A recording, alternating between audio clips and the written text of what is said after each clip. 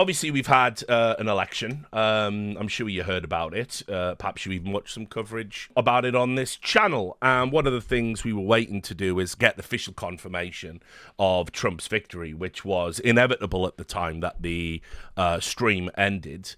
It was just a matter of waiting for Kamala Harris's concession speech. And obviously, I'm old enough to remember when you have to make a concession speech immediately, or it's an act of, fascism that's going to tear America apart.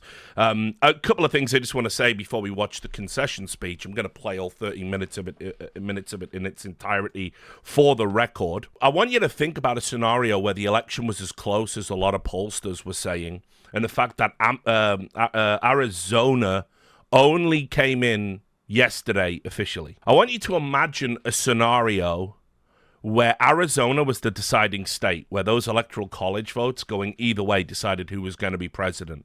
And we had to wait 5 days for it to be confirmed. I want you to think about what that would do to, America, the country, and what that would have done to people, and what that would have done to, views of democracy in America. And so you have to keep... Why is it always Arizona as well? It's been Arizona the last 3 elections, coming in last, loads of issues in terms of counting the votes. This is what I mean when I call America the world's largest banana republic. It's an actual fucking joke that a state can't get the votes counted within, even conservatively, even being generous, even accounting for big states like California, 48 hours.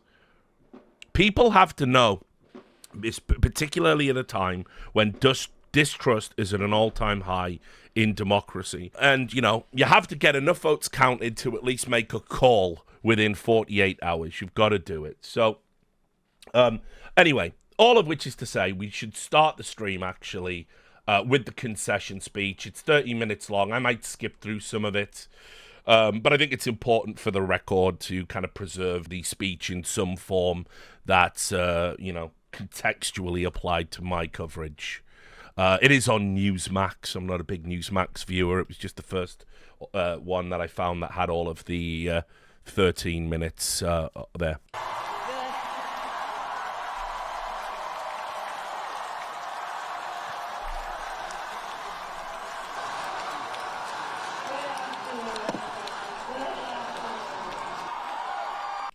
What we fought for. You back. And I love you back. So let me say, my heart is full today. My heart is full today, full of gratitude for the trust you have placed in me, full of love for our country, and full of resolve. The outcome of this election is not what we wanted, not what we fought for, not what we voted for, but hear me when I say, the light of America's promise will always burn bright. Keep in mind that she spent the last 6 months of the campaign trail saying if Donald Trump won, Hitler was getting in power and democracy would be eroded forever, but okay. As long as we never give up, and as long as we keep fighting.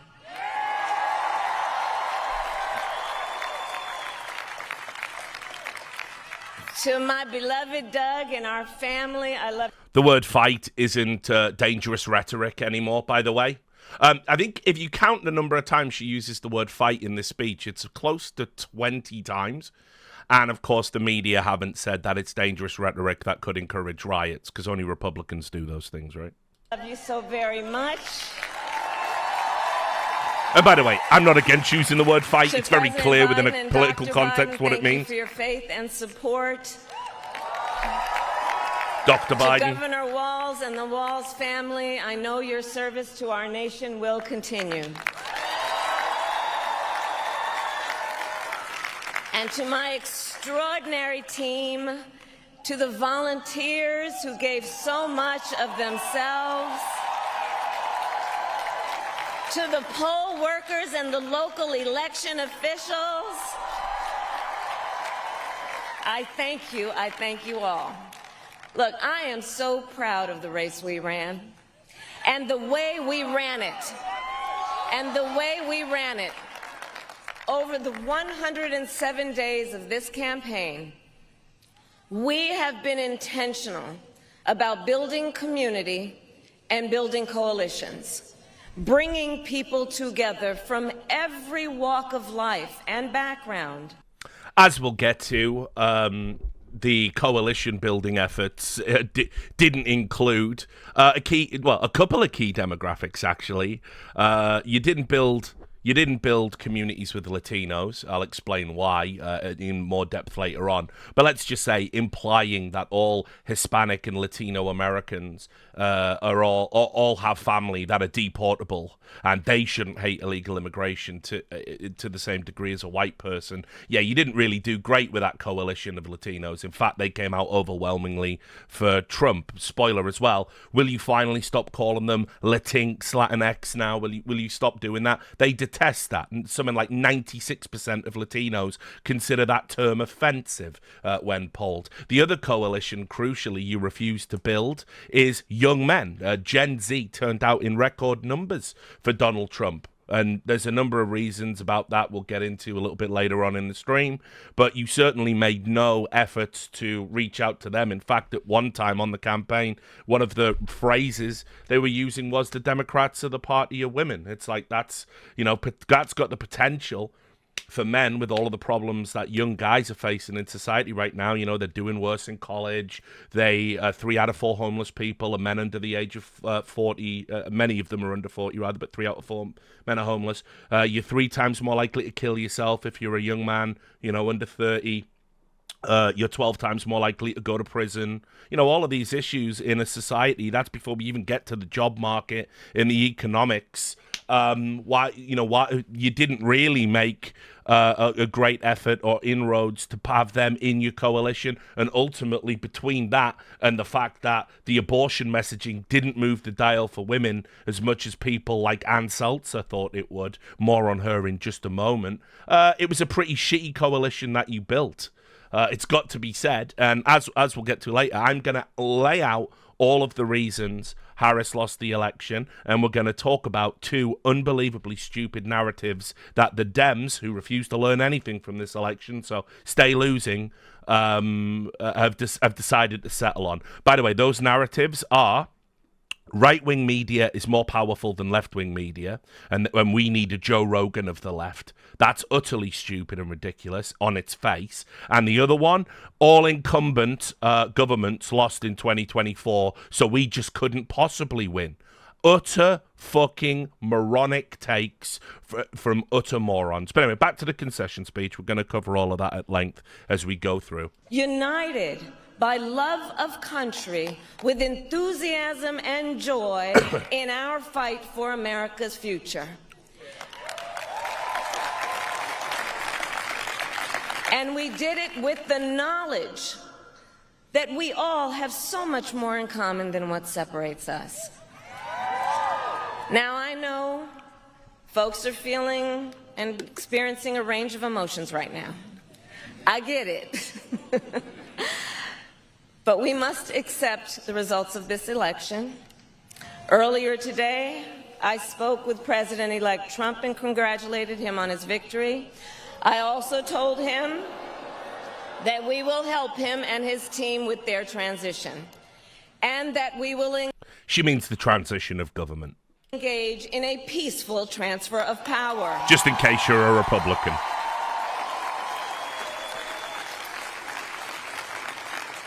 A fundamental principle of American democracy is that when we lose an election, we accept the results. That principle, as much as any other, distinguishes democracy from monarchy or tyranny. And anyone who seeks the public trust must honor it. At the same time, in our nation, we owe loyalty not to a president or a party, but to the Constitution of the United States.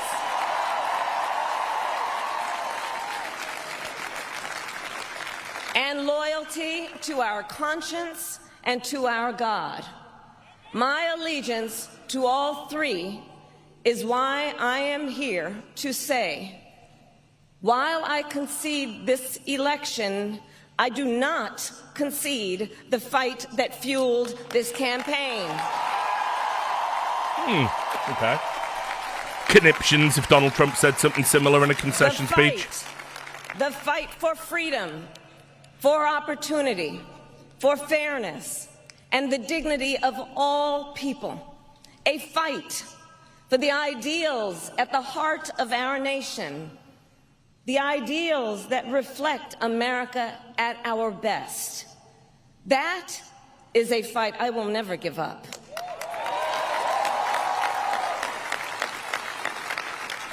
I will never give up the fight for a future where Americans can pursue their dreams, ambitions, and aspirations, where the women of America have the freedom to make decisions about their own body and not have their government telling them what to do.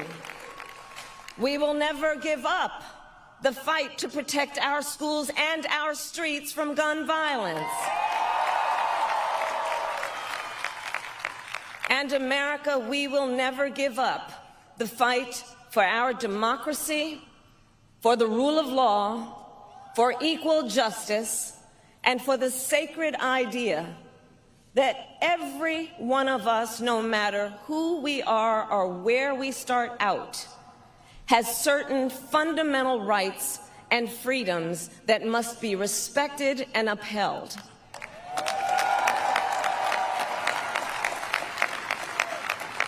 And we will continue to wage this fight in the voting booth, in the courts, and in the public square. And we will also wage it in quieter ways, in how we live our lives, by treating one another with kindness and respect. Yeah, lots of that going on right now. In the face of a stranger and seeing a neighbor, by always using our strength to lift people up, to fight for the dignity that all people deserve. The fight for our freedom will take hard work, but like I always say, we like hard work. Hard work is good work. Hard work can be joyful work. And the fight for our country is always worth it. It is always worth it.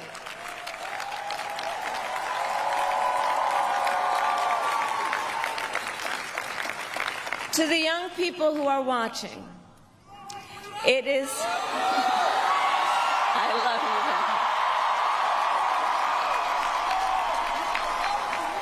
you. To the young people who are watching, it is okay to feel sad and disappointed, but please know it's going to be okay.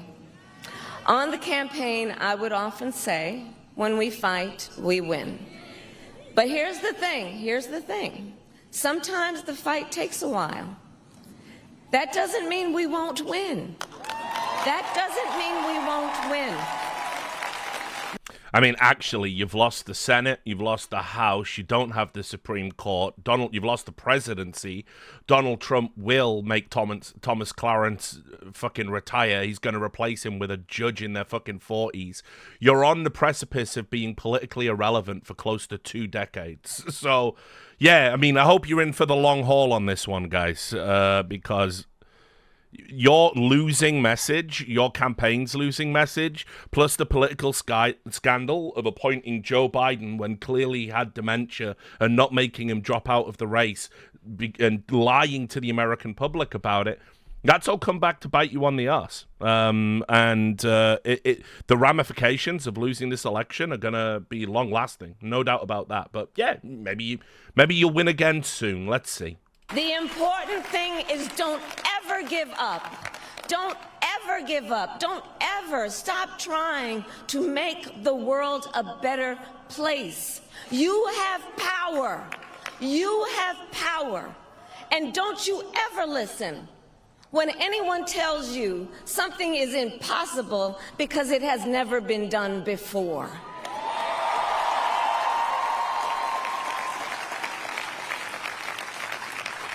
You have the capacity to do extraordinary good in the world. And so to everyone who is watching, do not despair. This is not a time to throw up our hands. This is a time to roll up our sleeves. That's not a bad line. I can fuck with that. This is a time Shout out to the speechwriter. To organize, to mobilize, and to stay engaged for the sake of freedom and justice and the future that we all know we can build together. Look, many of you know I started out as a prosecutor, and throughout my career, I saw people at some of the worst times in their lives. People who had suffered great harm and great pain, and yet found within themselves the strength and the courage and the resolve to take the stand, to take a stand, to fight for justice, to fight for themselves, to fight for others. So let their courage be our inspiration. Let their determination be our charge. And I'll close with this. There's an adage an historian once called a law of history, true of every society across the ages. The adage is, only when it is dark enough can you see the stars. I know many people feel like we are entering a dark time. That's like one. That's like one of those things you get on, like, you know, the live, laugh, love case. Posters. But here's the thing, America, if it is, let us fill the sky with the light of a brilliant, brilliant billion of stars. Wow. The light. Let's hope some of them are fucking running for president, light eh? of optimism, of faith, of truth, and service.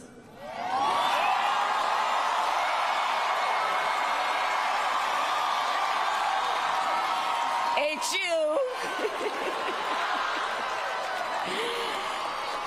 And may that work guide us, even in the face of setbacks, toward the extraordinary promise of the United States of America. I thank you all. May God bless you, and may God bless the United States of America. I thank you all. Well, there you have it then. Now, look, as concession speeches go, at least was a bit more succinct than Donald Trump's, which his acceptance speech, which we certainly watched, and in the concession, although she did use the word fight a lot, she didn't sort of peddle any falsehoods about an election being stolen or anything like that. So, you know, credit where it's due. As concession speech go, it's cheesy, it's cornball. That was the entirety of her campaign. It was basically Wine Mom, the campaign. That was what we had for 107 days. And I have maintained throughout, I don't think she was a candidate that could win. I think they really had to skip her and have a primary, something that Nancy Pelosi agrees with. I'll get to that in a moment. I had a lot of people arguing with me about this. If Kamala had won a primary, she at least has a mandate to run. She didn't. The Democrats did do a primary, but she wasn't, as a sitting vice president, she wasn't among them. They should have turned the DNC into a primary when they had it in Chicago. They should have took the, 3, 4, 5 days, whatever it was, and they should have had people advocate for why they should be the president, have a vote at the end. They should have done something. Unfortunately, what the American people had to deal with was that there was a historically unpopular vice president of a historically unpopular president in an administration that, despite a few W's, had a lot of big, high-profile losses, in an economy that, no matter how much they tell you, oh, we brought inflation back down to 2.9%, the reality is 2.9% was where the inflation was at pretty much at Trump's worst points. At one point in the Trump administration, inflation was at 0.2%. It doesn't even matter about the inflation. The other reality is grocery prices, prices of gas, prices of milk, all these other little essentials, prices of used cars, they're all still at record highs. Like groceries are on average 19% higher than they were during the Trump presidency. And this is because, if you understand economics, inflation is not the mechanism through which you would bring down grocery prices in an instance. This is why Kamala on the campaign trail was talking about having price fixing, which a lot of Americans were deeply unpopular. Yeah, I said 19, not 90. That would be insane. 19%. And so, she was talking about having price fixing as a mechanism through which to keep the grocery prices artificially low, which Americans don't like the sound of that. Sounds a little bit, dare I say, Soviet. So there was a number of terrible messages. I think it was all uphill for Kamala. The point where I thought she was the favorite to win was when Donald Trump had seemingly given up on the campaign. All of his rallies were garbage. I paid too much attention to the rallies. Kamala had this huge bump in the polls and was ahead of Trump in all these states, although that's polling data, which I think we can say 2024 just confirms the death of polling as a thing. It just doesn't work. After the debate, she was definitely ahead. But her campaign absolutely petered out in the last 2 weeks. And if you listen to episodes of Belly of the Beast from about 2 weeks out of the election, I was like, Trump's going to win. It's going to be close. I still believed it would be close, but I had him getting 5 out of the 7 swing states, and that would have been enough to put him over the top. Anyway, that's the concession speech.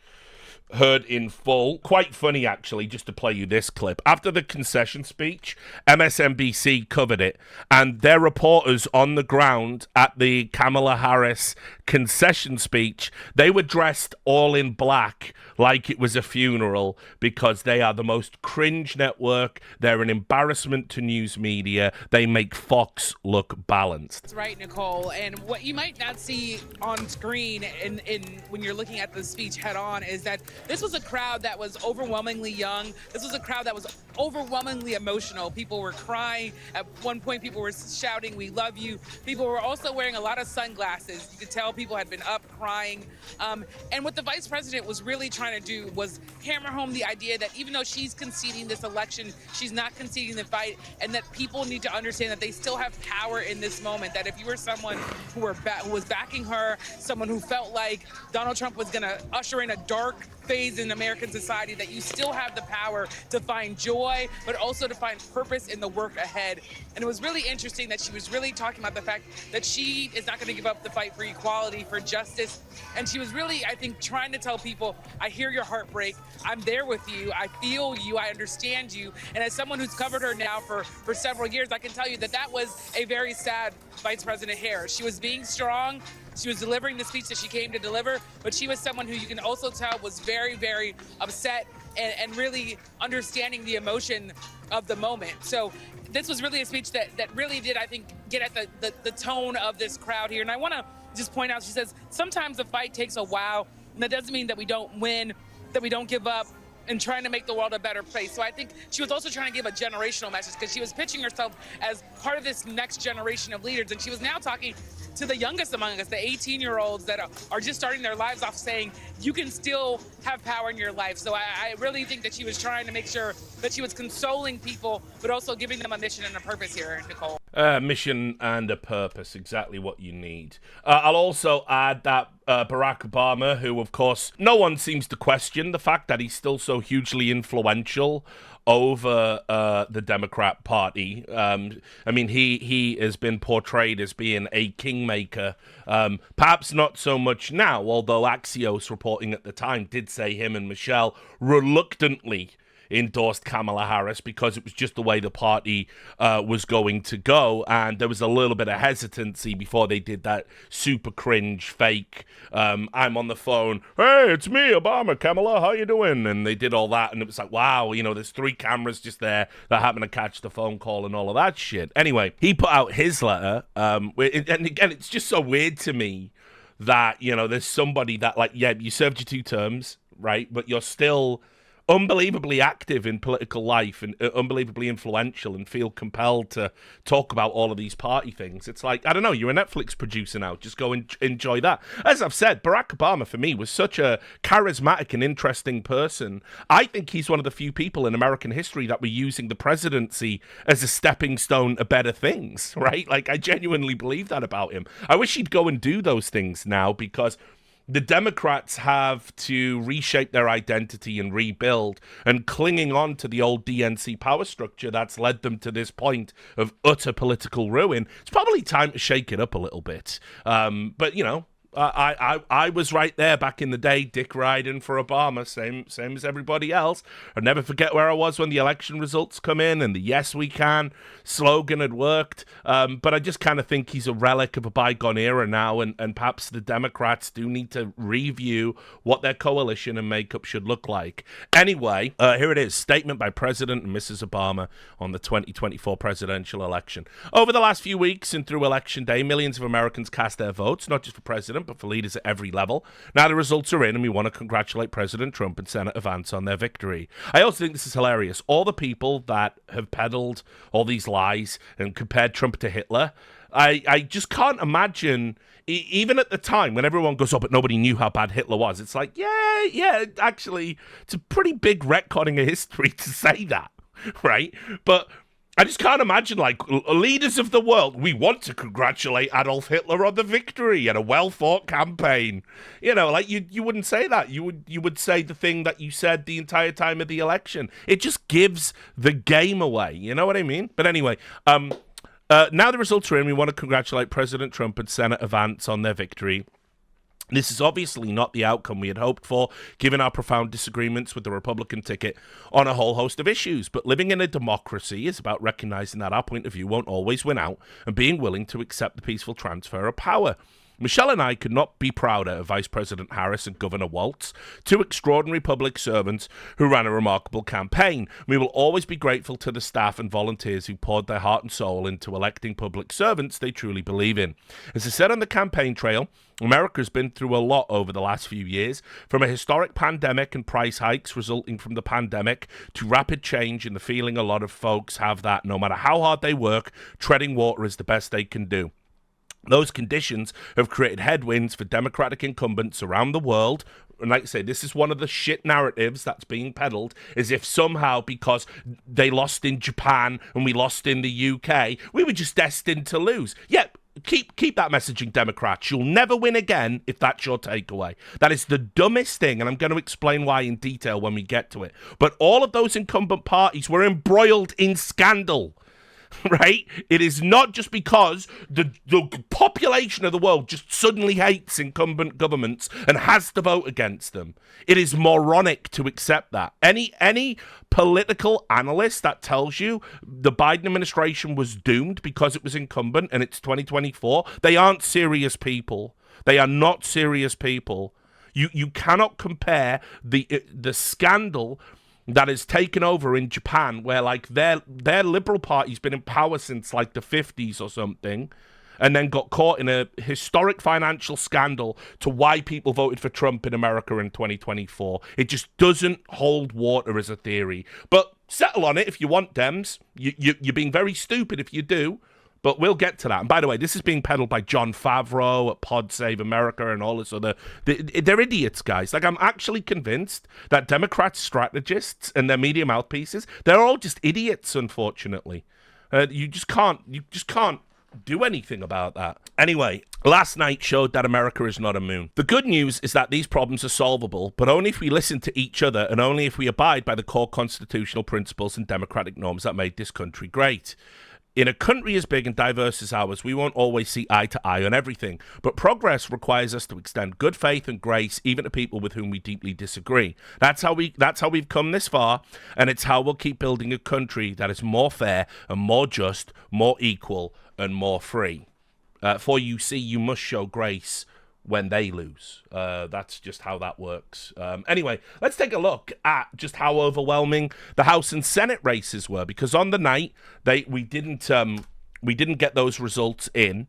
And you can see here in the Senate, this was, again, from The Guardian, they've managed to swing 4 seats. There's only one more race to be called. Of course, it's fucking Arizona again. What a disgrace that state is to America. You can see what the flips were. There was a Montana that went for Tim Sheehy. Ohio, not a surprise, went for Bernie Moreno, the awful Sherrod Brown losing her race. Dave McCormick in Pennsylvania in what was an unbelievably close race, to the point where there are still some people clinging on to Pennsylvania because not all the votes are in. I think John Fetterman, who I like, John Fetterman's grown on me a lot, and I thought his appearance on Joe Rogan was actually very endearing and very brave. And John Fetterman's been on, I believe, the right side of a lot of arguments where that it isn't traditional Democrat dogma, and he's broken away from Democrat dogma. But anyway, he's saying that race shouldn't be called and you should count all of the votes, even though there really isn't a viable path to victory for Bob Casey. West Virginia, of course, we had the overwhelming Jim Justice and his pet dog, Baby Cakes, or whatever the fuck that dog's called. And then, obviously, we're still waiting on confirmation of Ruben Gallego beating out the awful Carrie Lake. That's almost certain to happen, but still at 88% of the vote. So that gives them the Senate, and the House is looking like the Republicans are going to hold that as well. We've still got a number of outstanding races, but you can see we've got flips here in Pennsylvania. The working class message from Republicans working very well. We got likely flips in Iowa and Colorado, and they only need 5 more seats from something like 19 left to go to get over the line. So all indications are that Republicans will have the trifecta, which coupled with the Supreme Court, this is the worst case scenario for Dems. If you remember on the election night, I was saying if they lose the Senate and the Republicans keep the House, the Dems realistically aren't going to be able to build coalition. And look, if it was by 1 seat, you could always potentially find a rebel. The gains of 4 for Republicans, it's just kind of over in terms of you resisting any of the bigger bills that aren't controversial going through. And this is what I mean about political relevancy for the party. This election specifically was a disastrous one to lose. Optimus Prime Rib says, how come Dems didn't steal the election this time, even though they had the White House? I've never said they stole the election. That's never been my opinion. I think they won fair and square. I think they ran the most successful and ruthlessly efficient ballot harvesting operation in American history. And this time, you combine that with the fact they didn't run a similar operation this time around because some of the rules around voting were changed again between the 2 elections, and the fact that a lot of people just weren't enthusiastic about going out and voting for Kamala. This is how you get what you get. So, I mean, this is why they got blown the fuck out. Simple as that. Trump winning the popular vote was beyond my fever dreams, and yet he's still on course to do it, even with all of California votes yet to come, because he's made significant gains in California as well. I've never believed that. In fact, actually, look, I'll play you a clip which explicitly explains kind of how we got here. This is on NBC. This is Kornacki and the Meet the Press segment they do. This is a pretty good review of how we've got to this point. Yeah, well, Kristen, you said it, not just Donald Trump winning the election, but winning the popular vote. First time in 2 decades for a Republican. And how did he do it?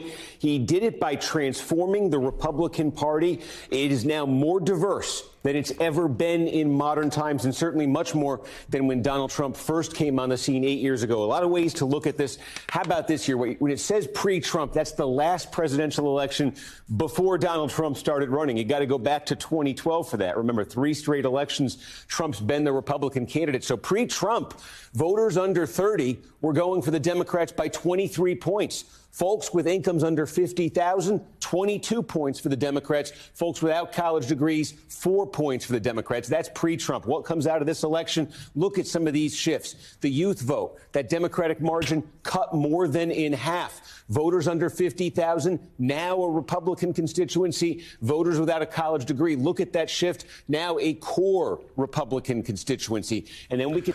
Just to let you know, that bottom statistic of the no college degree with that huge shift, maybe you should stop saying people who aren't college educated. The majority of people in America are fucking morons, you smug, self-satisfied dickheads. Because what you are failing to understand while you try and go, oh, all incumbents lost. Oh, it's because we didn't stoop low enough. It's because we don't have a Joe Rogan. It wasn't just a vote for Trump. It was a vote against all of you, not Kamala Harris's administration. You, the smug, terminally online scumbags that sneer at everyone with a blue-collar job. It was a rejection of you. You are to blame for the next 4 years of Trump because you thought you had some sort of morally righteous mandate to win every single election because you're so much fucking smarter than everyone else. And your message that anyone who isn't as smart as you, their opinions are invalid and only your way is the right way, that's what America rejected. If you had just been less insufferable for just a year, if you could have just reined it in for a year, if you could have just not been a smug shitlib cunt for a year, you win the election. Congratulations, guys. It was messaging. It was messaging the whole fucking time, you cretins. But tell me more about Joe Rogan of the left. Spoiler, Joe Rogan of the left was Joe Rogan till you drove him away because he endorsed fucking Bernie Sanders and you said he was a transphobe. You deserve this. You deserve every second of the next 4 years. We can talk about race, ethnicity. This gets into that diversity I mentioned a minute ago. Check this out. Again, pre-Trump versus now. The black vote still overwhelmingly Democratic, but that's a 15-point shift. It used to be 87 points for the Democrats, down to 72. How about this? You've heard a lot about it this week. Why would Latinos do this? Like. Don't they know they're voting for Hitler? 4 points Democratic before Donald Trump. Now, basically a toss-up constituency, and Asian Americans, a 32-point shift there as well. What? That's what's happened to the... By the way, you will notice not one time in any American political coverage I've seen if they talked about American Asians. Isn't that interesting, right? Do you remember the whole hashtag Stop Asian Hate? Donald Trump is having Asian Americans killed because he called it Kung Flu.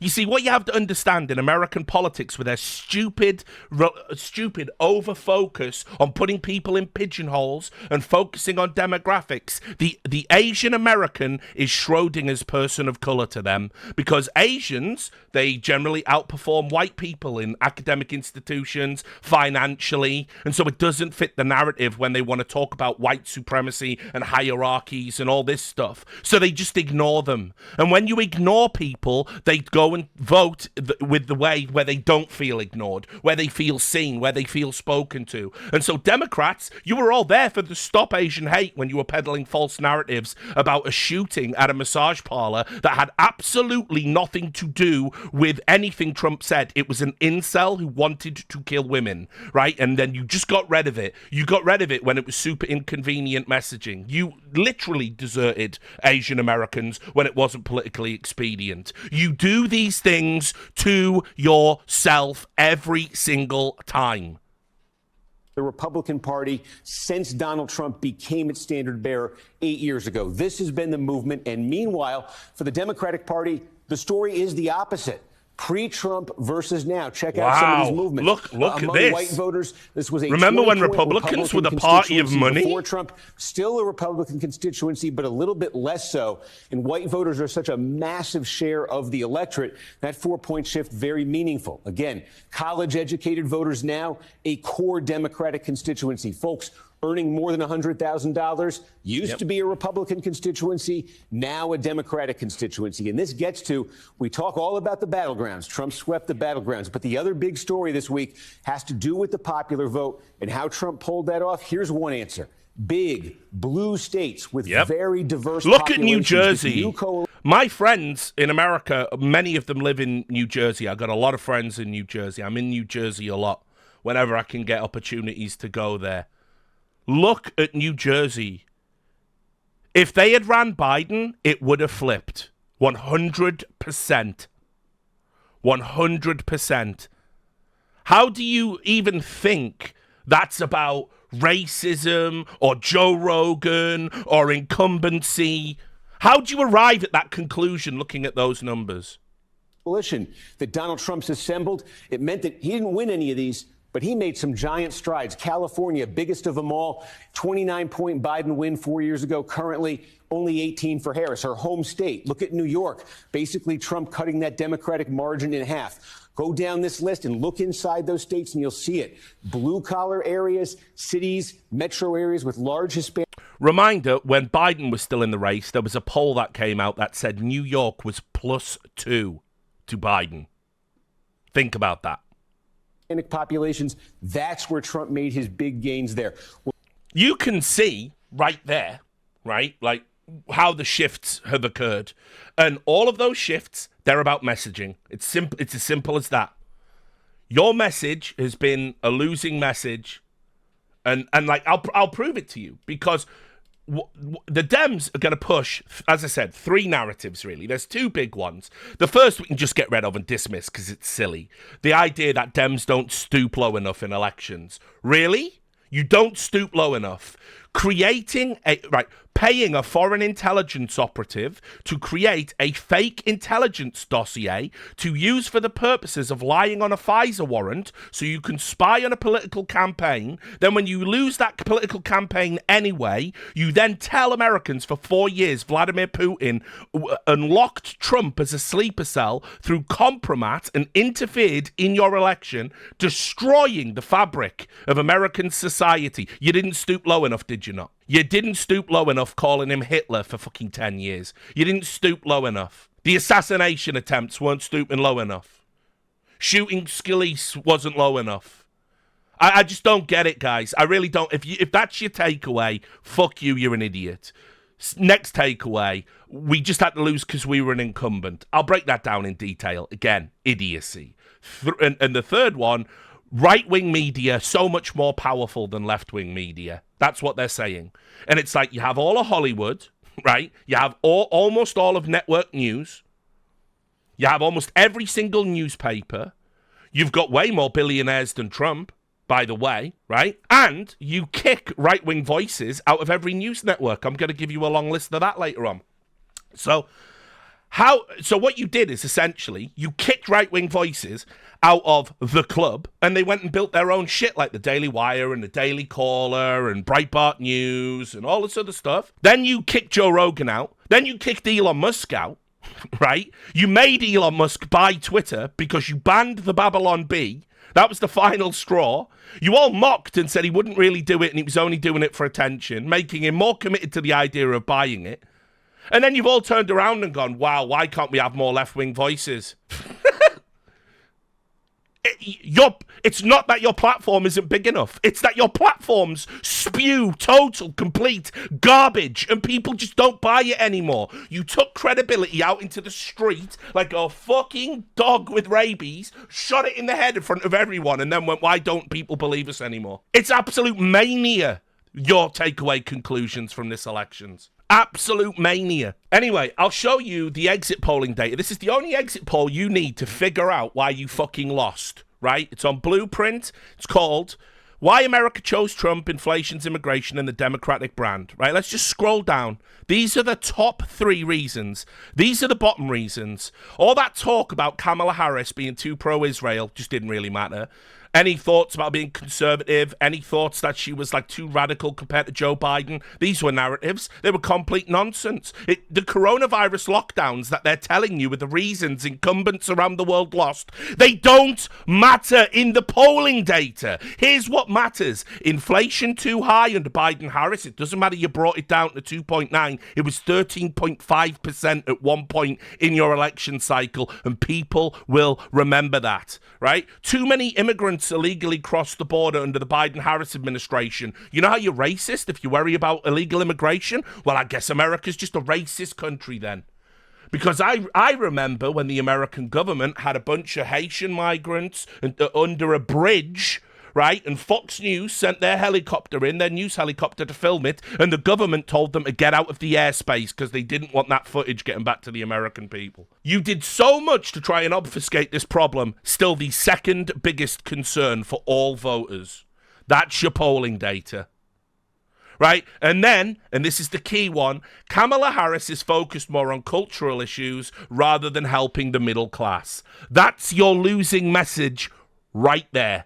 The third most important thing to American voters across all strata is your messaging. It's your messaging. That, if you have a good message and that's not there, suddenly we're just talking about the economy. That being above debts rising, being too similar to Joe Biden, letting in too many immigrants, that's your losing message right there. That's your smug, sneering nonsense right there. And by the way, you know me, I'm not getting into the whole fucking trans thing. I think it's such a fucking sidebar to the American landscape. I cannot believe so many people care about it. But it's not just that in the messaging, is it? It's not just trans issues. It's fucking everything. And it's a losing message. Americans are sick of it. I remember talking about this back in like 2015, that if we end up in a culture where things are less permissive than they were at the turn of the century, and that we have this like lefty culture that's really stifling, and you take people's jobs away because they did that in a camera, and you can't draw a cartoon from, and all sorts of stuff, eventually it's going to snowball into some sort of repudiation of the political class that also believe these things. I just feel like it's not just about Trump and Biden and Kamala. It's about sneering, smug, wealthy Democrats. It's as much about that as anything else. And I know that. I talk to Republican voters, unlike the average newsroom of America. So in the coming weeks, when you're listening to shitlibs tell you how it totally wasn't their fault, she ran a great campaign, there's nothing wrong with Democrat messaging, by all means listen to them. By all means, listen to them. Take that message into 2028. Please do. See what happens. I'll also show you why that narrative about every incumbent losing is fucking ridiculous. This had a nice little interactive graphic, which would have allowed me to show you a lot easier why this is stupid. Right. Britain's Conservative government. Okay, Britain's Conservative government is one of the governments that they fucking cite, right? So, the Conservative government, which has been in power, by the way, in Britain for fucking how many years now? Like 12? I don't know. I've lost count. Every single miserable one of them. Right, that's the party that served up Brexit when they didn't have to. 15, right? Yeah, there you go. That's the party that served up Brexit. That's the party that gave us Boris Johnson. That's the party that gave us false science around COVID and couldn't stick to single messaging. That's the party that gave us, for example, eat out to fucking help out. Well, I'll tell you what, Boris Johnson, eat out my ass, you fucking moron, right? It's the party that gave us 15 years of austerity measures. It's the party that was embroiled in the Partygate scandal. It was the party, right, that gave us Liz Truss, her disastrous economic policy that as soon as it was fucking announced, it fucking nearly crashed our economy before they even had a chance to implement it. And she was gone in like 60 days or whatever before an iceberg lettuce on the front page of the Sun had had time to go mouldy. That was what we did there. Then we had Rishi Sunak, by the way, inheriting a broken party that couldn't possibly win an election. And then they put in a bunch of more reforms and promises about economics and promises to bring back the fucking conscription laws that we used to have in Britain. All losing fucking messages. And that's why they lost. It's not just about COVID. That party was a disgrace. Also, if you know anything about British politics, we have a tendency to do things in pendulum swings of about 12 years. It's how we roll. Yeah, the party of Rwandan deportation. It wasn't just, they the incumbent bad because it's 2024. That was a long time coming. Then the Japanese Liberal Democrats, the long-standing political party in Japan, almost guaranteed to win every election, that not only have they broken the spirit of the Japanese people because if you understand anything about Japan, and speaking as a weeb, I do, right? I've now officially got the weeb status on Discord for some reason, right?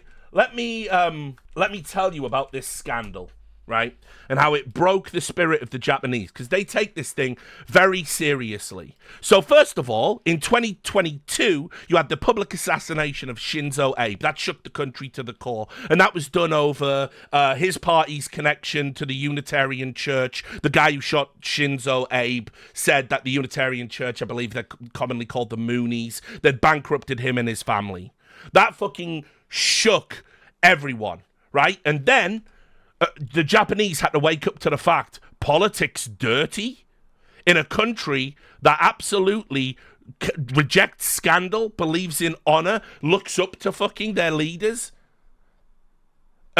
They had a political scandal which involved, and let me get this right, so I want to use the exact phrase. So what they found was that they were doing political fundraising and just pocketing the amount, hiding them away in slush funds. And this came after a year-long corruption probe, right? So in a bid to win their election, stop me if you've heard this one before, they called a snap election. This is the other thing that these absolute morons saying, oh, the incumbents just have to lose. The incumbents just had to lose, right? These were all snap elections called out of desperation to cling to political power. Macron, same thing, got blown the fuck out in the European seats elections, calls a snap election, has to create a coalition with the lefties just to hold on. But he's an incumbent, so he had to lose. Don't tell me about fucking Macron and, oh, he had no scandals. The French fucking hate Macron. You know why they hate Macron? The French love a protest. They're a very active people for that. When they went out for the Yellow Jacket protest, he had police firing on them, targeting their heads on purpose, right? Paris burned for fucking days because of this asshole. Not to mention, then, of course, his police, which he empowered with all these new rules about what the police could do, right? They shot and killed that second-generation immigrant teenager, lied about it on the incident form, and were only exposed when an eyewitness came forward. None of these things are linked to the American landscape. You lost because the economy sucked, Afghanistan sucked. You lied, you used the media to lie about your political opponent, even right to the last week of the election. Donald Trump threatens to shoot Liz Cheney. You know why they pushed that story? To bury the jobs report. Because the jobs report for Kamala was bad. It wasn't anywhere near what they were hoping to be. They would have totally gone with that and not the Liz Cheney bullshit if she had a winning message. It's nothing to do with this. This is a total fugazi. Anyone that says otherwise, cretin, disregard. Nothing to do with this. You don't just lose because you're an incumbent. That's literally to say you have no agency over your party's future. What an absolute garbage conclusion. Let's also just, I'll just show you this, because it was a terrible election for pollsters. Almost all of the pollsters lost. It was hilarious. But there was one pollster that came out with career-ending credibility hits. Of course, it was Ann Seltzer. Ann Seltzer, if you remember, right, in her Iowa poll, she had Harris winning it by 3. Now, anyone could have told you that that was fucking ridiculous. Anyone could have told you that, right? There she is. She's not smiling right now, right?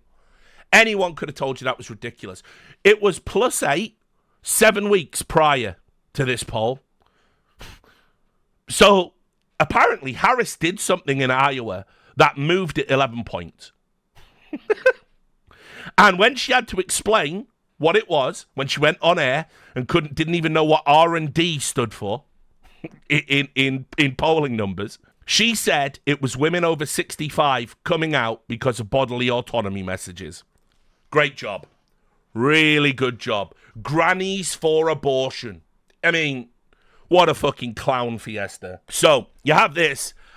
She came out and said, my philosophy in public opinion research is to take my best shot at revealing the truth of a future event, in this case, Election Day. Without fear or favour, we used the same method as the final poll this year to show a healthy Trump lead in both 2020 and 2016. Those turned out to capture the mood of the electorate reasonably well, though both took fire from Iowans who doubted the findings could be true. My inbox and my voicemail have been full of questions the last few days. Those who wanted to know why I manipulated the data to show a false Harris lead, and those who wondered if the data was too good to be true. In response to a critique that I manipulated the data, or had been paid by some anonymous source, presumably on the Democrat side, or that I was exercising psyops or some sort of voter suppression, I told more than one news outlet that the findings from this last poll could actually energize and activate Republican voters who thought they would likely coast to victory. Maybe that's what happened. So she thinks she wasn't actually wrong, that her poll was right, but it energized Republicans in the last few days to be for a 13-point swing. These people don't learn. They'll never learn. They'll never learn. Also, something happened that I wanted to kind of get into. There's been kind of a fear and a bit of a meltdown related to Jeff Bezos. Now, as you know, Jeff Bezos is another billionaire, one of the world's wealthiest men, but he was on the side of the Democrats, so he was a good billionaire. And so when he bought a newspaper, the Washington Post, and turned it into essentially just another propaganda outlet, put that democracy dies in darkness fucking line, right? And by the way, this is almost like a fucking after and before of Jeff Bezos if he had a serious immune deficiency disease. But try and ignore that on the photo, if you will. They are two different people. But anyway, when Jeff Bezos was doing that, when Amazon always with their tech problems, right? Hey Siri, why should I vote for Donald Trump? You shouldn't. He's Hitler. Oh, it's just another error. When all that shit was happening, he was a good little billionaire. But you know what he did in the week? He refused to endorse Harris. All of these rich motherfuckers, they knew which way the wind was blowing. They knew in the last week Trump was going to win. And so listen, it concerns me that Jeff Bezos has had an editorial change of heart now because he knew Trump was going to win. I think that's fucking pathetic, actually. You wouldn't have a seat at my table after that.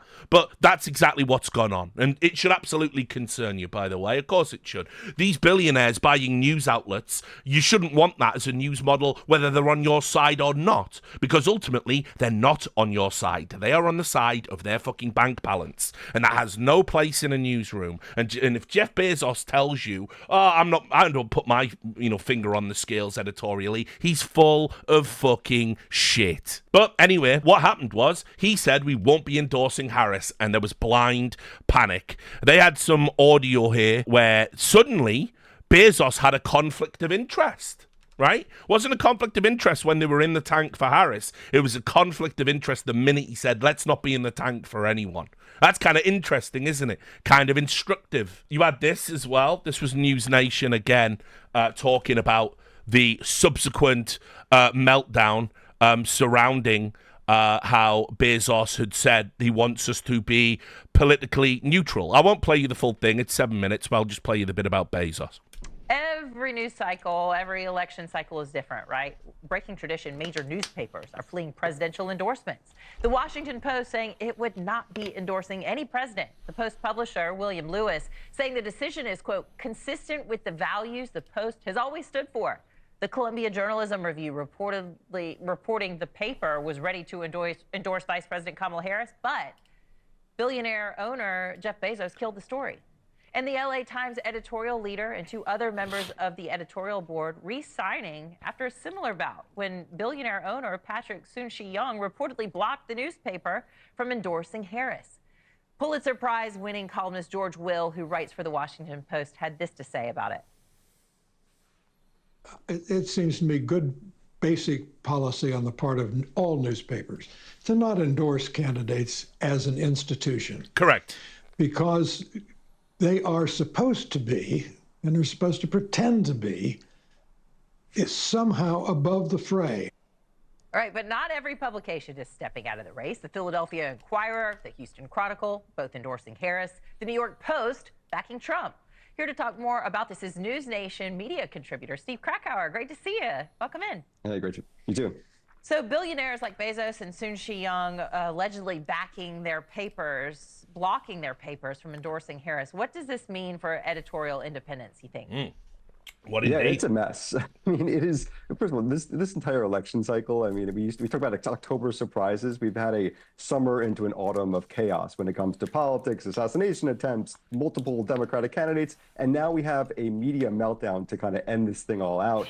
Yeah, this is a really, it's interesting. You know, George Will has a sort of a principled stand on editorials. Okay, newspapers should not make endorsements. I can understand that, but that's not what's happening here. What happened is the LA Times and the Washington Post at the very last minute decided, you know what, we have a new principled stand. We're not going to make endorsements anymore. Well, what would be the reason for that? They have, it's one thing to do this if you want to make it in January and say, you know what, we're not going to be endorsing this year or ever again. But Correct. they didn't do that. They have made, it appears to be, I mean, by all the reporting, Jeff Bezos and the owner of the LA Times have made a calculus that Kamala Harris is not going to win.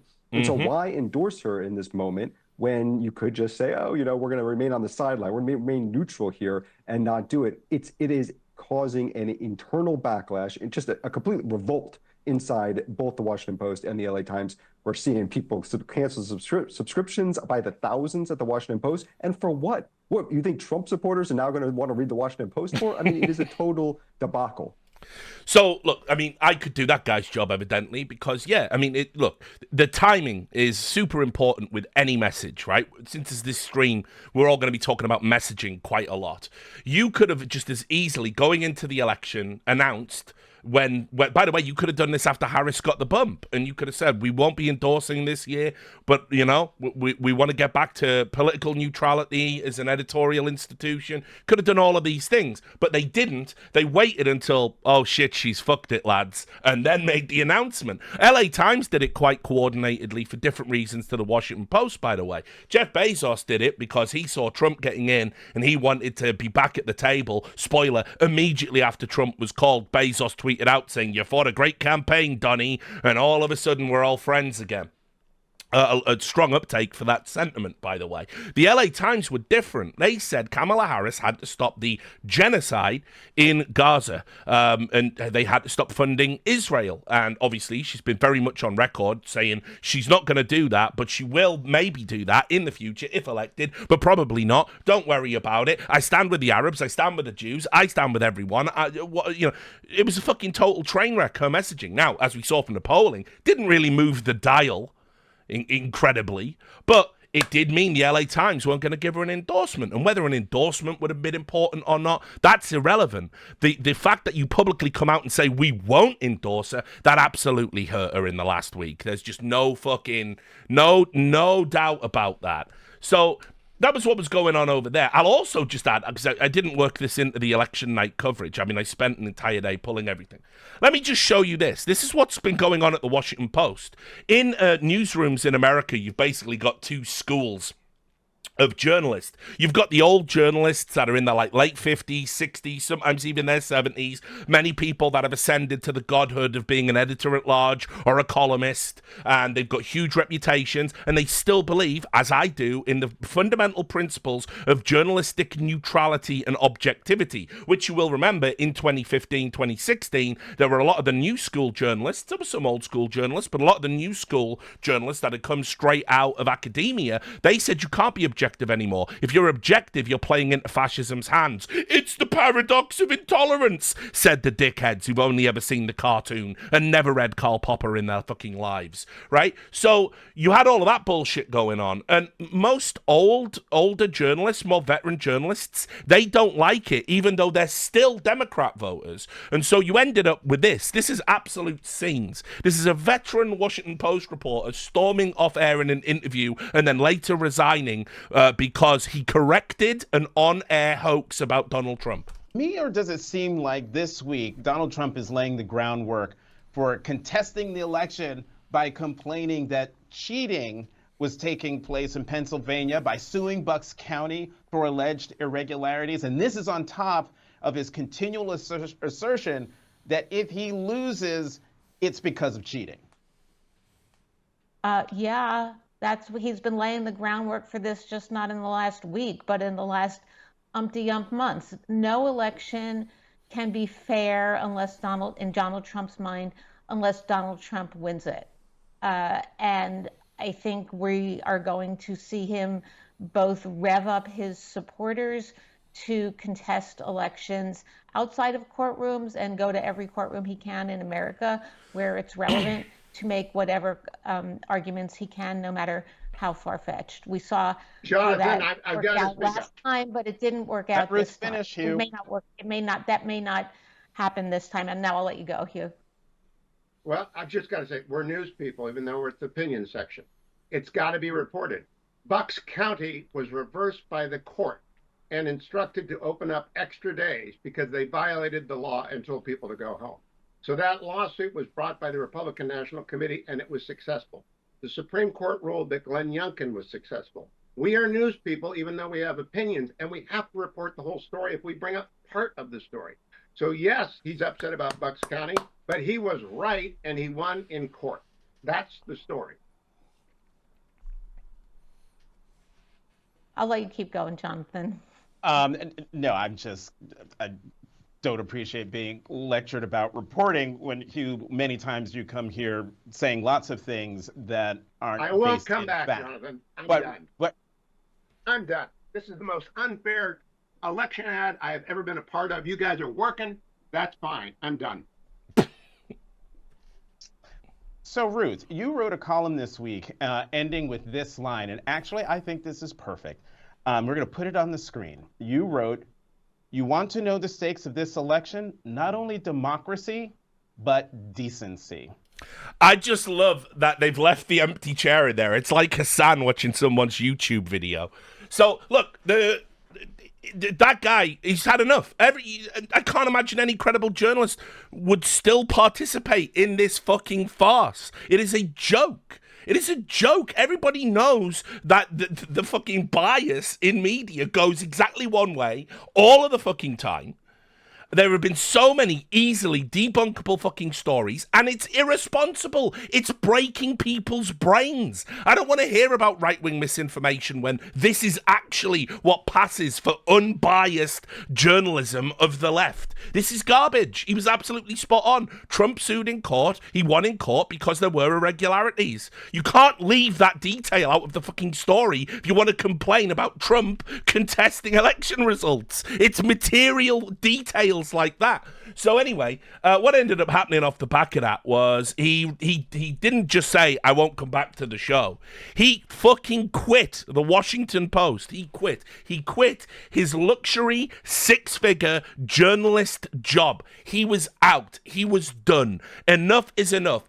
And this is really damning, by the way, especially at a time when Jeff Bezos is looking at ways to bring the paper back to being a bedrock of neutrality, like all fucking journalism should be. You shouldn't have to go to 10 websites a day, balance the right-wing opinion, balance the left-wing opinion, do 20 independent fact checks just to get the truth. You shouldn't have to do that. That's not what news is. It is meant to be just the facts all of the time. And it makes me so sad to see how far American journalism has actually fallen as somebody that grew up wanting to be a journalist based on the fantastic, brave American journalists that have been through history that did act like a fourth estate.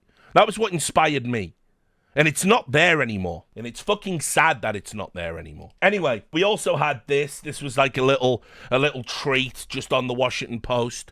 Anonymous TV executive to Brian Stelter. If half the country's decided that Trump is qualified to be president, that means they're not reading any of his media. And we've lost this audience completely. A Trump victory means mainstream media is dead in its current form. Well, don't threaten me with a good time. Don't threaten me with a good time, Donald Trump. And remember, you did this to yourselves, American media. It's not the people, it's you. We could have stomached 1 lie, 2 lies, 10 lies.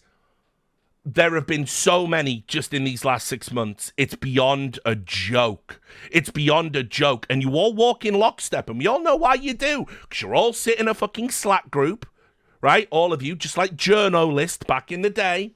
You all sit in a Slack group and you all agree editorially which way you're going to go. You don't even give the American people variety. That is why you deserve to fail. If I can't decipher between CNN, MSNBC, NBC, ABC, CBS, if I can't discern between you, if it's all one message, if it's all the same experts, all the same reporters, fuck you, I'm out. You're all telling me the same lie. What's the point? And then hilariously, I just loved what happened here. This is from the upper echelons, passed down from Bezos himself. They literally turned around and said, back to work, scumbags, because they want to manage some of these people out, right? And so this is hilarious, right? If you don't know, during COVID, a lot of Washington Post, this was in newsrooms all across America, they basically said, you can kind of work from home forever. Actually, it saves you money, saves us money. Right, like, you know, it's a good deal for everyone. And so these fucking effete liberal journalists are all swanning around their room. Oh, I think I'll turn on the espresso machine today. Bash out why Donald Trump is Hitler for the 50 fucking millionth time. Well, they've said, nah, you're coming back to work now, dickheads. You're coming back to work. Here it is. Thank you all very much for your hard work and dedication in this significant week for America and the world. We produce wonderful journalism for our customers, and the office was a vibrant place to be. I want that great energy for us every day. I'm reliably informed. That is how it used to be here before COVID, and it's important we get this back. You know how much we all must do to improve our company, and I do not believe we can do that successfully via Zoom. We are really good when we are working together in person. It is in that spirit that we will be returning to the office 5 days a week in the coming months. Have a good time, assholes. Have a fucking great time in the office again, assholes. Back to your cubicle. Back to typing up your slop with a sub-editor fucking hanging over you. Oh, yes. Enjoy it. Get fucked. Let's see how many walkouts there are. Anyway, it would be remiss of me if we didn't check in with MSNBC. How are they taking the election results, I wonder? Well, a good chunk of the American voter wanted to take their country back, and we will soon see what that means. There are levels of sexism and racism that clearly a lot of people in this country are willing to tolerate, which is also something that, you know, we may have woken up in the same country in a sense, but that becomes much more clear this morning. I would also say that there were conversations for over a week, 2 weeks, 3 weeks about how black men weren't doing their part. Black people did their part and did everything they needed to do, including the black woman who ran. So this isn't, and going to a point that Mike Memoli had made earlier, this isn't a Democratic problem per se, because it's not a problem that can be solved with a campaign.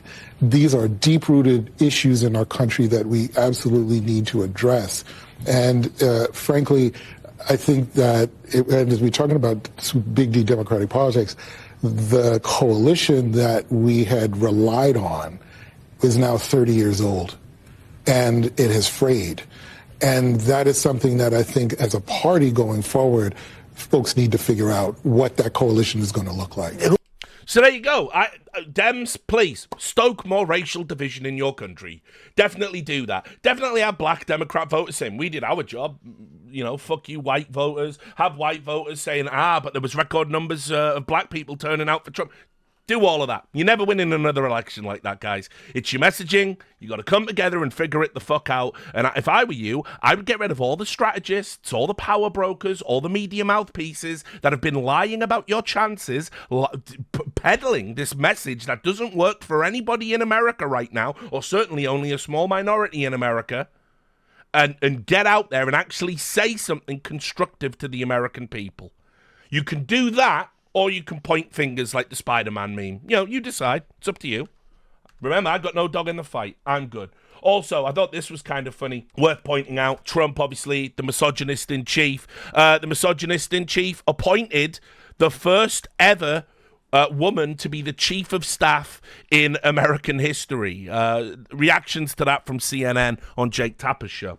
Donald Trump has just announced moments ago that he is going to name Susie Wiles, his campaign co-chair, to be the chief of staff of his presidency once he gets to office starting in January. And I do want to read you the statement here. He says, Susie Wiles just helped me achieve one of the greatest political victories in American history and was an integral part of both my 2016 and 2020 successful campaigns. Susie is tough, smart, innovative, and is universally admired and respected. Susie will continue to work tirelessly to make America great again. It is a well-deserved honor to have Susie as the first ever female chief of staff in United States history. I have no doubt that she will make our country proud. As we talked about earlier today, Susie had been the top contender going into this. She is someone who makes Donald Trump feel comfortable. She is also someone who has really lasted the longest in Donald Trump's orbit, a place that is known for knife fighting and backstabbing. She has been loyal to the former president, a constant by his side since he left office in 2021. One thing I will say, Jake, she had some stipulations that he clearly agreed to, telling one source that she didn't want the clown car to be able to have access to the White House at any time, meaning those people who they don't want near Donald Trump. She clearly won that argument. She will be the first female chief of staff in United States history. That's huge news. I am interested in... You will notice, of course, where are all the flowers for her? Right? Where's the puff pieces? This is a woman making American history, right? So we should be talking about that. We should be talking about how this is advanced the cause of women in American politics, yeah? I mean, that's what we would do if it was a Democrat. We're not doing that, of course. We're not doing that. We're not going to... She's a Republican, unfortunately, so, doesn't matter. But I also do want to remind you, I kind of find it hilarious. Mark Cuban, there are no strong, intelligent women that would support Donald Trump. Where you at now? You fucking loser. And also, of course, I want to add that a lot of people had a meltdown over him saying that they ran a successful campaign in 2020, thinking it meant election denialism. Justin Barragona, if I remember correctly, tweeted that out. Here's what you need to remember. They had more Republican voters for a Republican candidate in 2020 than any other Republican in the history of America. They still lost, but that is a successful campaign. Anybody who wants to intuit it's election denialism, again, your head is probably... You're probably listening to garbage. I would be charitable with that interpretation, but you do you, I guess. Learning, and maybe you can make a list of the people who would qualify as the clowns, because I'm sure everybody has their different take on who might constitute members of the clown car. But that is interesting news, and she certainly ran Donald Trump's most professional campaign. Kristen Holmes with the breaking news. Thanks. Scott Jennings still with us. Scott, your reaction? Great pick. Here he is, Scott Jennings, the man who is basically, in political terms, he's Will Smith in I Am Legend. Just on the lone conservative on the CNN network being called a dickhead and a liar every fucking time he opens his mouth by 5 people. I think what was said in the statement is absolutely true. She's universally respected in the party. The organization of the campaign... and the fact that he stuck with the leadership team all the way through, I think, is a testament to just what a great job that she did. Being the first female chief of staff in the White House, I think, is a huge marker for both President Trump and the Republican Party. So I think if she can bring the kind of discipline and organization to the White House that she just ran this campaign with, Donald Trump's got a really good chance to get off to a great start and begin achieving objectives right out of the way. So you're going to get a lot of... attaboys from across the Republican spectrum for picking Susie Wiles tonight. So, there we go. Obviously, as well, a lot of journalists wanted to ask the Biden administration, whose messaging had been Donald Trump is an existential threat to democracy, well, what now that he's won? Does democracy end? Do you stand by that assessment? And so Karine Jean-Pierre, she had to field a ton of questions from journalists. These are probably out of chronological order, so apologies if it doesn't make sense in that regard. But these are the clips that I saw on media about her reactions to that question. And by his description of the former president, now president-elect, as an existential threat to democracy? I don't have anything else to share beyond what I said. The president believes, when he said it at the time, he believes he had an obligation to be honest with the American people. I laid out what people who, former staffers of the former president said. We're talking about John Kelly, former chief of staff. We're talking about the former defense secretary. They were very clear. And we also heard words that the president-elect said, enemy within, going after people who disagree with him. And so the president is always, always going to be very honest with the American people. I don't have anything else to share beyond that. Look, we are being very clear here, right? The outcome was not what we wanted. And the American people have made a decision, and we want to respect the decision that the American people have made, and we are going to make sure that the American people get what they deserve, which is a peaceful transfer of power. And we're going to continue to focus on issues that matter. We believe that matter to the American people in the next 74 days. There was also this. A journalist asked, will you, and apologies, it's Benny Johnson who's clipped this, so, it's probably Russian state talking points. But this was another journalist asking if the rhetoric about Donald Trump being a fascist, being Hitler, etc., will that actually stop now? This administration message to millions of Americans that they're going to wake up the day after the election if Trump won and have their rights stripped away, that democracy would crumble, and the president said today we're going to be okay. So how do you square that? I can't square that. I'm going to square that in a way that hopefully makes sense, because I've been answering this question multiple times. The American people made the decision. There was an election 2 nights ago. There was. And it was a free and fair election. And we respect the election process. We do. And Americans spoke. And so the job of the president is to make sure we respect that. The job of the president is to make sure that we have a peaceful transfer of power. That is what the American people deserve. And that's what we're going to, it's not complicated. It's truly as simple as that. As simple as that. The president called the president-elect, invited him to the White House. You know why? Because that's customary. That is customary. That is. Hey, Jack, is that Hitler? Is that Orange Hitler? Yeah, it's me, Joe. Come over. Tea and crumpets in the White House. We'll order McDonald's. You like that, right, Jack? Yeah, that's exactly how it works when you're fighting fascism. What you do, if you respect what the American people decided, that's what you do. And that's what the president's going to make sure that the Trump transition has what it needs, which is being led, obviously, by our chief of staff here. Why? Because the president wants to lead by example. It's not complicated. It really isn't. That's important. By example, is the message to people who are fearful based on what the messaging was about the state? Well, now you're just twisting everything around, and that's really unfair. No. If you ever want to be accused of twisting everything around in Karine Jean-Pierre's world, all you have to do is accurately quote the president and Kamala Harris and her. That's twisting things around. Twisting things around is when you take their quotes word for word and ask, what did you mean by this? That's twisting it. It is. No, Jackie, it's unfair, because I've been standing here trying to be very respectful to what happened the last 2 nights ago. Being respectful. I've been standing here saying that we respect the decision that the American people made. I've been standing here and saying that the president's going to put the American people first. I've been standing here talking about how the president's going to make sure that they get what they deserve, which is a peaceful transfer. We've all seen Joker. I do not appreciate having my words twisted. That is, I am being very clear, very, very, very clear about what the president wants to do, and the vice president. We want to make sure that we deliver for the American people. They deserve a peaceful transfer of power, and that's what you're going to see. Thanks, everybody. Thanks, everyone. I'm storming out. Bye.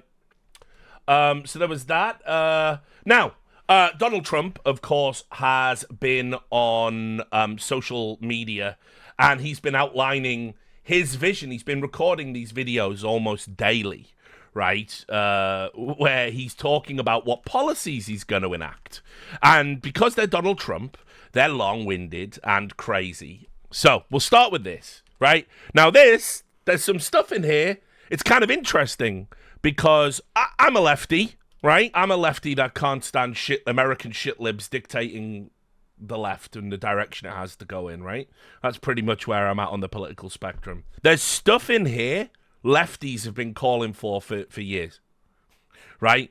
And don't agree with all of it, but there's like at least 3 policies in here I'm like, oh yeah, right? So this was November 8th. So this was 3 days after the election. Here's what he says he's going to do. Here's my plan to dismantle the deep state and reclaim... By the way, he shouts all through this. What I didn't realize was, what I've never really paid attention to, is when he records any video where he outlines his political vision, he talks in all caps. I've never really processed that before, but all of these videos he's shouting. It's kind of crazy, but anyway. Our democracy from Washington corruption, once and for all, and corruption it is. First, I will immediately reissue my 2020 executive order restoring the president's authority to remove rogue bureaucrats, and I will wield that power very aggressively. Second, we will clean out all of the corrupt actors in our national security and intelligence apparatus, and there are plenty of them. The departments and agencies that have been weaponized will be completely overhauled, so that faceless bureaucrats will never again be able to target and persecute conservatives, Christians, or the left's political enemies, which they're doing now at a level that nobody can believe. So he's talking about the deep state there. Now, you either believe in the deep state or you don't, but there's multiple levels to deep state theory that I just want to outline for everybody. And you can decide whether you're mental, right, at the most extreme element, or just you don't believe in it at all. So the crazy deep state belief is that there is a shadow government within the American government that actually runs the government, and even the president will just get told, a guy will just come and put a gun to his head and go, right, these are your policies now, and that's just how that works, and it's ring-fenced off from any sort of accountability from the American people. That's the most mental extreme belief of the deep state. It's Illuminati adjacent, effectively. Then the next level down from that is that there is a shadow government, but it doesn't necessarily control the president, and it just has agents and operatives that do certain things and try and move the needle in certain directions, and there's secret accountability hierarchies that people answer to, and blah, blah, blah. The next one down from that is look, there are elements within the American government, many of which aren't elected, that have their own agendas and try and use their political power or military authority to enact those agendas. Then there's everyone's accountable. It's the American government, stupid. It's a democracy. And then down from that, what are you talking about? If you ever use the words deep state, you're a fucking loser and a conspiracy theorist. They're the 5 stages of deep state theory, and you can pretty much pick your poison where you're at, whether you're a 1 or a 2. If you're a 5, you're probably mentally ill. But, it's up to you. Anyway, I'll say this. When you start talking about removing rogue operatives and things, that does sort of make me a little bit nervous, I'm not going to lie. The president talking about removing, rogue agents within government. That sounds very Soviet. I can understand concerns about that. But also, there was a story that broke today where it was military officials held secret meeting to decide what they would do if Donald Trump issued an order they didn't want to follow. And that was in the news. And it's he's the commander-in-chief, my dudes. You follow the orders? That's kind of the chain of command. So, anyway, maybe Trump's talking about that, right? Which I don't think's great either, but we'll see. Even possible. Third, we will totally reform FISA courts, which are so corrupt that the judges seemingly do not care when they are lied to in warrant applications. Obviously, this is a personal one because the Dem-focused law enforcement apparatus they deliberately withheld information from a FISA warrant. Specifically, the information I remember was they were investigating, was it Mark Cohen? And he had contact with the Kremlin, but what he did was he specifically told the intelligence community that Russia have reached out to me to ask if they can facilitate the election, but I'm just letting you guys know that. And they said no problem, and they were completely aware of it. That detail got left off a FISA warrant application. Also, that the Steele dossier was a complete fabrication paid both by the Hillary Clinton campaign, which she paid a fine for in 2022 under the same federal election committee laws that they ended up trying to snowball up in prosecuting Donald Trump for paying Stormy Daniels. So yeah, that's kind of backfired a bit now. But FISA warrants, broadly speaking, it's when you apply to a judge to ask if you can surveil an American citizen. And I believe, yeah, they absolutely should be 100% accurate because it's your civil liberties. Trump's doing it for his own selfish reasons and out of some personal vendetta, but it would broadly benefit the American people because FISA warrants fucking suck. So many judges have seen so many applications that they know were wrong. Actually, I think you're right, Manakino. It might have been Carter Page. My bad. It's hard to keep up with all of the Russiagate allegations. It's like melted my brain. Or at least they must have known. They do nothing about it. They're lied to. Fourth, to expose the hoaxes and abuses of power that have been tearing our country apart, we will establish a Truth and Reconciliation Commission to declassify and publish all documents on deep state spying, censorship, and corruption. Now, while he's basically used the term Ministry of Truth, look, guys, don't be afraid. Don't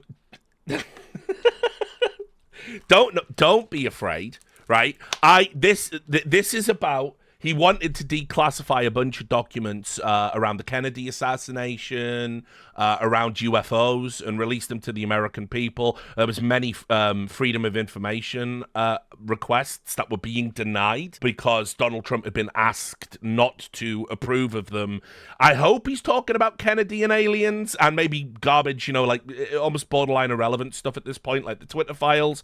But we'll wait and see. But anyway, a Ministry of Truth is happening probably. And there are plenty of them. Fifth, we will launch a major crackdown on government leakers who collude with the fake news to deliberately weave false narratives and to subvert our government and our democracy. When possible, we will press criminal charges.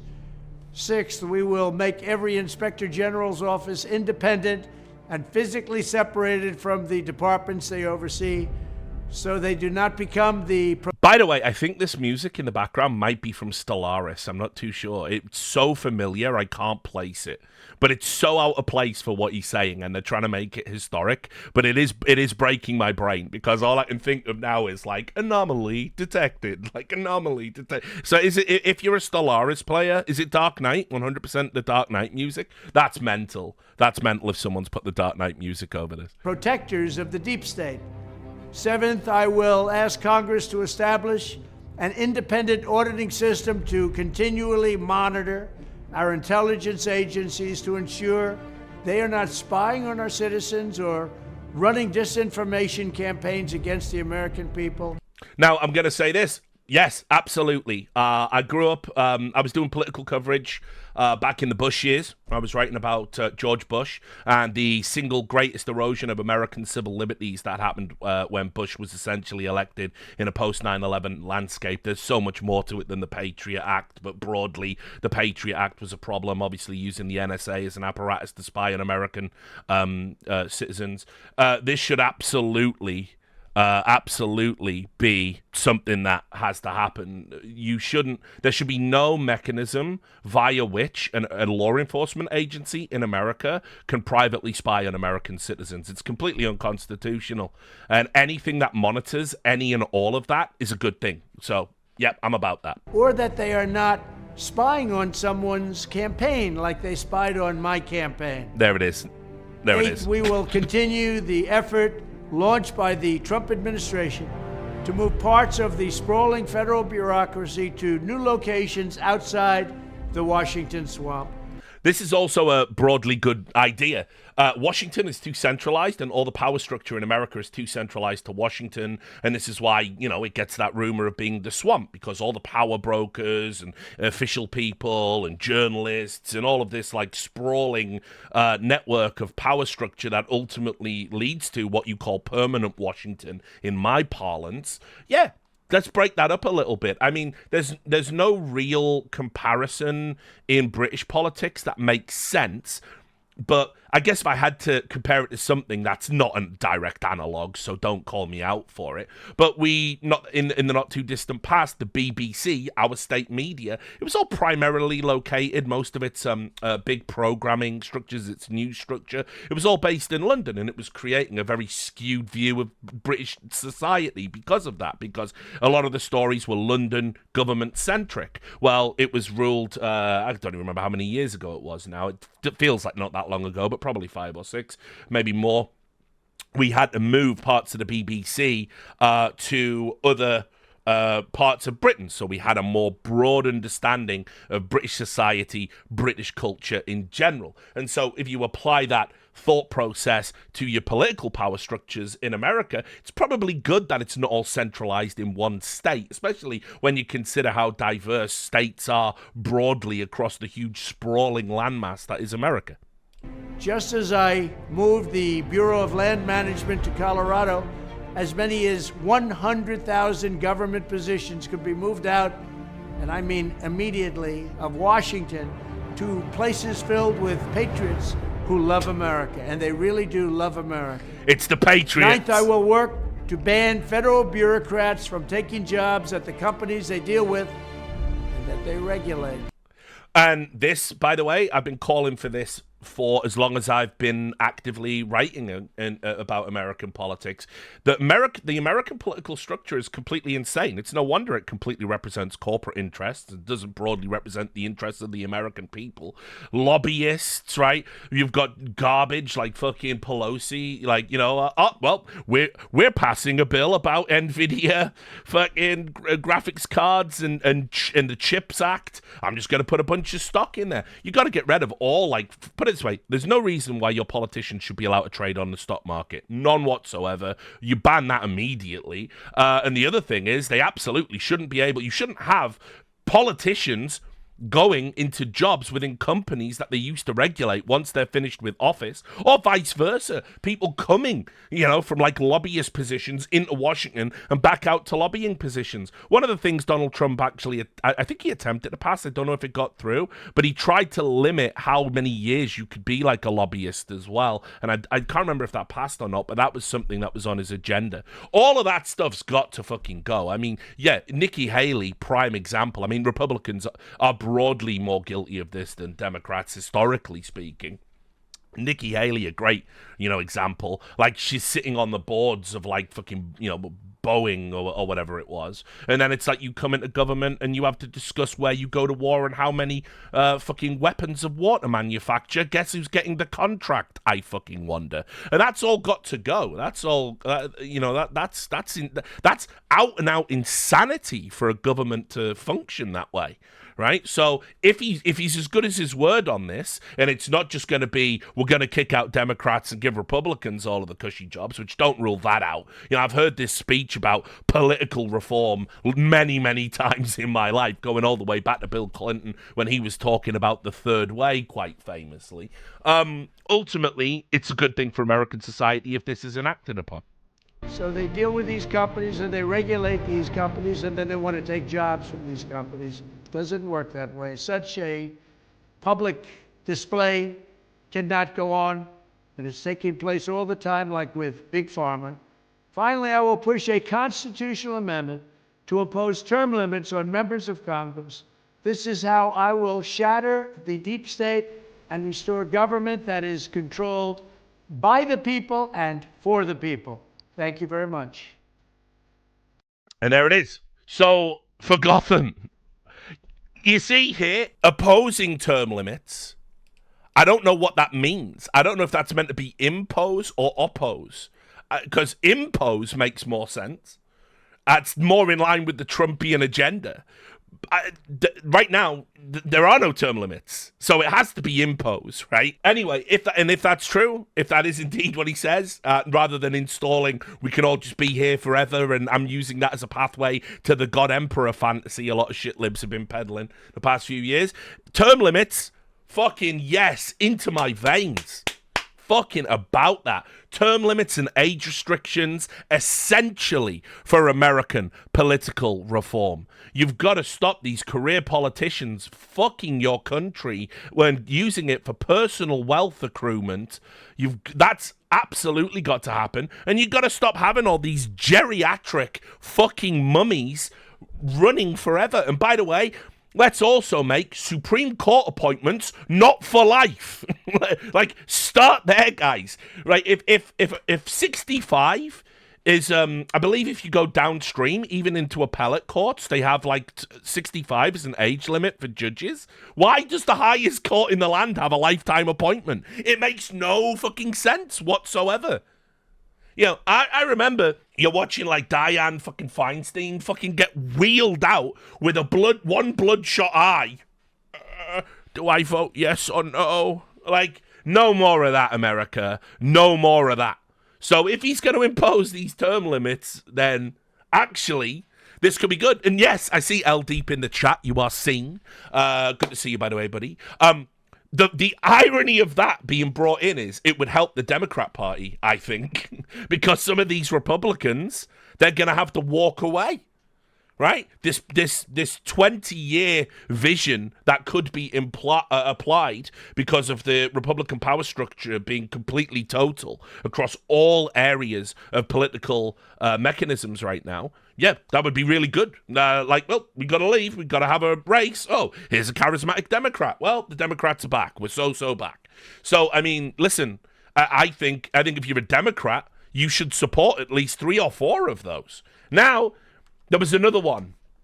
There was one where this one made people very nervous because Donald Trump, he did another video where he proposed how he's going to fix homelessness and drug addiction in American cities.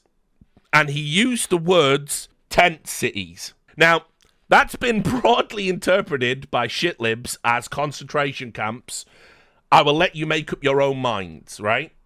Because there's good and bad about this. Once great cities have become unlivable, unsanitary nightmares, surrendered to the homeless, the drug addicted, and the violent and dangerously deranged.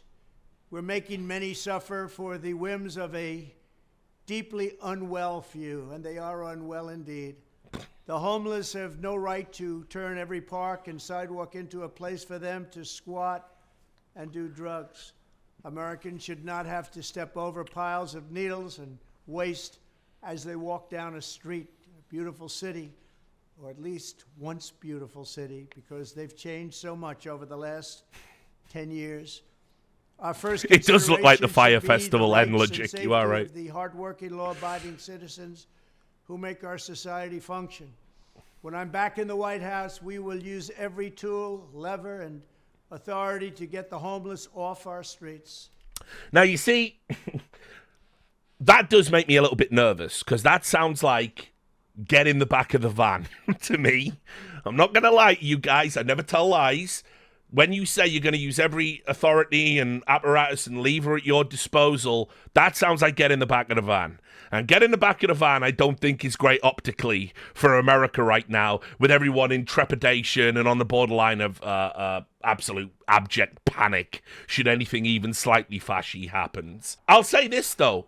There's part of this speech I like and part I don't. The get in the back of the van part is a problem for me. As somebody that believes in personal freedoms and has worked with the homeless and worked with homeless charities, many of these people have slipped through the cracks, and they continue to slip through the cracks, and they are failed broadly by many of the services that are funded and then routinely defunded in times of economic hardship. In Britain right now, for instance, homeless services are absolutely cut to the bone. I mean, it couldn't be any worse. We have a number, for example, even in a big city like Birmingham, we have a handful of shelters where the requirements to get in are so stringent, most people don't even bother to try. We've got services like The Big Issue. The Big Issue is a magazine that you sell, which is in itself an exploitative bunch of garbage that doesn't help. I mean, I can't even tell you, like, some of the things that have happened to Big Issue salesmen down the years, you know, murders and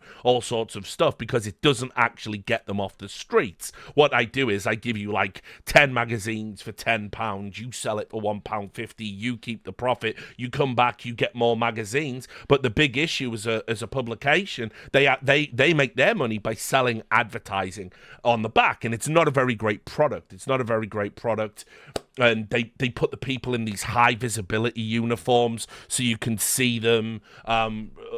from a mile off, and then people go and they get the magazines and they're not really homeless and they're doing it solely for the purposes of drugs. It's a mess. We just don't have a good structure to help the homeless in Britain, and it's even worse in the US. I mean, it goes one of two ways. You either have very authoritarian police that aren't trained to help the mentally ill, the homeless, people with addiction, and they end up, imprisoning them, beating them, killing them, moving them along. You see terrible instances of police cruelty because the average police officer in America isn't trained in empathy, let alone mental health services or how to have, how to help addiction.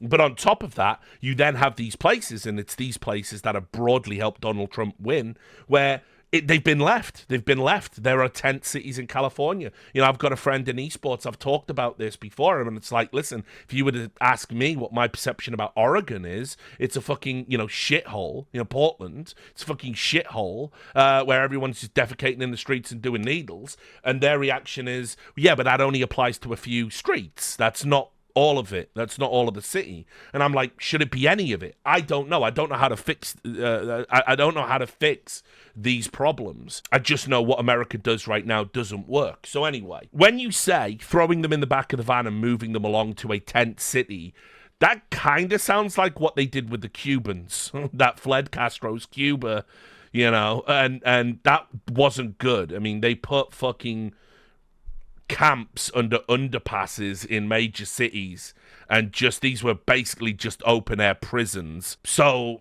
yeah, that's not going to help. But well, listen, tell me your ideas, Donald. We want to take care of them, but they have to be off our streets. There is nothing compassionate about letting these individuals live in filth and squalor rather than getting them the help that they need. We need professionals to help them. For a small fraction of what we spend upon Ukraine, we could take care of every homeless veteran in America. Now, he's brought up Ukraine, also bad, because you cannot help the homeless, tent cities or otherwise, by giving them weapons.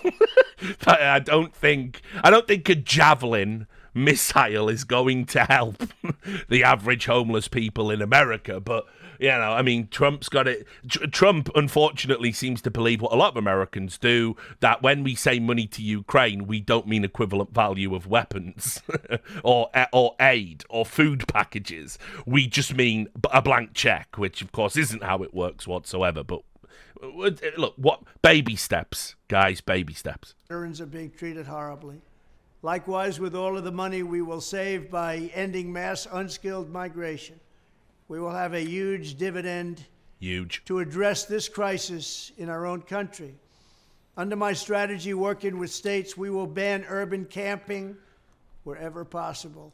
Violators of these bans will be arrested, but they will be given the option to accept treatment and services. Now, it's got potential. One of the things that I like about what he's saying here is he's talking about rehabilitation. He's talking about offering services. Now, it remains to be seen what those services are, because the current services are woefully inadequate. This is why America broadly has an addiction problem. An addiction problem, by the way, that only fucking spiraled out of control during COVID, where diseases of despair between 2019 and 2021 just kept going up and up and up and up and up. So, if you take it at face value and you truly believe in it, this is a socialist principle. This is what lefties have been calling out for. If you think it's some clandestine fascist plan to just disappear the homeless, then you've got problems with it.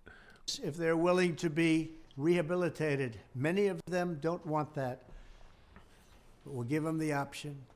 We will then open up large parcels of inexpensive land, bring in doctors, psychiatrists, social workers, and drug rehab specialists, and create tent cities where the homeless can be relocated and their problems identified. But we'll open up our cities again, make them livable and make them beautiful. For those who are just temporarily down on their luck, we will work to help them quickly reintegrate into a normal life. For those who have addictions, substance abuse, and common mental health problems, we will get them into treatment. And for those who are severely mentally ill and deeply disturbed, we will bring them back to mental institutions where they belong. Totally politically All incorrect of terminology there, but reintegrating fine. them back into society once they are well enough to manage. It's a tough task, a very tough task. What's taken place on the streets, what's taken place with their taking so much drugs. But the fact is, we're going to try. This strategy will be far better and also far less expensive than spending vast sums of taxpayer money to house the homeless in luxury hotels without addressing their underlying issues. And they have so many of these underlying issues and needs. This is how I will end the scourge of homelessness and make our cities clean and safe and beautiful once again. We will do it. We will bring back America. Thank you. So, as I said, look, at least at the core of the messaging, he's talking about treatment. He's talking about avoiding recidivism. He's talking about ensuring there's social workers, psychiatrists, all these professionals in an expanded capacity readily available. Right now, drug addicts in America, homeless people in America, the mentally ill in America, getting access to these things is a luxury they can't afford. They might not even know how to do it. Very good. Great idea. The tent cities thing kind of makes me nervous. One thing to watch out for, which, listen, I've been writing about this a long time. One of the things to watch out for, it'll probably be on ProPublica in 18 months. If he does move these homeless along, and some go to prison and some go to the tent cities, the land that these tent cities have existed on is super cheap. That neighborhood is super cheap because nobody wants to live there. Nobody wants to buy the land. Nobody wants the problem of having to go in and move the homeless along, and you can't get the police to do it. They're under-resourced as well. Keep an eye out on wealthy Republican real estate guys buying that land. This is one of the things that I hate about American politics. This idea of like political policy and how it's tied to gentrification in America. I've seen it happen so many times historically down the years that there'll be some sort of like scandal there almost certainly. It's one of those things. But look, could this be successful? Maybe. He's saying some of the right words, and some of the other words terrify me. So I'm 50-50 on this one, right? Now, he did another video, right? Bain is so back. And this time, he wanted to talk about censorship and Section 230. And RFK posted this one. RFK said Donald Trump will get a spot on Mount Rushmore for this. This is his speech. It's got the Zoomer. Now that so many Zoomers have voted for Trump, they have to put the words on the screen to help hold their attention. Free speech, then we just don't have a free country. It's as simple as that. If this most fundamental right is allowed to perish, then the rest of our rights and liberties will topple, just like dominoes, one by one. They'll go down. That's why today I'm announcing my plan to shatter the left-wing censorship regime and to reclaim the right to free speech for all Americans.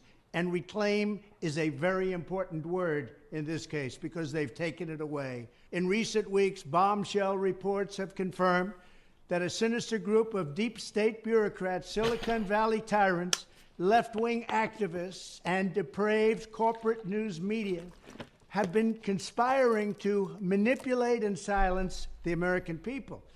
They have collaborated to suppress vital information on everything from elections to public health. The censorship cartel must be dismantled and destroyed, and it must happen immediately. And here's my plan. First, within hours of my inauguration, I will sign an executive order banning any federal department or agency from colluding with any organization, business, or person to censor, limit, categorize, or impede the lawful speech of American citizens. I will then ban federal money from being used to label domestic speech as mis- or disinformation. And I will begin the process of identifying and firing every federal bureaucrat who has engaged in domestic censorship, directly or indirectly, whether they are the Department of Homeland Security, the Department of Health, Human Services, the FBI, the DOJ, no matter who they are. Second, I will...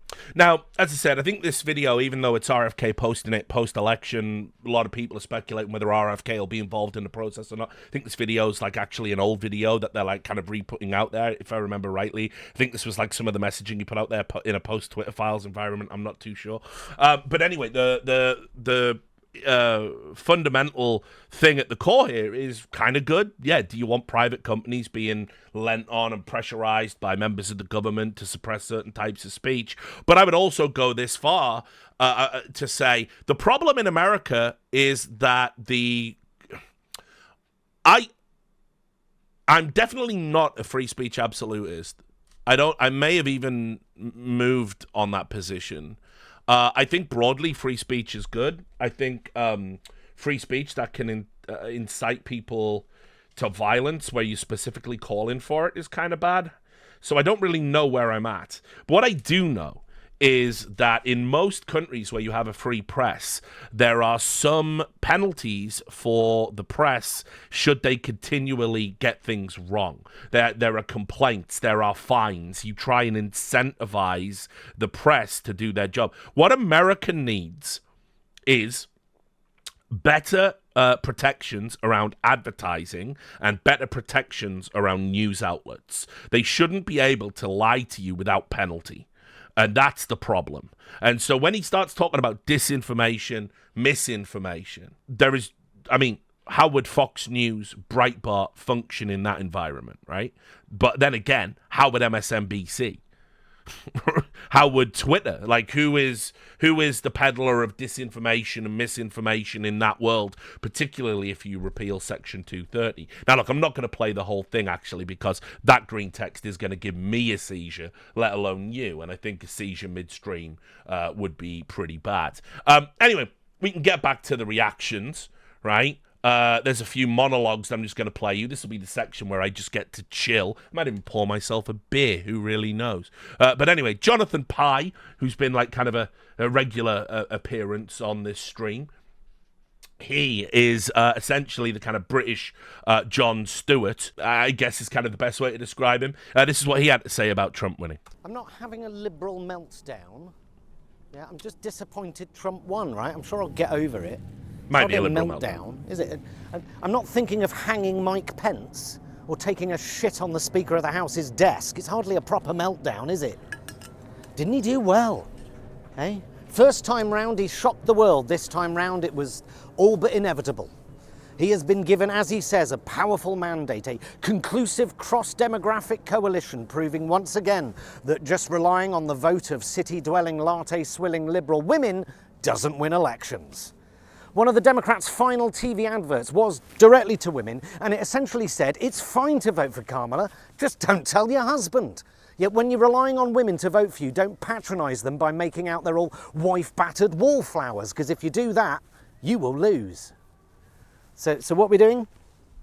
An explainer of the results. What? Like he fucking smashed it? And she just spunked a couple of $1 billion up the wall on the most limp-dicked campaign in history. Something like that, you know. How long have I got? Okay. What about if you're genuinely trying to understand why America would vote for a convicted felon, a fraudster, a known liar and adjudicated rapist who paid off a porn star with campaign finances and then lied about it? Stage. He isn't an adjudicated rapist, obviously. He is an adjudicated sex offender. Whether that makes that better or not, I don't know. But just, you know, details matter, facts matter. All election, I've been asking, what are her policies? And the answer from Democrats has invariably been, well, what are his?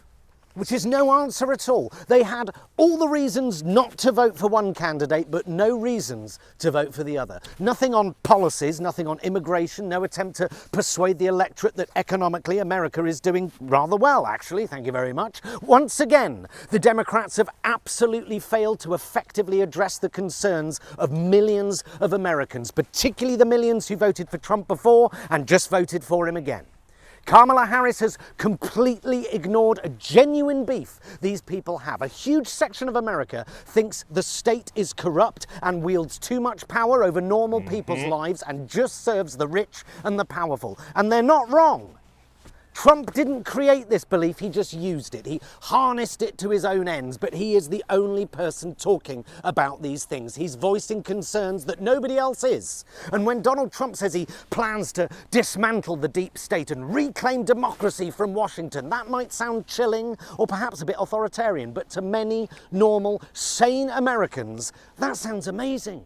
Taking a flamethrower to governmental institutions is a genuinely attractive offer to millions of Americans. It's not about left or right or good versus evil. It's not about MAGA. It's not about religion or abortion. They just feel powerless. They feel the state doesn't protect them from injustice. It just protects itself. And Kamala Harris has completely ignored the issue, handing Trump the keys to the White House as well as the Senate and possibly the House in the process, whilst thinking we're right and he's wrong and that's good enough for us. Shame on them. The feeling all across America is at least he's going to do something. At least something will change. If you're going to go head to head with a man who is willing to lie through his teeth to get elected, who will say anything to get elected, then you better have something better to say yourself. Instead, all we got was this puke-inducing on the sofa with Oprah bullshit. This election is about joy over hate. It's about lifting people up. No, it isn't. It's about who is going to actually do something. Change something. You can't just run on sunshine and lollipops and just not being the other guy. If she's not going to do anything meaningful, then why vote for her? And it's almost like no one gives a fuck which rich Hollywood A-listers are supporting Kamala Harris. It's almost as if unless Katy Perry, Harrison Ford, Beyonce, Taylor Swift, Eminem, DiCaprio or Clooney have got a new film or an album out to plug, then no one gives a fuck. What are her policies? How's she going to help me feed my kids? What's she going to do about the border? Fuck all. She doesn't have to do anything because she's just been endorsed by Sean Bean, Orlando Bloom and Dick Van Dyke. No one cares. Trump had Dr. Phil and Hulk Hogan and he still fucking won. And with real-life Bond villain Elon Musk beavering away on X, spreading a flurry of slurry across the Gooniverse, and Jeff Bezos crouched in a filleting position ready to receive the royal orange cock of the tax-dodging multi-millionaire felon who's now running the show, America is now a fully-fledged plutocracy. So no real change there then. He will govern largely untrammeled this time. The drainer of swamps, the melter of snowflakes has returned to take America back to the good old days of lynchings, mass deportations and coat hanger abortions. An America where the denial of fact is government policy, where truth takes a back seat in favour of a brash, lying narcissist hell-bent on revenge and chaos. Okay, yeah, let's go. Well, a decisive win. And there you have it. So, look, I don't agree with all of that, obviously, but the broad points are spot on.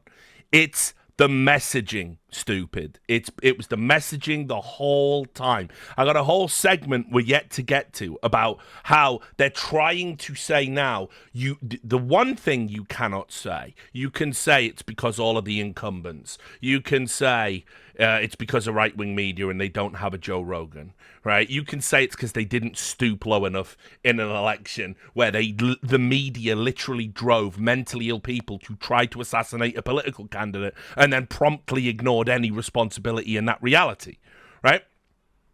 It's the messaging. It's the messaging. And they're going to say she ran a great campaign. She, in fact, did not run a great campaign. She ran a dog shit campaign. Now, she only had 107 days, 109 days, whatever it was. It's very hard to run a good campaign there. People were ready for change. They were ready for change. They absolutely were.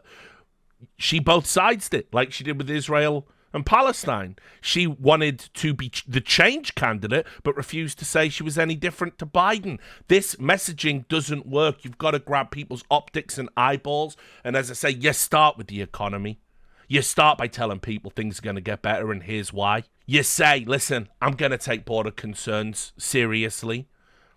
Doesn't work when you're a failed border czar and you've got your, acolytes in the media denying you were ever the border czar to begin with. The messaging fucking sucked. And it should depress Americans, by the way, that Jonathan Pye, who is very British, has a better handle on why the Kamala Harris campaign failed than most American commentators, as we'll get to. I mean, look, Jon Stewart, I love Jon Stewart. Jon Stewart is an American hero, and I find often he leans too hard into tropes when criticizing Republicans, but he's very spot on when he criticizes Democrats. And as I said, I don't care how wrong he is. I love that man, and you should too if you're an American. He's done so much for first responders at 9/11, veterans, forgotten people in society at great pains to himself, out of his own cost. He got as close to justice for those people from that terrible time in American history as anyone. When politicians in both parties failed them. Right, so he's an American hero. He should be given the fucking whatever the Medal of Honor, Medal of Freedom, whatever the fuck, whatever their highest, whatever the highest honor in that country is. He should get it. And this is a crucial detail in American politics that I wish we could get back to. Because, Jon Stewart's from a time when they used to do, like, Crossfire, and it would be, like, Jon Stewart and Tucker Carlson, people like that, like, arguing about their points. Back in the late 90s, early 2000s, all political discourse was balanced in a way it's just not today. And that's why they're so baffled about what happened. But Jon Stewart, for me, is somebody that I will listen to everything he's got to say and then form respectful disagreement with that where I disagree. I think he was a little bit off here.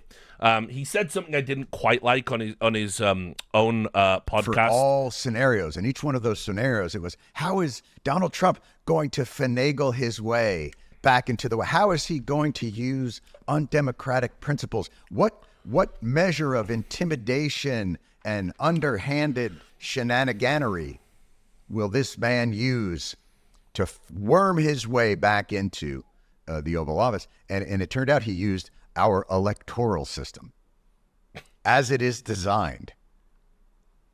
And in that moment, I thought, well, fuck. I'm not sure we have a team of lawyers for that. I don't know if we have a team of canvassers for that. Which, by the way, I don't ever in my life want to hear about. Our vaunted ground game will put us over the This top. is a great point. It's a 50-50 toss-up race. We're sure of it. But the vaunted ground game, turns out that people knocking on other people's doors doesn't get them to do what you want them to do. As I believe vacuum and Bible salesmen probably have known for many, many centuries. Mm-hmm. Fuck us. Fuck me. I was wrong. Will continue to be wrong.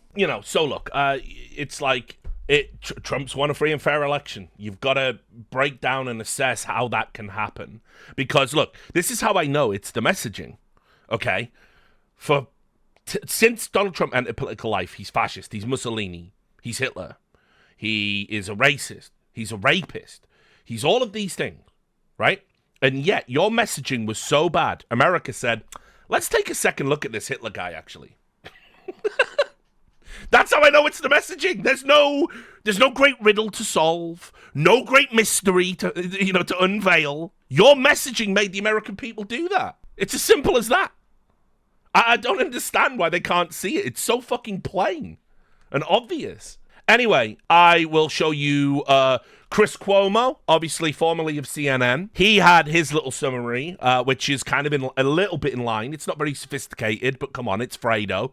He's a gym guy now, but still, he's on the road to Damascus. He's getting back to the idea of like, oh yeah, we can be fair and balanced in the media. We can give grace to both sides and present both sides of a story. We don't have to fall in lockstep with everybody else. I've been enjoying watching his evolution, actually. He's come a long way since CNN, in my opinion. But anyway, he said that what the big failure for the Democrats is they weren't focusing on who was broke over who was woke. I don't like that term, but whatever. Wow, is it in full effect after this election? Now here, we have the opportunity to say what you're not going to hear, okay? First, we start on what we both know to be true. Right now, our energy and effort is best spent on what happens now and next, right? We should be focusing exclusively on what's going to be done now to deal with the problems that we all know we have, okay? And I'm not talking about staffing 74 days to staff up. Who cares? They're going to staff up. We'll judge who they pick, right? And all this gossip about what did Biden say? What did Harris say to Biden and then say to Trump? And then who cares? Who cares? Okay? It's just lazy, right? What is the first policy move? How does it need to happen? And what are the sides saying about it? That's News Nation. But that's not what the insiders want. First time chatter there, Ixo999. I don't trust the guy who looks like he could date my mother. I don't know. I don't know if I like that or dislike that, but it's a take, I guess. It's too hard, right? So here's the state of play instead. On one side, you have the victors. Former President... He absolutely would take her out for a fucking incredible steak dinner and then probably rock her world in the bedroom, by the way. I'm just putting that out there. Like, he's for his age, he's fit. That's reality. And now future President Trump has the victory and is having others figure out how to staff and get the government going. He's not that interested in that. Just ask Bill O'Reilly. Politically, though, he's making a call, and it is the easy call. And I'm somewhat impressed that he's making it, which is, shh, let the Democrats stew in their own juices. Because the more they stay stuck in what happened, the more time he has without them being an equal adversary. Now, I wish he wouldn't. I wish he would be talking to you right now on this show tonight about what he wants to do and how he's going to get it on board and why it's the right thing for Congress to go along with, whether or not he controls the House with his party. But I get the political play. So instead of what we should be doing, you're being bathed in the autopsy. Such desperation in the media and on the left to explain and blame instead of just capitulating, giving your head over to the obvious. We all see what happened. Let's do the Q&A quickly, okay? Did it matter to some voters that Kamala Harris is a black woman? I think yes. Was it a negative or a positive? I think both. And I will stipulate that it may well have been a negative for more voters than a positive. So is that why she lost? Sexism? Racism? I don't see it. A role? Okay. But we know it wasn't what was everything. We know it wasn't what they're making it. Why? Because black voters were turned off on Democrats too. Only 68% of the vote to Harris in New York City. Not since 1988 and Dukakis, a Greek, did we see that number. Latinos a Greek. Turned off. Love it. Every demo was turned off. The only increase Democrats can boast is with the LGBTQ plus community. And they deserve support and representation. But there's an argument that that increase came at a cost. Italians, man. The Democrats American Italians. Grossly Love 'em. underperformed with the demos they needed. And no, Trump didn't grow a new base. Is there even such thing as a bro vote? I mean, maybe. But the issue of men and why they're voting and not for Democrats is a deep dive. And we're going to do it, but not tonight. But trust, podcasters didn't deliver Trump a victory. You did. Here's the truth. Biden got 3 million more votes than Harris. Biden got 3 million more votes. Trump got more black and Latinos and even held with women, even young ones, even after taking a right from them. Why? Because voters like you are more interested in your reality. Correct. Your pocket and your safety. You're more interested in that than about Trump's profound failings as a human and the imagined insistence that he is the next Hitler.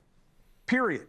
And if you need more proof, look around the globe. We're seeing similar movements all over. The struggle is real. There is no need for boogeymen. Trump doesn't have to be the next Hitler. Democracy does not have to be in dire desperation for you to get elected. The Democrats have a chance to learn and move on. They're And I not want interested, you Chris. to see the good news, regardless of who you voted for. See, this is what people are missing. There is good news in this election. One, it's over, and there was no drama. Now, of course, let's be fair. Trump was the concern about causing drama. And bravo on Democrats for walking the talk and accepting the outcome. They didn't have to. They didn't think they were going to get their asses whooped like this. But they've accepted it. And let's hope that acceptance holds with the outcomes of the House races, assuming they're fair. Next, we proved something with this election that I've postulated for a while here at News Nation. Social media is not reality. We are not as divided as the parties want us to feel. Voters of all kinds spoke. Prices, practicality is what matters most. We share more than what is used to divide us. That's good. More good news. The Democrats, even if they take the House, and the chances of that are in the show tonight, they have been gifted a chance to change. Will they listen to the voters and forget their fringe? Now, just a reminder, one of the things that I did say on election night and in the week build-up before, I said if you're a Democrat, try not to get mired. Look, obviously, I know I've got a number of European listeners, UK listeners, but I know I have more American listeners than any other demographic, incredibly. And I'll say this. If you are an American Democrat voter and you're about to get mired in the misery, here's the positive. Right? By the way, I have done him dirty there with that pause. Sorry, Chris. But then again, you did interview your brother on CNN to help cover for him when he was embroiled in a scandal because he killed thousands of elderly people through his COVID policies. So, swings and roundabouts on that one. Anyway, yeah, he looks like Chris Cuomo there, doesn't he? I'll workshop that one. Anyway, the reality is this. Don't get mired in the misery, right? Don't let fucking the bullshit about, you were the good guys all along and Hitler and it's going to be bad and your rights going to be eroded and the camps are coming. Don't fall into that trap. Here's the one good thing that can come out of it, and this is what you should be pushing for. You must now push Democrats to reform from the ground up. You must now understand what the Democrat coalition looks like right now isn't winning American hearts and minds. You've got to do something about the progressive arm. Right? The progressive branch of the party that's been out there like a giant fucking tumor that's metastasized on the sides of a party that is broadly neocon, right? What winning messages can you bring into this? What messages are American people ready to hear from the progressive branch? And you know what? Maybe ditch some of that woke scold, fucking superior, college-educated, fervent nonsense. Maybe just drop some of that because it's not helping. Maybe tell the keffiyeh-wearing Urban Outfitters army on college campuses that are beating up Jews, maybe tell them to stop. Because 8 out of 10 Americans stand with Israel, by the way. There's ways you can fix your own arm and do better. And meanwhile, the broadly neocon base in the Democrat Party maybe stop pushing progressivism as a cloak for more of the same, more of the institutional singularity that people have had to watch. Like when they've had 2020, their vote didn't just not really matter in terms of what we did in terms of foreign policy or delivering us a utopia domestically. It made things worse. We had fucking COVID lockdowns, vaccine mandates, economy problems, disastrous withdrawal from Afghanistan. All the while we're being told, you're assholes if you're not enjoying this. And then you ask us to go vote. So you've got to mobilize, if you're a Democrat voter right now, and tell your party, change from the ground up, and let's find a coalition that works. And there's impetus to do that now. Pelosi's not getting any younger. Schumer's not getting any younger. A lot of the squad Democrats lost their elections. Sherrod Brown's gone. And Obama is no longer a kingmaker. The time for change is now. And you can force it off the back of this. The complete political implosion, that's where you take the energy and that's what you present. And you can all do it. And you know what? Here's what I want. I want a better Democrat Party. I want a Democrat Party that can message to working class people and make them understand they can serve their interests. I want a Democrat Party that has humor again. I want a Democrat Party that doesn't demonize masculinity and men and talk about fucking, how white males are some sort of problem, and then go, how did we lose white males? I'm bored of that, guys. Right? Like, I want a winning message for progressive ideals and a better America. And you should all want that. This election shows something that I know this isn't going to go over well, okay? But you got to believe I'm coming from a good place when I tell you what I'm about to tell you, because it's true. The Democrats need to focus less on who is woke and more on who is broke. You got to focus less on who is woke and more on who is broke. It was such a good and by line. The way, he did it twice. You can do both. Yeah, he crushed and it. You should. And got it flat. But like you can meant fight for the little guy in all areas, not just identity. And then I dropped it. And you do not I didn't want have to be interrupt fixated Chris's statement. on putting the needs of the few on what must be accepted by the many. You don't have to do it that way. It's not what the law requires. I don't think it is what anything requires. More people in this country need help from the government for their safety and financial security than for their parenting or their identity. And here's the best news. News Nation is built different, okay? It is built to cater to critical thinking independence. All are welcome, of course. Of course, I can't be choosy. We're trying to grow here. But I don't back your team, okay? Because parties and how they pervert our process is the root of the problem. Now, guess what? It's hard to the believe largest this is the same voting guy bloc from CNN. In many places. It's like and pod people. Was at least tied for first. Independence. First time ever. There were more of us than Democrats, and absolutely as much and as many as there were Trumpers. No majority, not yet, but more independents voted than self-described Democrats, and just as many as Republicans. Now, there's a story in that story, right? You had more people identify as Republicans and vote than Democrats. Why? Because there's a Democratic registration advantage. Okay, so reconcile. The reconcile is a lot of Democrats left and turned to independent, more than on the right. Not a majority, but a plurality now. We're getting there. And I know you're not hearing this from other outlets because, and certainly you're not hearing it online, because they're all playing to one side and to the division. Here, we expose that game. And there you go. Now, listen, I wouldn't advocate for News Nation as a news network, but I will say I've enjoyed the tenor and tone of their coverage broadly during the election. They were one of the few places that you could go to hear a speech like that. You'll never hear a speech like that on MSNBC. You'll never hear a speech like that on CBS. You'll never hear a speech like that on ABC. You might hear it on CNN.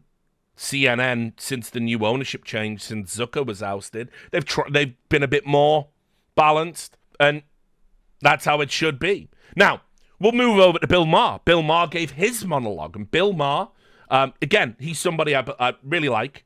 I've liked for a long, long time. I'm old enough to remember when he got cancelled over comments he made about September 11th on a show that was supposedly like, oh, we're so edgy, hard talk, da da da. And then the network cancelled him. It was before we called it cancel culture, actually. It was that long ago.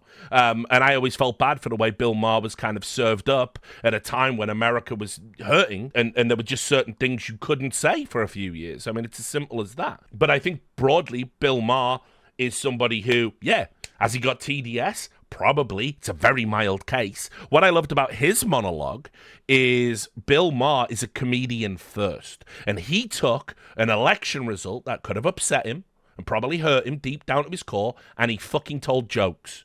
And it's like, you remember late night TV? Remember when it used to be jokes instead of therapy for liberals? Instead of Stephen Colbert, an actual political activist, telling you, this isn't normal, and crying into the camera? Remember when it used to be fun? Right? Well, Bill Maher is still telling jokes. Yeah, that was it. The show was called Politically Incorrect, and they cancelled it for being politically incorrect about 9/11. America never changed. We're going to hear about both tonight on the panel and throughout the whole show, the winners, the losers. My message to the losers, look in the mirror.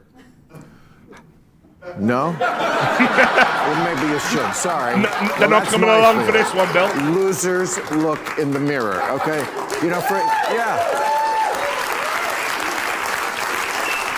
I mean, For months, Democrats have been saying, how is this even close? And they're right, it wasn't.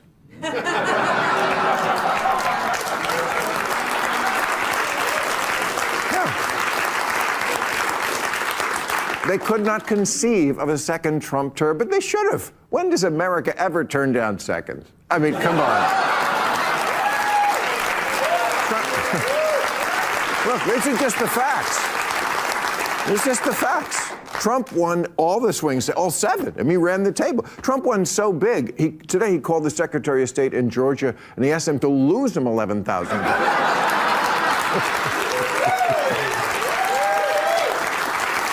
But, you know, he has an amazing coalition. He kept the old crowd that likes him. He got a lot of new voters. He got a lot of people who say they just want to see what he'll do. I call this the get the cat high vote.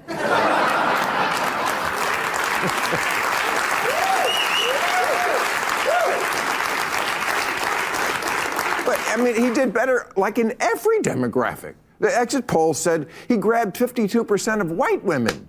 He also got their votes. Yeah. That's a good one. You got to give it to him. Yeah. We're going to keep doing jokes here, okay? Right? Both sides, right to the end. And you know what? I think that will be okay with them. We'll test that, but I think it will. But, you know, the liberal media, always more offended than the victim, been saying it for years. They were like, women are so upset about Donald Trump. Women are a little stronger than you think. Women were like...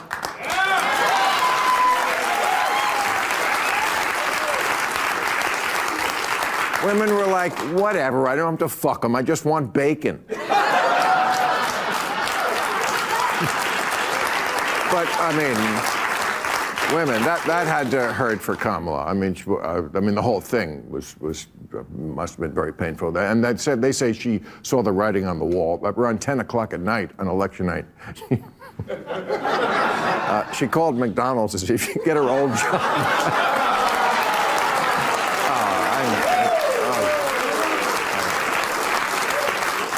But, I mean, Kamala underperformed in every demographic. I mean, although she is still polling very well among illegal immigrant inmates who want sex change operations.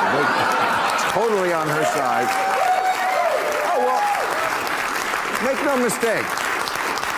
This election was very much about what I've been saying here and lost a lot of fans for saying over the years, that this country has had enough of the anti-common sense woke bullshit that was...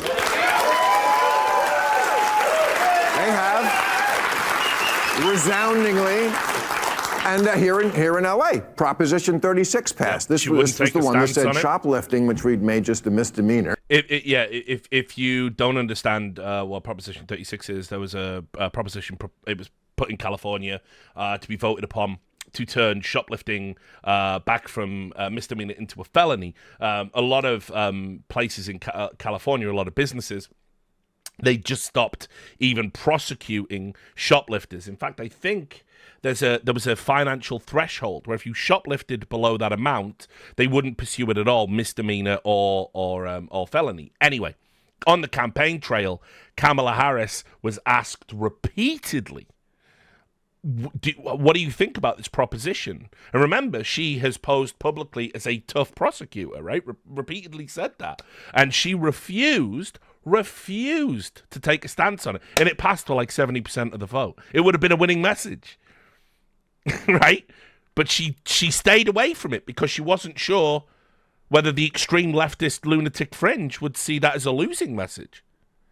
And this is why I keep bringing up messaging. The average person doesn't want shoplifters to be able to run into a store, shoplift stuff. How tired are you as an American, by the way, that when you go to buy detergent or whatever it might be, it's behind a lock and key? In a Walmart, for God's sake, I have to ask a Walmart employee to come and unlock detergent, unlock toothpaste, unlock shampoo, unlock formula, unlock diapers. How sick of it are you? Well, it was that policy It was the idea that stealing is kind of okay if you below a threshold. Yes, I said the idea for the first time. Biden's gone now. It's fine. We're bringing the idea back. Why wouldn't you, as a presidential candidate, say, I'm going to stop that when it's hurting the average American? That's how you know the message, not only the messaging externally, the messaging internally is broken with the Democrat Party. Is now a felony again. Yeah, you have to... Common sense. Yeah, people in this town, even liberal LA, said, you know what, here's an idea. Instead of locking up the toothpaste, how about we lock up the shoplifters? You know, this is not... He said, Bill, you're a Republican. That doesn't make me Republican, you assholes. That just is common sense. I mean, San Francisco had a very ultra-woke mayor, London Breed. Well, no, she lost. Even the ultra-liberal people of San Francisco had enough of homelessness, public drug use, defecation in the streets, and now London Breed's pronouns are she gone.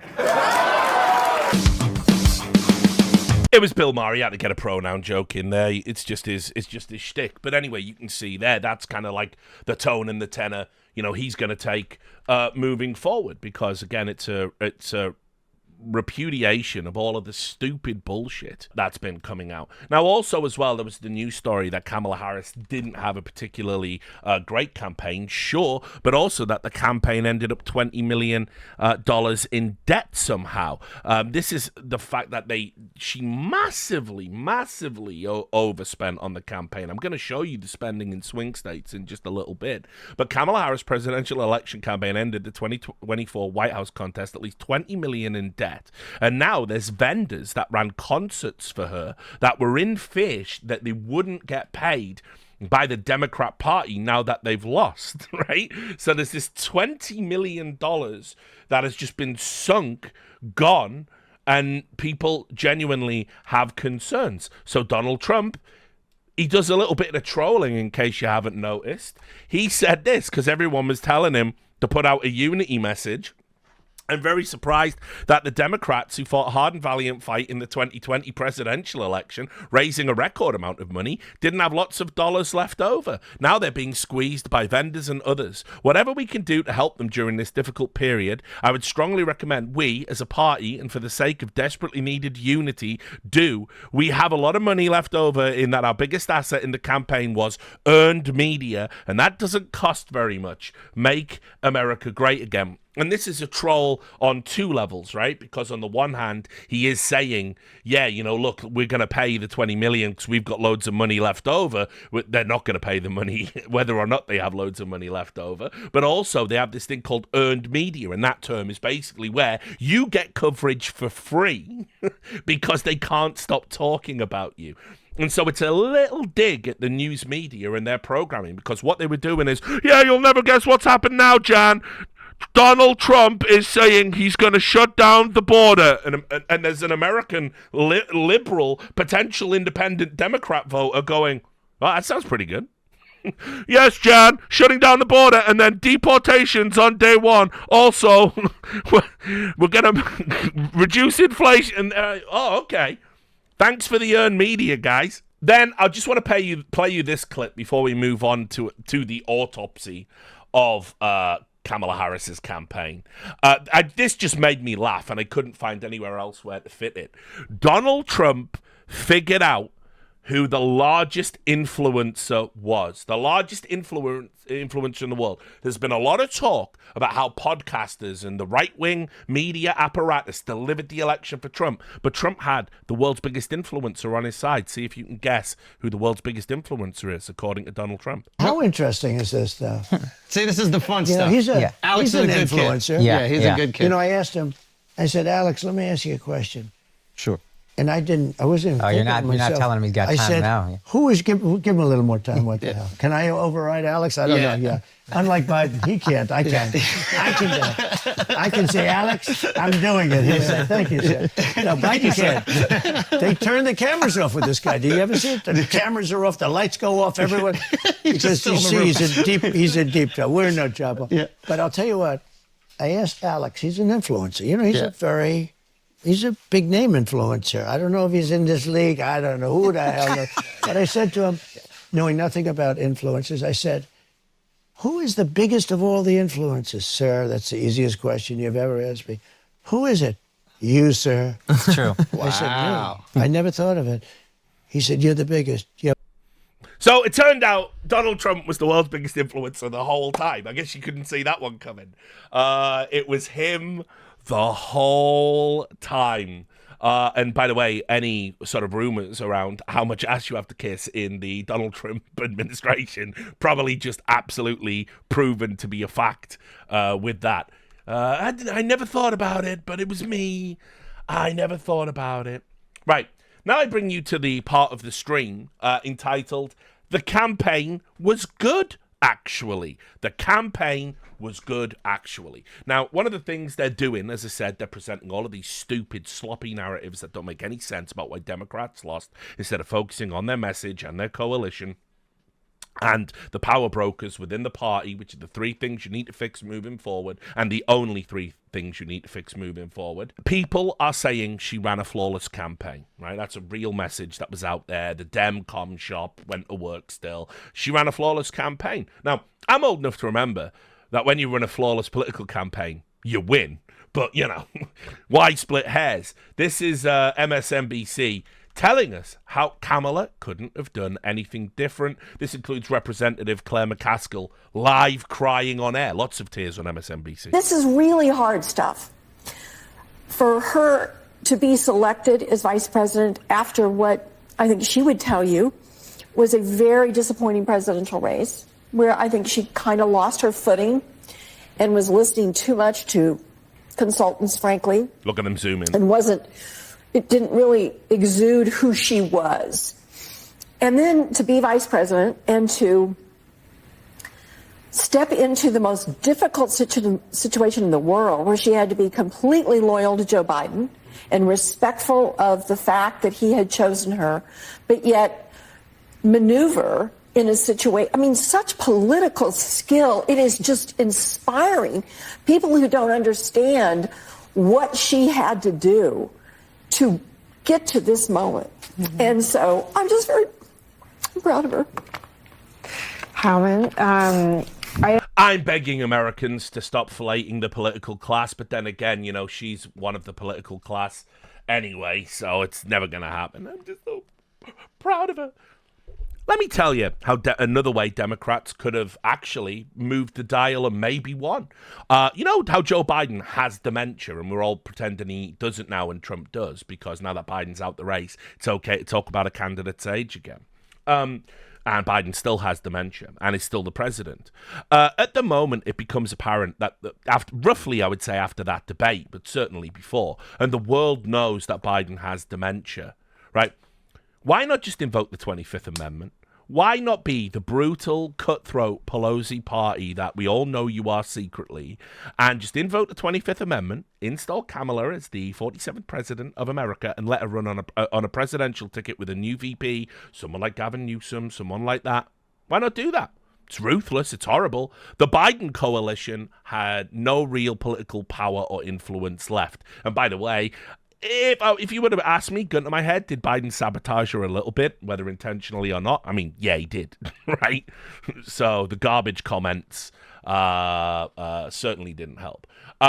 So she could have absolutely distanced herself from Joe Biden, 100%. She had a mandate to do it. She had party support to do it. That was the whole reason Joe Biden stood down. Remember, stubbornly, if you go back even as to July, Biden, I am the candidate. I will not be dropping out of the race. Right? That's when your 25th Amendment is asked. That gives you a bit more run-up time. Not much more. He had to go in January, really. But whatever. You could have made a president. You could have done it on Juneteenth, the first ever black woman to be president.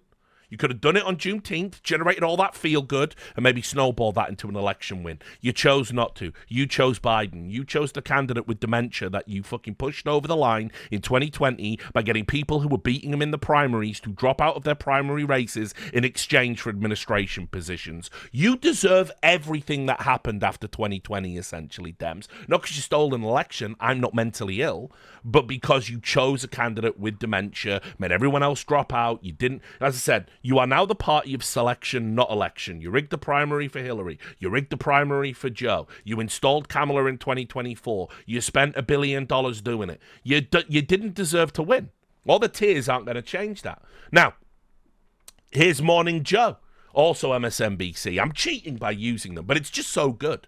It's so good to watch them have a breakdown. Here's 4 minutes of Joe Scarborough, one of the most mentally ill men in network news after Keith Olbermann, who isn't really in network news anymore, saying he cannot understand how Kamala lost because she did everything she could to win. This is one of these things that people start like second guessing Kamala. Oh, you know what? If she'd used this verb instead of that pronoun. I mean, she left it all on the stage. She left it all on the stage. She worked hard. She by the way, I remember in 2012, one of Romney's top person calling me, Joe, the last event in Pennsylvania, we got 30,000 people there. It's going to be a landslide. Sure. We saw her crowds, and then we saw his crowds at the end. Let us hear forth, and if we can put it in stone, if we can hear forth, discount crowd sizes as an indicator on who's going to win a presidential election, because this year... Imagine ever using that as a metric. Here, it didn't matter at all. Yeah, for sure. There are a lot of things to say and packed into that. To start with, I remember that Romney event in 2012. At the end of the 2012 election, Republicans were absolutely convinced that, including Mitt Romney, they thought there was no question that Romney was going to beat Barack Obama. To the point where Karl Rove was on Fox News at 11 o'clock saying, we got to reverse these calls. They were that deluded. And I'm making that point only to say, in 2016, Democrats were in exactly the same place when it came to Hillary Clinton. And at the end of this campaign, Democrats got to that place with Kamala Harris. But it's not a partisan phenomenon. Republicans have been in a close, at the end of 2012, are just as deluded. There's the things that happen at the end of races where you think you have the wind at your back. Turns out you're wrong. And that was the case for Republicans in 12, Democrats in 16, Democrats this time. Here's the thing that I think we're going to your point about Kamala Harris. This has been obvious throughout, but it will be more obvious as we get further away from it.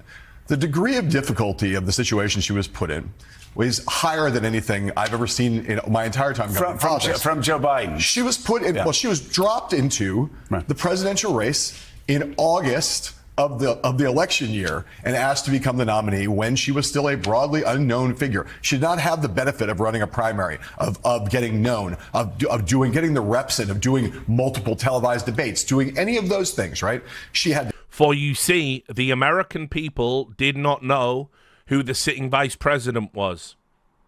That's another narrative you have to believe if you come along for this stupidity.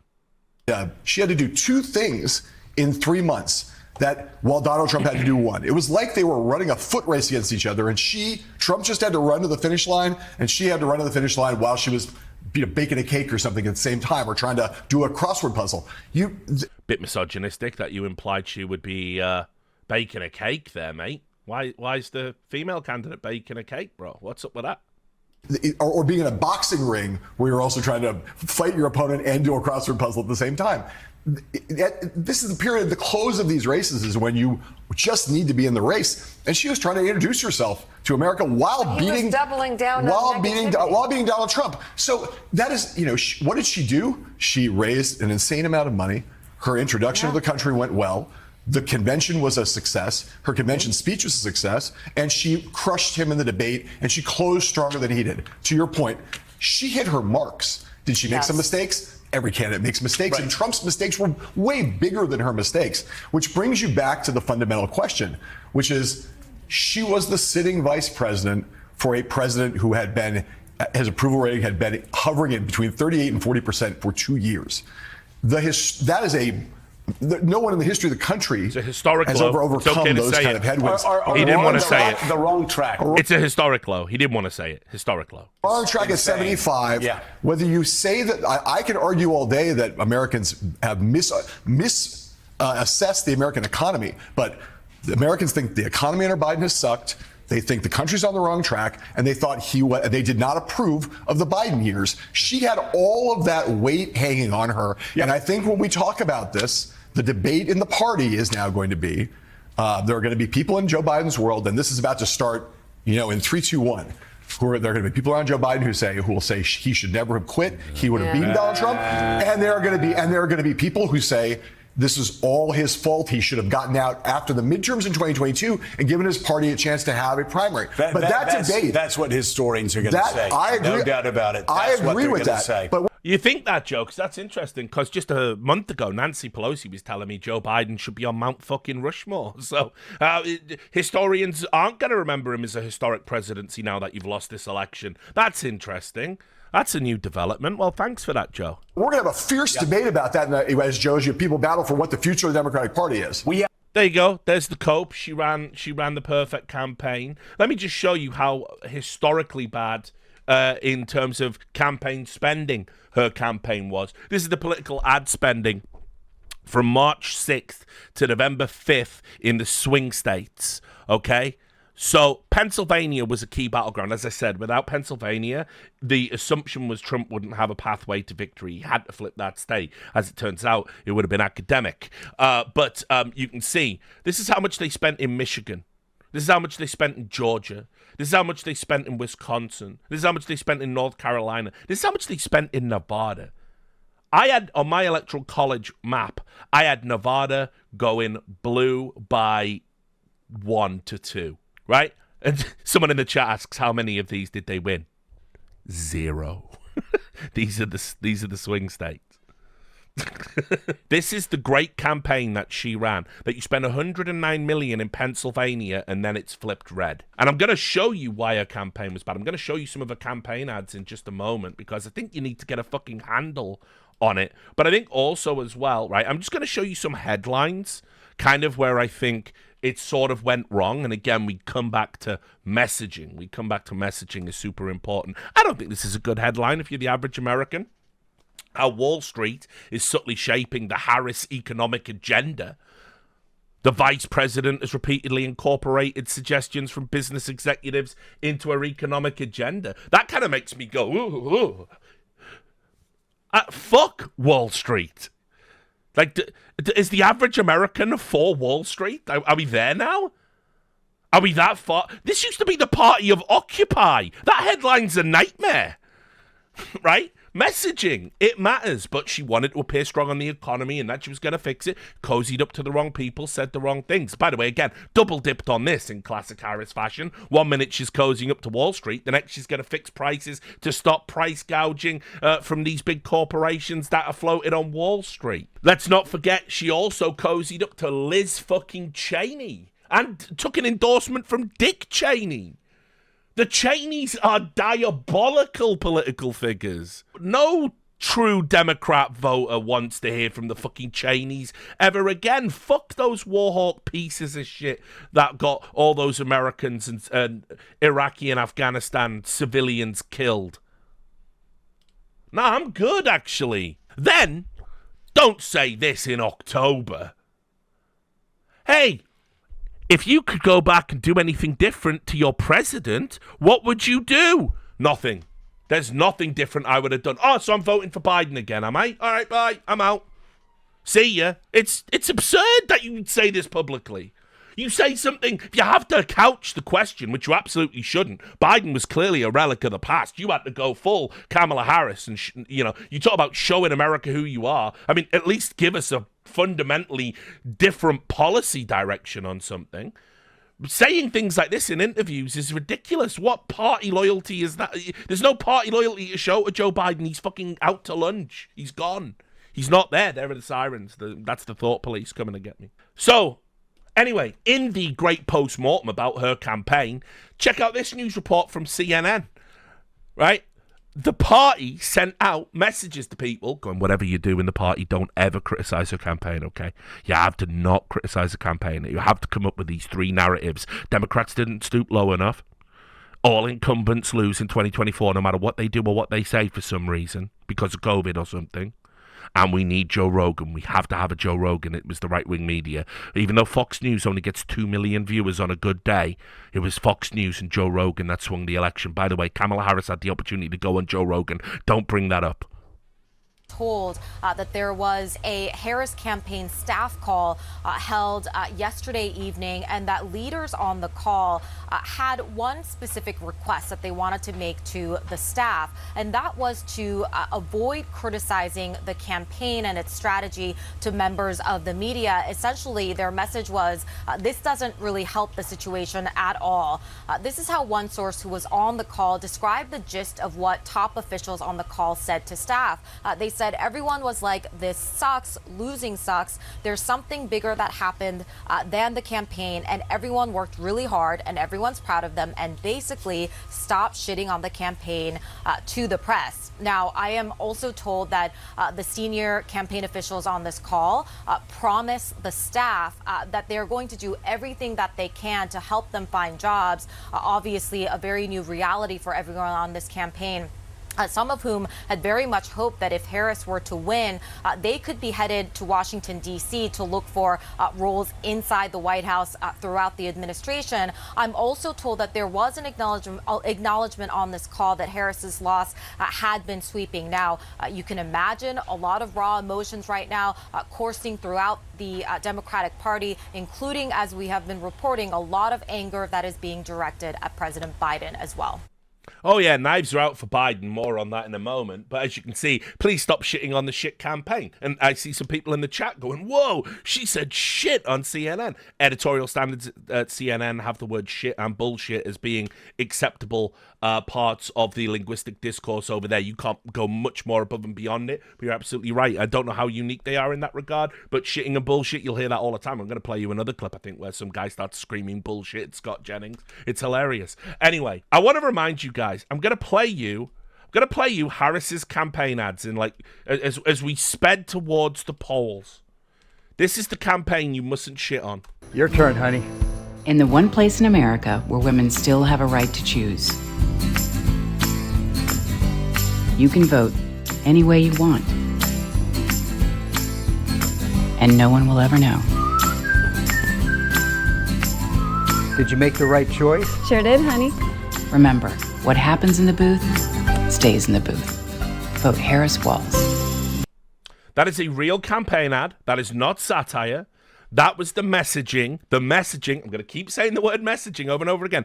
That was the messaging that they went with. Now, look, I'll also just say, because I don't really know where else I can fit this into in the stream, I think the Democrat message about abortion, right? So here's where I stand. I got no issue with people getting abortions whatsoever. I can't flap about it. I don't really care. I don't think the state or even this thing you have to do in Britain, like you have to get like a doctor to sign off, 2 doctors, or all this shit. I just don't give a fuck. Just please spare me the nonsense. Here's what we do in most civilized countries around the world.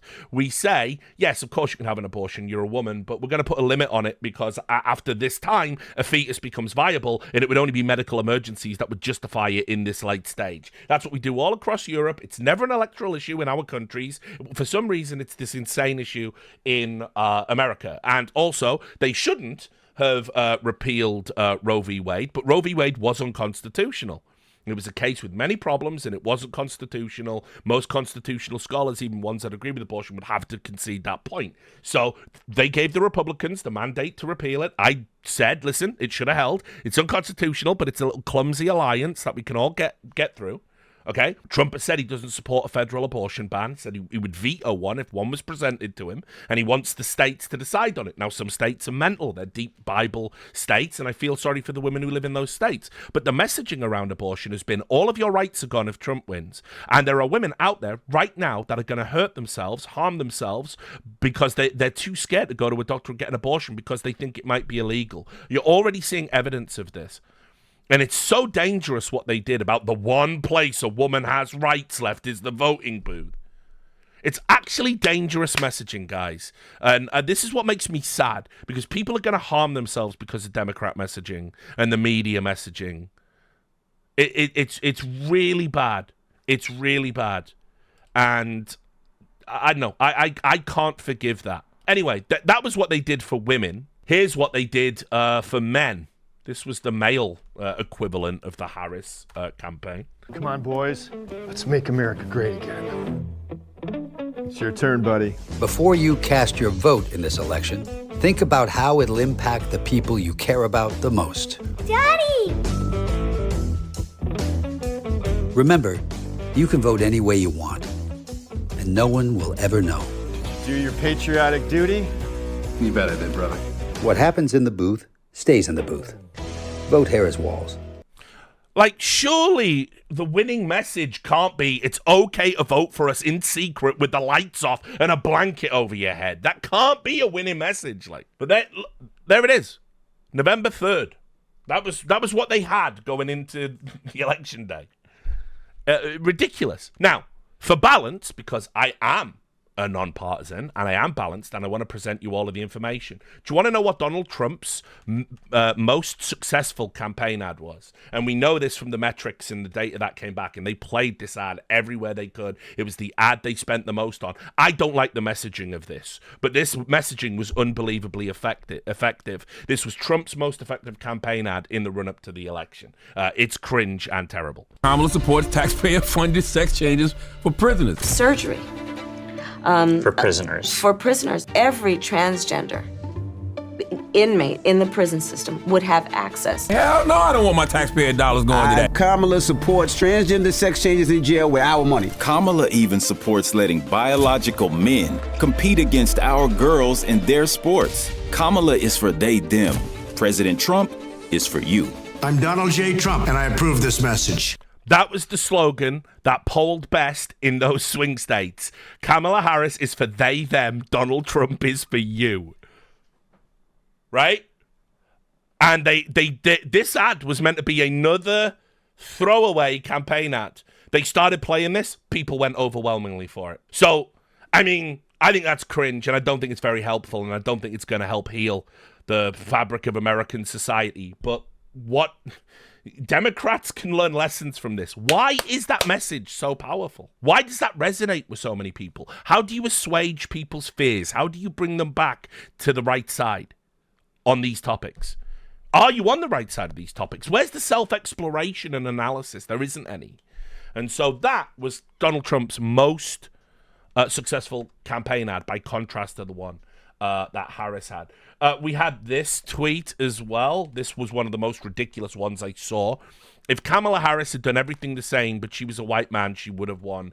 It's that simple. She lost in a landslide and lost the popular vote. I don't think you could pin all of that on the fact she's a black woman. That's delusional.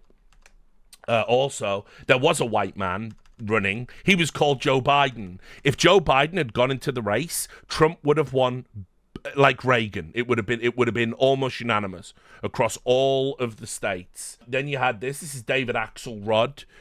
He said, the most unseemly thing about elections you lose is that everyone has theories about what you should have done. The Harris campaign wasn't perfect, certainly wasn't, and she did a lot of things well. The debate, the convention, and more. The reality is they were facing tremendous headwinds. 28% right track numbers, 2/3 negative on economy, POTUS approval just 40%. No incumbent party has ever overcome such numbers. She was in the party, the administration that earned those numbers. If only there was something she could have done. There's also some journalists I like that pointed out young men voting overwhelmingly for Trump is because the Democrat Party have abandoned them. Now, like I say, I like Lee Fang. I think he does great work. He used to be at The Intercept. He left and went independent now. He's apparently a contributing editor at Unheard. But he's done a lot of good work down the years. He's one of those journalists. I definitely think he's worth a follow. He said, imagine being an 18-year-old male voter. When you were 11, the Me Too movement launched and men across the board like you were deemed oppressors. When you were starting high school, liberal politicians closed your school and forced you to take classes online. The women around you don't seem like victims. They're going to college at way higher rates. They're earning far more than men in many professions, particularly white-collar jobs, and are way less likely to be addicted to drugs and as lonely as most of the guys you know. Your peer group of other men play video games and enjoy memes mocking the dominant, suffocating woke culture across all of the major entertainment and academic institutions. How is voting for the establishment Democrat who avoided any voting process or scrutiny for her nomination in any way appealing? And, you know, look, there you go. People hated this. His replies were filled with, oh, so you're a right-wing chud now. It's a pretty accurate assessment of how young guys are feeling, I would say. I won't even bore you with the Title IX stuff and everything else. Right? It's true. And as I said earlier, you know, 3 out of 4 homeless people, men, many of them under 40. You're 12 times more likely to go to prison. You're 3 times more likely to commit suicide. You're falling behind educationally in college. You're falling behind economically, particularly in blue-collar jobs. Like, what did the Democrats do to address any of that? They didn't. In fact, if you go to the let me just see if I can show you this. Let me see. Let me just show you. This is how fucking crazy the messaging from the Democrat Party is. This is the official Democrats website. They have a page called Who We Serve. And if you scroll down, right, it's everyone they want in the coalition, right? African Americans. Again, I hate the term African American because it erases Caribbean Americans, other Americans from other parts of the world that are black. They exist incredibly to think about, right? Isn't that wild, guys? Isn't that mind-blowing? They use African American and black as interchangeable terms, and it's gross and it's racist. Not to mention that Africa is such a huge, ethnically diverse landmass that when you talk about that continent and just limit people to African Americans, Nigerians completely diverse to Ugandans are diverse to Cameroonians. Nigeria alone has something like over 50 ethnic groups and languages. African American is completely ridiculous. And then you wouldn't call Elon Musk an African American. We've certainly learnt that, even though the term would technically apply. It's stupid. There's nothing wrong with the word black. It's okay, guys. It's okay to say black. Anyway, this is the coalition they say who they serve. African Americans, American with disabilities, Asian Americans and Pacific Islanders, Democrats abroad, ethnic Americans, Latinos, the faith community, the LGBTQ plus community, Native Americans, rural Americans, seniors and retirees, small business community, union members and families, veterans and military families, women, young people and students. They don't talk about a single young male issue in there. You know what? You know, like it's. If you're looking at that, you're definitely feeling this party's like leaving me behind at a time when I need help and assurances so I can get my. You know, what are we going to do about the college rates? What are we going to do about vocational training? By the way, that list just shouldn't exist. Serve Americans. That's the winning message. Another good journalist that I follow. Zaid Jalani, lefties are not liking this tweet from Lee, but consider this. After progressives spent years talking about toxic masculinity and humiliating average dudes, they lionize creeps like Bill Clinton and Doug Emhoff. And for context, Bill Clinton, almost certainly a rapist. Certainly the rape allegations about Bill Clinton involve multiple women and are way more credible than the ones about Trump. That's just stone cold fact. If you want to read more about it, Christopher Hitchens wrote a book about it called No One Left to Lie To, talking about everything to do with him. Women that accused Bill Clinton of rape and sexual assault all independently confirmed details about how he liked to bite them is one like little fact in there that you might want to think about and let percolate in your brain. But forget about Bill Clinton. Here's Doug Emhoff. Doug Emhoff in 2012 slapping a woman in the face as seen by 4 independent witnesses because she, quote, flirted with another man. He impregnated the nanny, paid for the abortion to keep his marriage together. Jen Psaki, oh, you're so incredible. By being the first husband, you would redefine masculinity. The media didn't cover the stories about him in 2012 because it was politically disadvantageous. In that environment where you tell the average guy, you're a misogynist, you're a sexist, you're a potential rapist, you're a piece of shit. These are the examples of men you present. Tim Waltz, serial fucking fabulist who lied at the DNC about his own wife having IVF.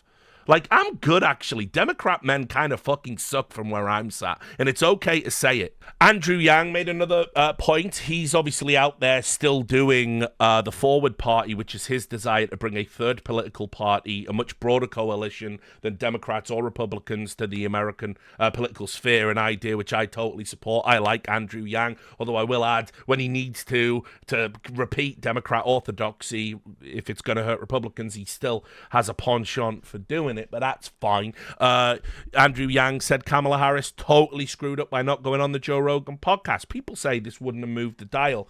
We might talk about this. I'm realizing now, how late this stream is going to go, covering all of this. I'm only on the second page of my script, by the way, and there's 5.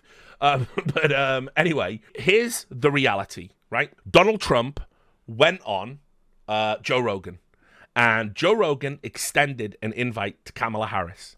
And Kamala Harris got back to Joe Rogan and said, we will not do 3 hours, right? We will only do 1 hour, and we will not come to your studio. You must come to our studio, and you must agree not to edit anything or change anything, which Joe Rogan said we wouldn't do that anyway, and not to ask certain questions. It's Joe Rogan's podcast, guys. He brings you on. He talks about ayahuasca, fighting bears. That's what you do for the first, 30 minutes. And then he starts asking you questions, and he doesn't push back. He never pushes back aggressively on anyone. The harshest I've ever seen him be was to Steven Crowder, when Steven Crowder was talking about why he didn't like marijuana and didn't think it should be legalized. That's the only time I've ever seen him really give it to a guest. And Kamala Harris, oh yeah, fair enough. That's another example in the chat, the Adam Conover one. But anyway, the Kamala Harris could have gone there, sat for 3 hours and just chilled. Maybe made herself likable. Would it have won the election? Almost certainly not. Would it have meant some of those independents that watched Joe Rogan, saw the Donald Trump interview, saw Joe Rogan's endorsement, might they have gone and voted for Kamala instead? Abso-fucking-lutely. Absolutely. The reality is it couldn't have hurt. And if you're willing to go on the fucking Call Her Daddy podcast and go on the Breakfast Club with Charlemagne to God, why wouldn't you then go on the Joe Rogan one? She was terrified. She was terrified at the level of scrutiny. She was terrified about Joe Rogan asking her questions about incarcerating people for weed usage and now having a legalized weed message as part of a campaign. She simply couldn't done it. And at a time when she was being criticized for not being able to do a podcast like that, the message it would have sent would have definitely moved the dial. It would have moved it a tiny little bit, but it would have moved it. And you needed all, as we see from the numbers, you needed all the fucking help you could have got. So Andrew Yang was right, but apparently he's wrong and not allowed to say this. I have seen some examples of media digest that has actively said that the Kamala campaign sucks. Let me just do this.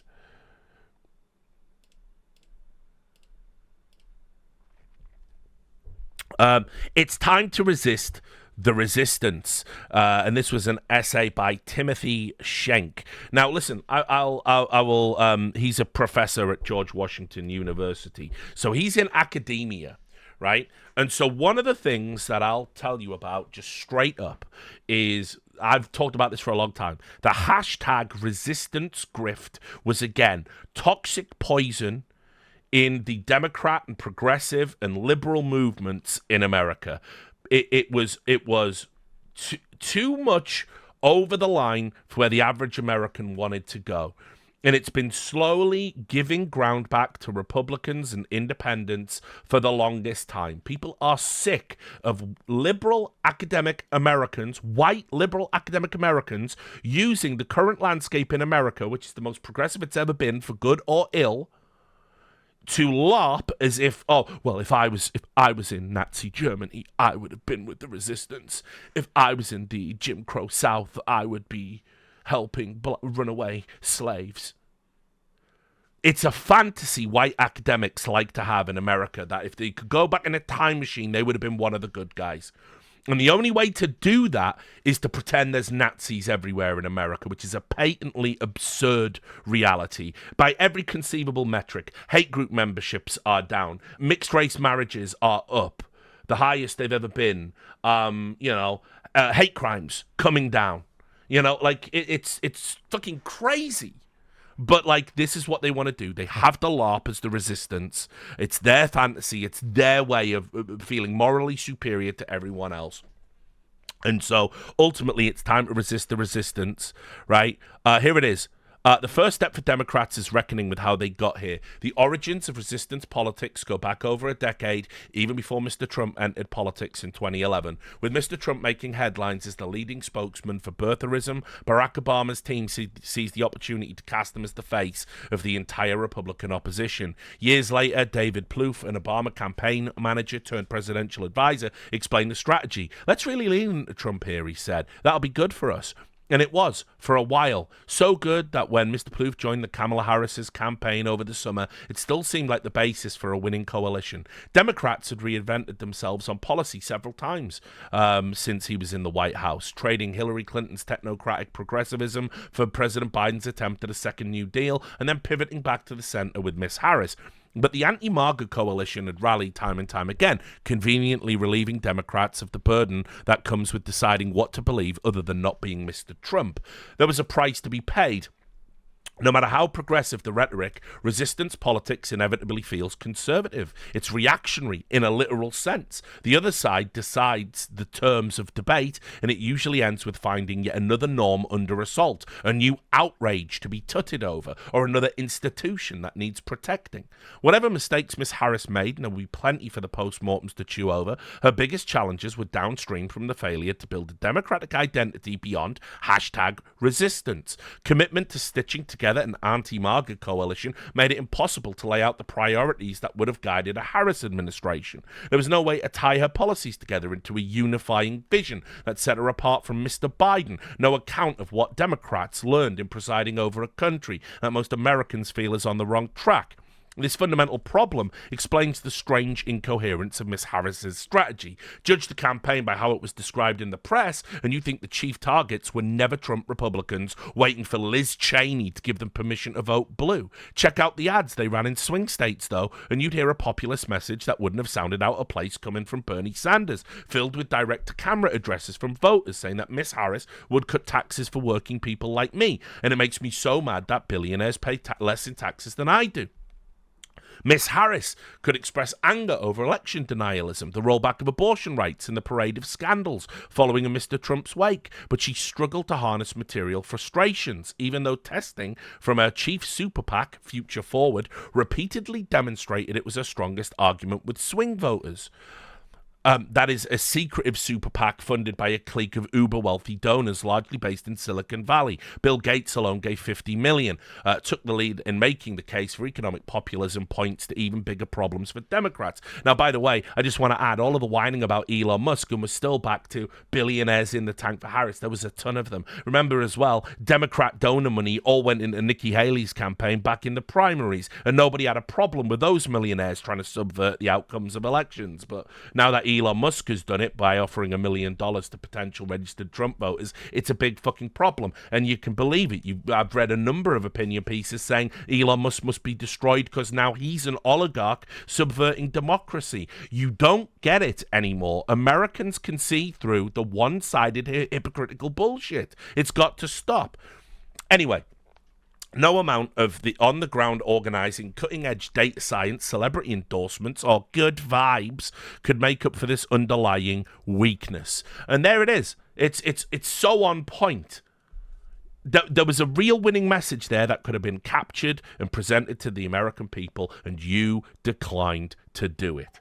There was also, I enjoyed this from Ro Khanna, who is actually one of the Democrat politicians that has proposed that there should be a ban on trading among members of Congress, and also a proposal on term limits. He said, we've got to get to a point where if someone disagrees with you politically, you can respect that disagreement instead of shaming them. This was on Face the Nation.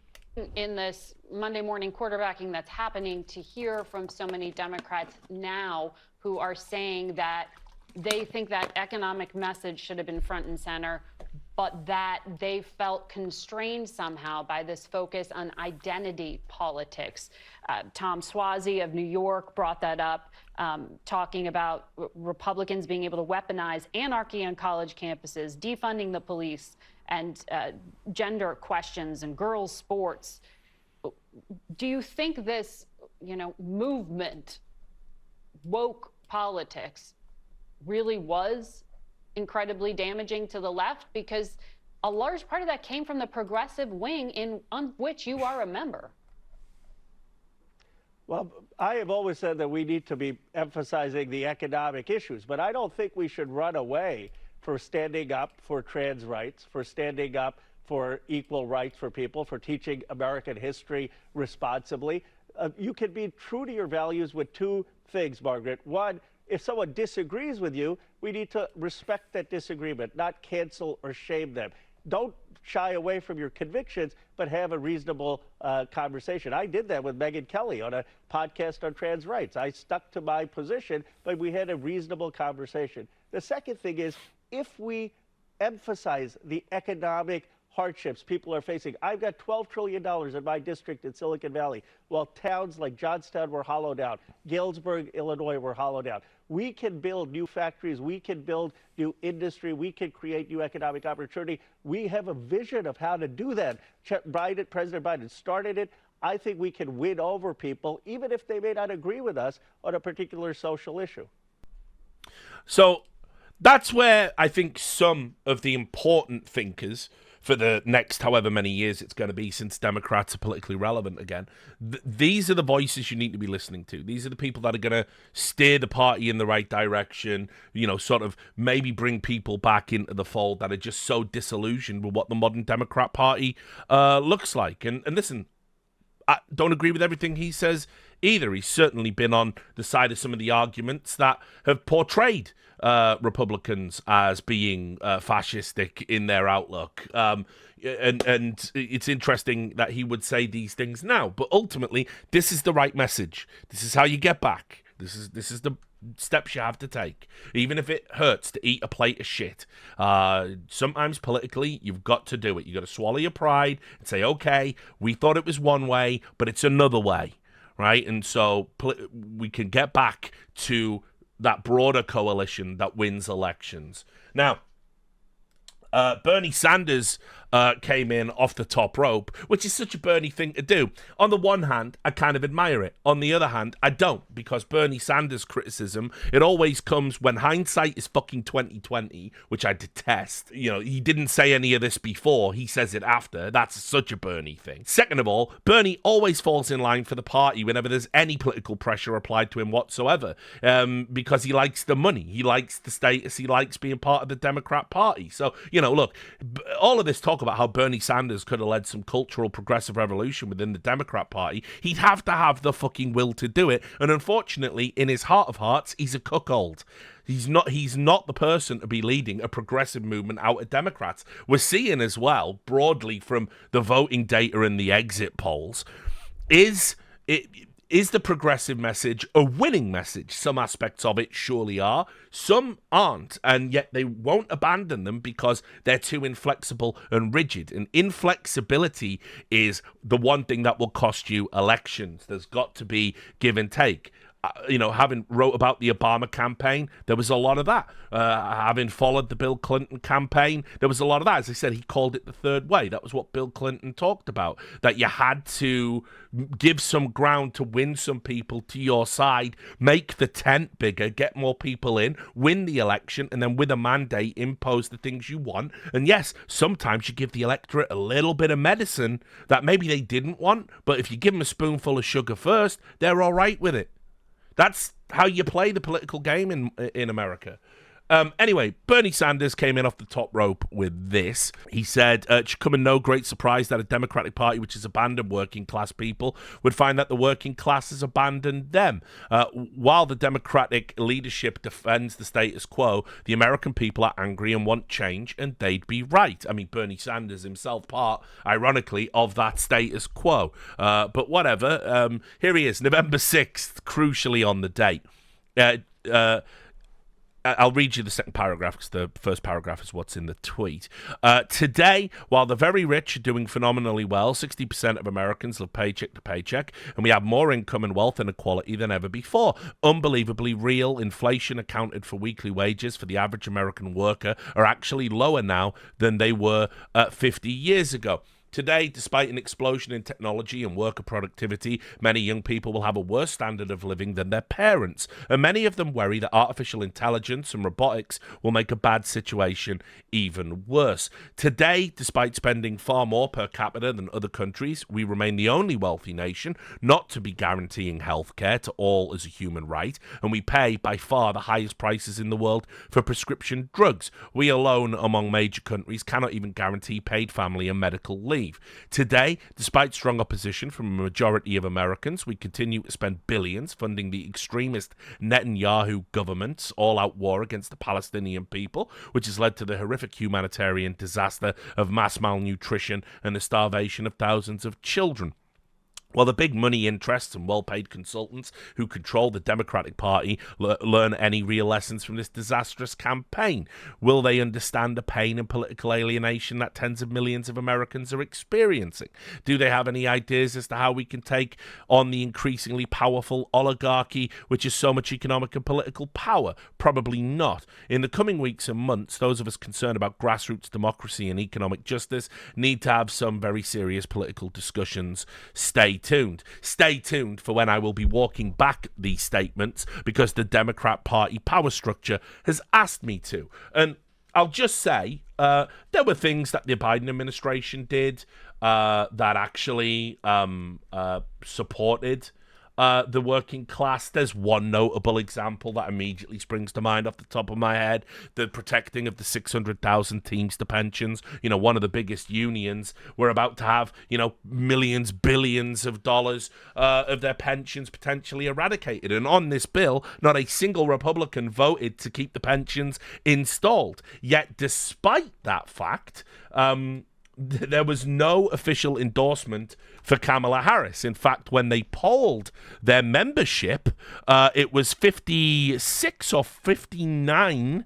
Let me get the number. 59% said they wanted to endorse Trump, over 34% for Harris, so they refused to endorse. And you'll remember when I covered the RNC, it was the first ever RNC where they had the head of the Teamsters Union speak favorably about the Republican Party. It was historic. People didn't realize that at the time, I don't think. So there's definitely arguments you make when people say, oh, they abandoned the working class. That's not entirely true, but it was the messaging, stupid.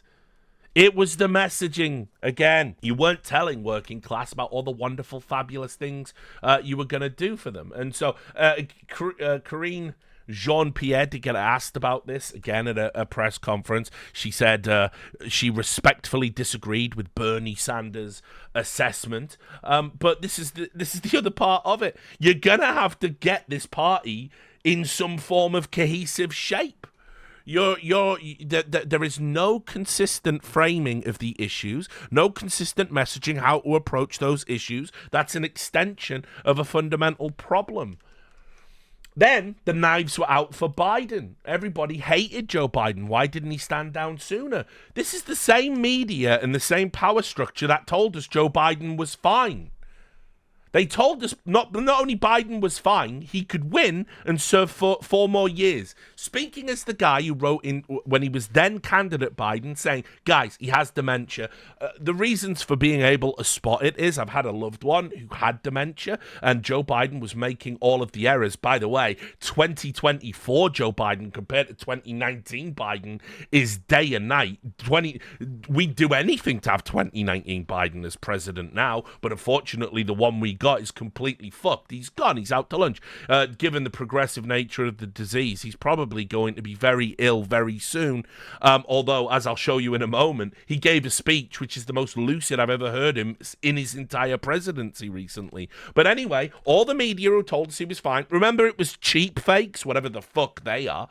Remember how it was cheap fakes if you used accurate footage of Joe Biden shuffling off in his big special shoes designed to make him not fall over or getting confused in a speech or calling Zelensky fucking Vladimir Putin?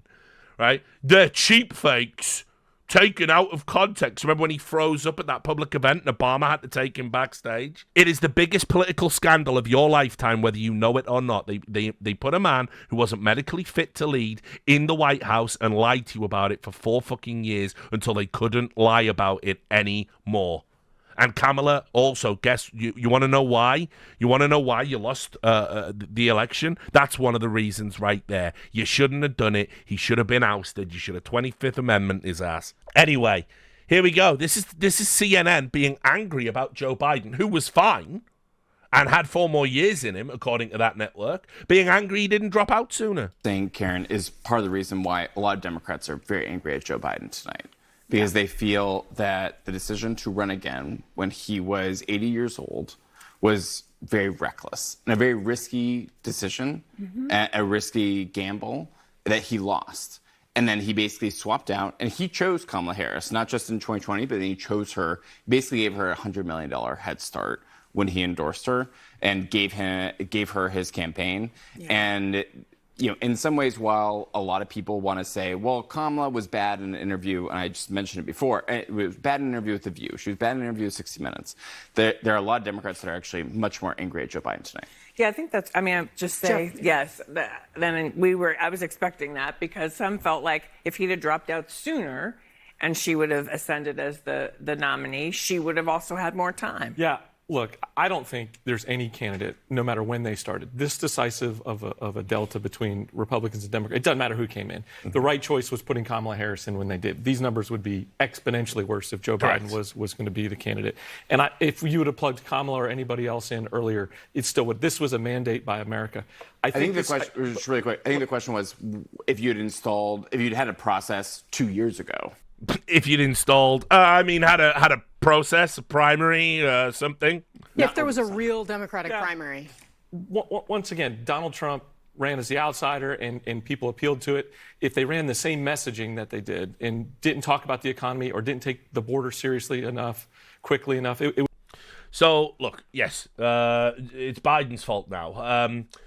There was also some secret reporting, anonymous quotes that the Harris campaign believes that Joe Biden is actually the reason that they lost. This was reporting over at Politico with the quote, "We ran the best campaign we could, considering Joe Biden was president," said a Harris aide, granted anonymity to speak freely. Joe Biden is the singular reason Kamala Harris and Democrats lost, which, listen,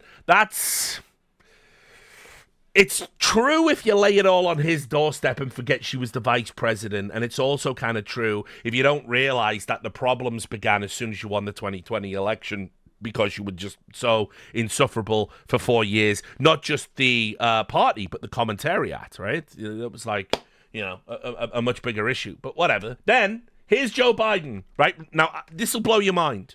I don't know if they've got new medication for Joe Biden. But everyone was like joking about, he had this big grin on his face after she lost, right? And he went out and he was giving speeches and he just looked beaming. He looked like a weight had come off. I swear this is the most lucid he's been ever in his presidency. It's actually insane. Since he was inaugurated, this is the most lucid and coherent I have ever heard Joe Biden. So I don't know if they got new meds or it turns out running on spite just fucking gives you wings. I don't know what it is. But this is crazy. It's good to see you all. Particularly good to see my granddaughter sitting in the front row here. Hi, Finn. How are you, honey? For over 200 years, America has carried on the greatest experiment in self-government in the history of the world. And that's not hyperbole. That's a fact. We're the people. The people vote and choose their own leaders, and they do it peacefully. And we're in a democracy. The will of the people always prevails. He hasn't stumbled yet. Yesterday, I spoke with President-elect Trump to congratulate him on his victory. And I assured him that I'd direct my entire administration to work with his team to ensure a peaceful and orderly transition.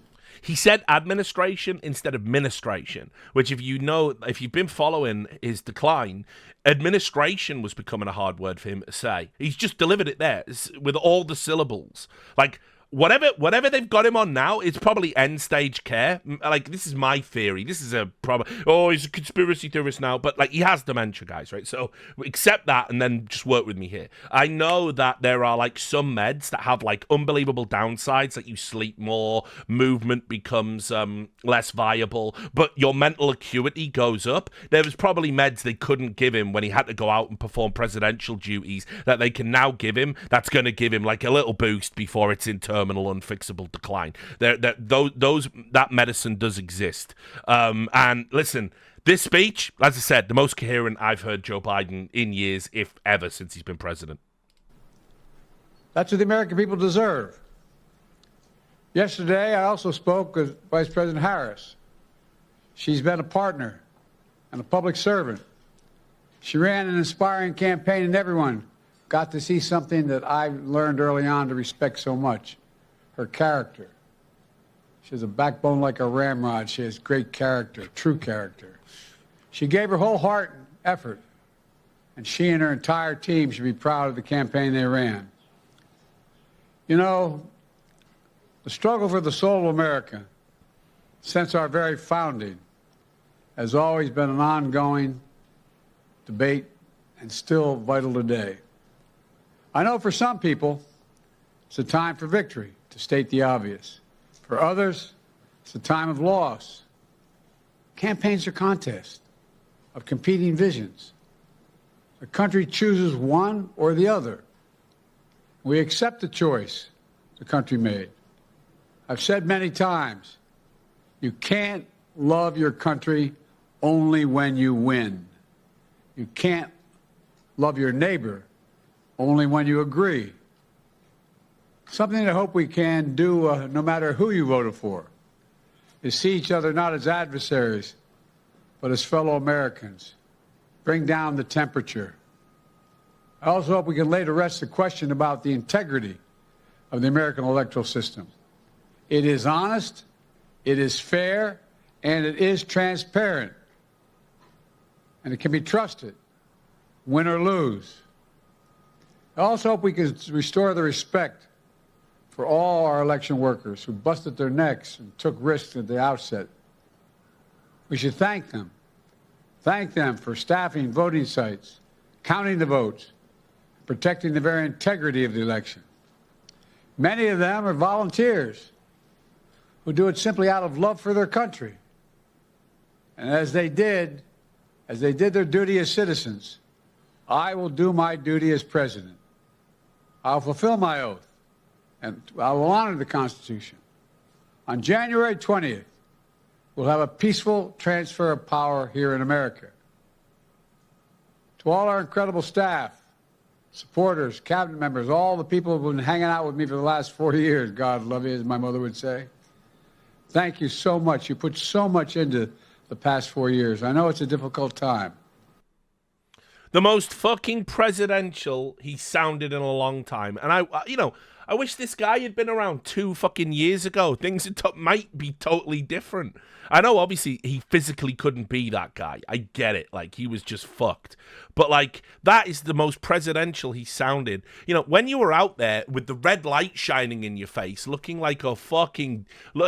looking like the fucking villain from V for Vendetta, screaming about how extreme MAGA Republicans were going to destroy democracy. I wish you'd lowered the temperature then, Joe. I wish you'd called for unity then. I wish what you actually said when you were inaugurated about lowering the temperature and being a president for everyone was true. And I don't know which advisors in the party led you astray. But this is what a president sounds like, guys. You've been denied that for so many years, you probably forgot, because between fucking Trump and this dude with dementia, you've been listening to garbage for fucking 8 years. This is what I mean when I say I lament... like Obama, wherever you're at politically, he got on a mic when America needed to hear from the big guy, from the president. He got on a mic and he said the right things. And he always soothed Americans in times of crisis. It was something George Bush didn't even do. George Bush was a fucking terrible president for that. And that's what you want from the commander-in-chief and the president. You want to hear that America's still solid and fine, and no matter what happens, it's going to go okay. And that everyone has its best interests at heart. It's too little too late. But as I said, the most lucid I've ever heard Joe Biden. Now, I want to just throw this out there because fuck Pod Saved America as well and John Favreau. I'm going to show their little hypocrisy. Here they are calling out Joe Biden, right? And I'm going to show you something about them that is part of the reason why. Fuck this podcast forever. Fuck listening to John Favreau. This guy is such a fucking hypocrite and flip-flopper. It's an absolute joke. Here he is on the post-election episode of Pod Save America. I might play you another clip, actually, to extend this out. But just listen to this, how he said Joe Biden's decision to run for president again was a catastrophic mistake. Joe Biden's decision to run for president again was a catastrophic mistake. It just was. And he and his inner circle, they refused to believe the polls.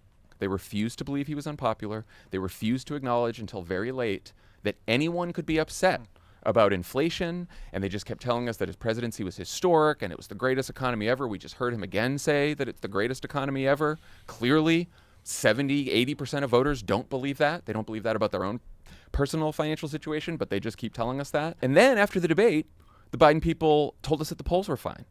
And Biden was still the strongest candidate. They were privately telling reporters at the time that Kamala Harris couldn't win. So they were shivving Kamala Harris to reporters while they told everyone else, not a time for an open process, and his vice president can't win, so he's the strongest candidate. Then we find out, when the Biden campaign becomes the Harris campaign, that the Biden campaign's own internal polling, at the time when they were telling us he was the strongest candidate, showed that Donald Trump was going to win 400 electoral votes. That's what their own internal polling said. There were polls showing 80% of voters thought Joe Biden was too old to get a second term before the debate. And then we all watched the debate. And then in the last few weeks, Biden was campaigning, and he said, we need to lock Trump up. He created a controversy over whether Trump supporters were garbage. He said, the weird thing about slapping Trump on the ass. Like, his moments on the campaign trail weren't flawless either. You cannot. It's absurd. It's absurd. Trying to be generous here. I'm not. I'm done being generous. I want to stay for the record. I also think all the TV money ads should be. It should be rethought too. More importantly, the idea that Joe Biden was going to do better in this race than Kamala Harris is on its face absurd. Right.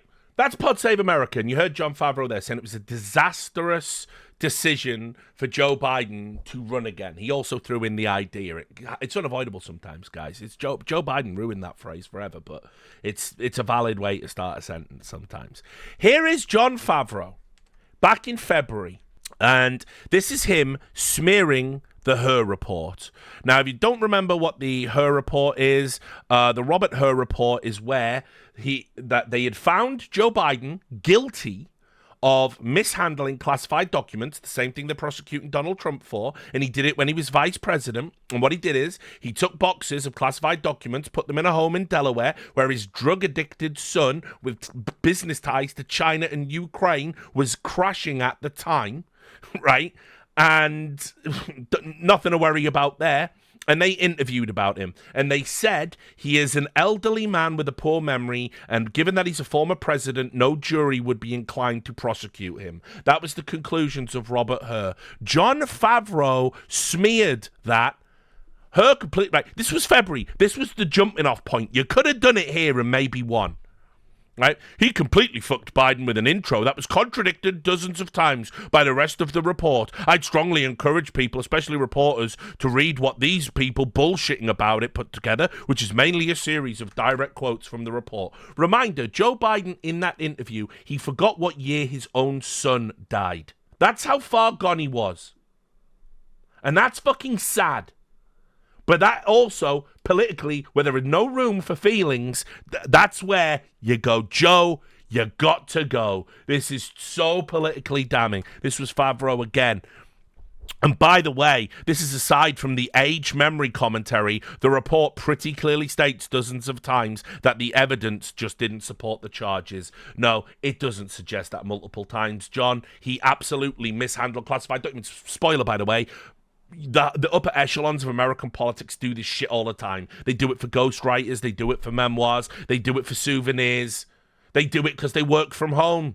It was just only a problem when Trump did it. Although I will add, of course, Republicans did try to go after Bill Clinton for what was in his sock drawer. Spoiler, it was classified recordings, or rather, recordings that were not for public consumption. I don't know if they had the official classified designation. 92 was that was like much later, but the 90s were a long time ago for me, guys. Anyway, Pelosi as well, right? She said, "Oh, we needed a primary." I don't know. Seem to recall some political analyst that might stream on Twitch. Oh wait, he's not a political analyst. He's a fucking esports journalist, and he figured this out. Nancy Pelosi laments Biden's late exit and the lack of an open primary. Had the president gotten out of the race sooner, there may have been other candidates in the race, the former House Speaker said in an interview with the New York Times, suggesting she had anticipated an open primary. Oh, yeah. It's almost like if you listen to the people you want to vote for you, serve up a candidate they would be willing to go to the polls for, you have a better chance of winning the election. Genius, guys. Genius. Here's the problem. This was her in September saying, no, the primary we had was sufficient. We said you wanted a sort of an open primary if Joe Biden stepped down. Did you change your mind because you saw all the excitement around Kamala Harris? No, I didn't change my mind. We had an open primary and she won it. Nobody else got in the race because she was politically astute. And now, spoiler, Kamala Harris did not run in the Democratic primary. She was not an opponent of Joe Biden. She hadn't publicly said she was going to run at that point. And reminder, there was still time. There was still time to turn the DNC into a mini primary and try and reset the process and at least give the illusion of approval. Anyway, we now get to the part of the stream where I've just entitled this Lib Meltdowns. Now, I'm going to start by saying I am not going to go into like showing TikToks of young adults jumping on the floor and screaming and crying and hurting themselves. And I'm going to explain why, because it's not funny. It's not funny. The American media machine has really done harm to the young people of America.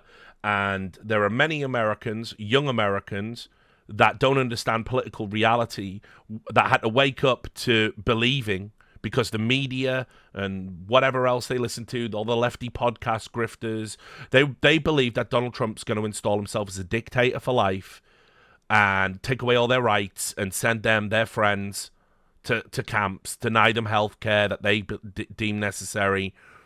And it's fucking sad. It's sad. It's sad when you have Twitch political commentators like advocating for things like self-immolation, saying it's a valid form of protest. I will not be part of mocking these people because it's not their fault. They have been driven to the point of hysteria by bad actors and liars, because they are willing to sacrifice the mental health of a generation on the altar of political power. And I'm not going to do that. And you can go and you can laugh at those things, but I urge you to reframe them and look at them through a different lens and see them for how deeply sad they actually are. I'm going to show you a story, and I predicted this on the night of the election. I said there's going to be a number of suicides. There's going to be bright young adults who are going to snuff their own lives out in a flash because of what the American media has done to poison the discourse in America. And it's not fucking funny. It's evil, actually.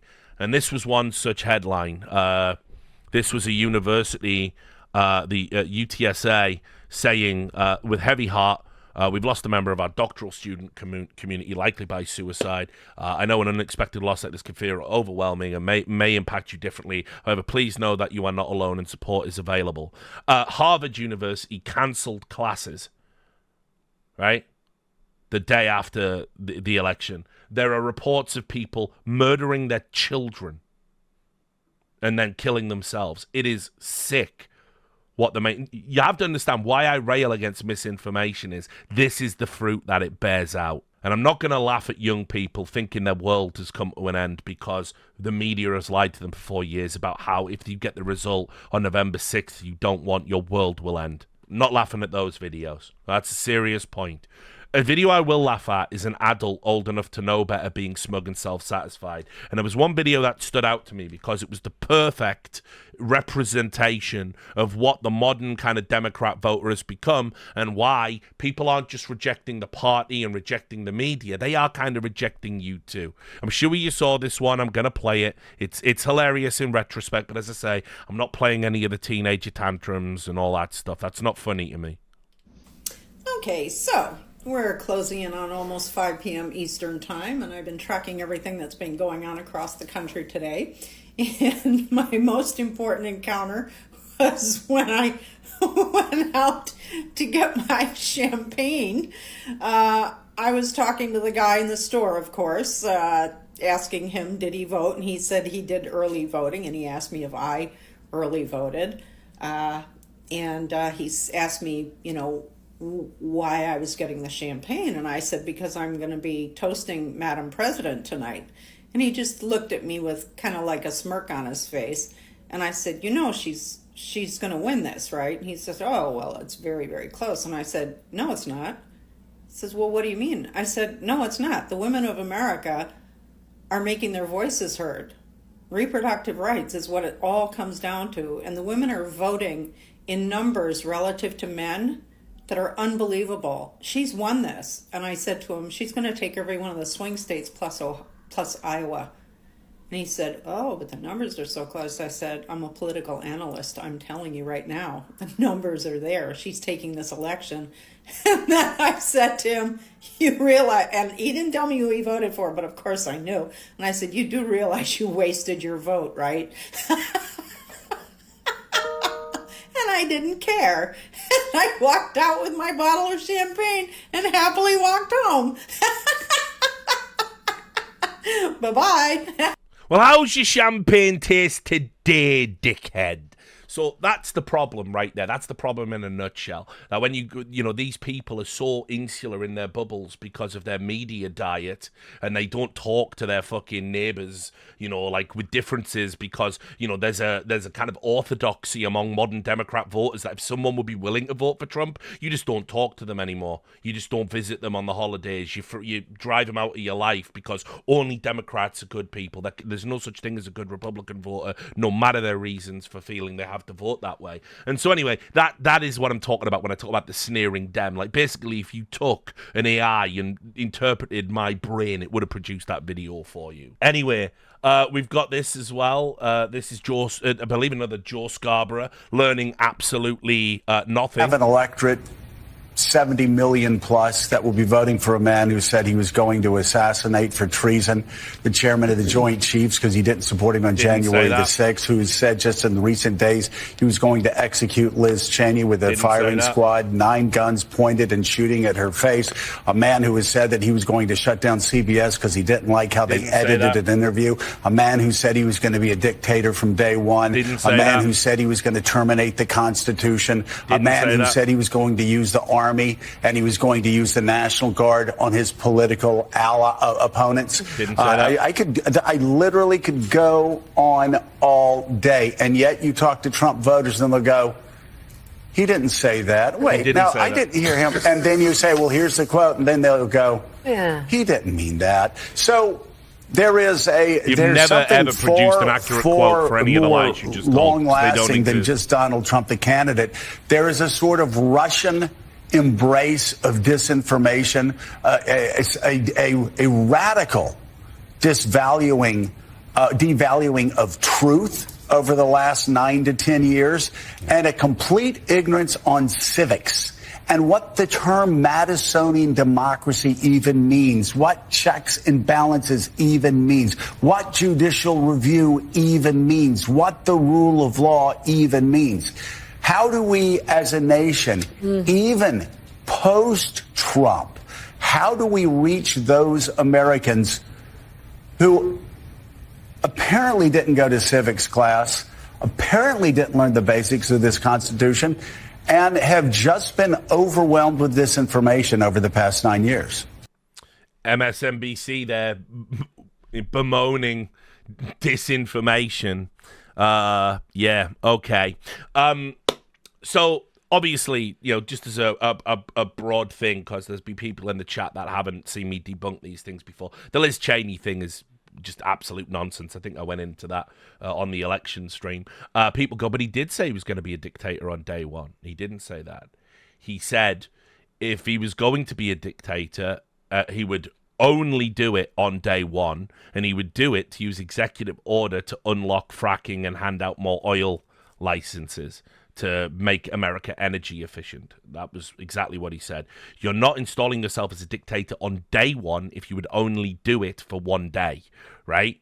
So that's a key difference, but you've heard the lies told in the media so many times, you don't understand the distinction. What was the other one that he said? Voting for a man who said he was going to assassinate for treason.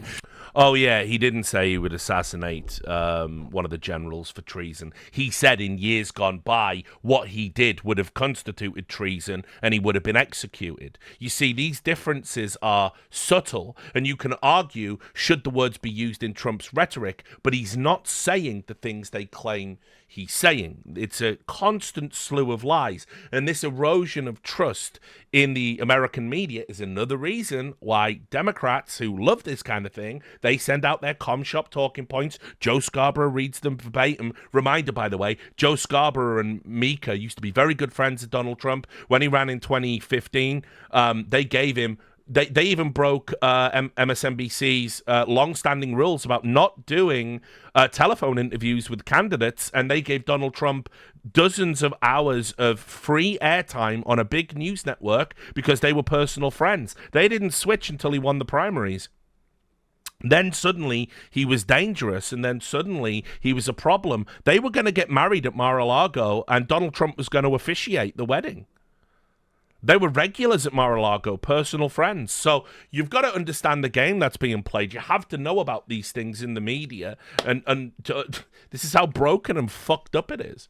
Anyway, next up, Joy. Again, this is cheating. I'm using The View. Here's Joy Behar being fucking graceful in defeat. I mean, I don't know. I wouldn't even let him give me a Heimlich maneuver. Yeah. That's how little I feel about people. I don't know. Well, and a MAGA supporter is like calling you right now. I got it. Somebody's. I fixed it. Tell that MAGA man. No, I'm not sleeping with you anymore.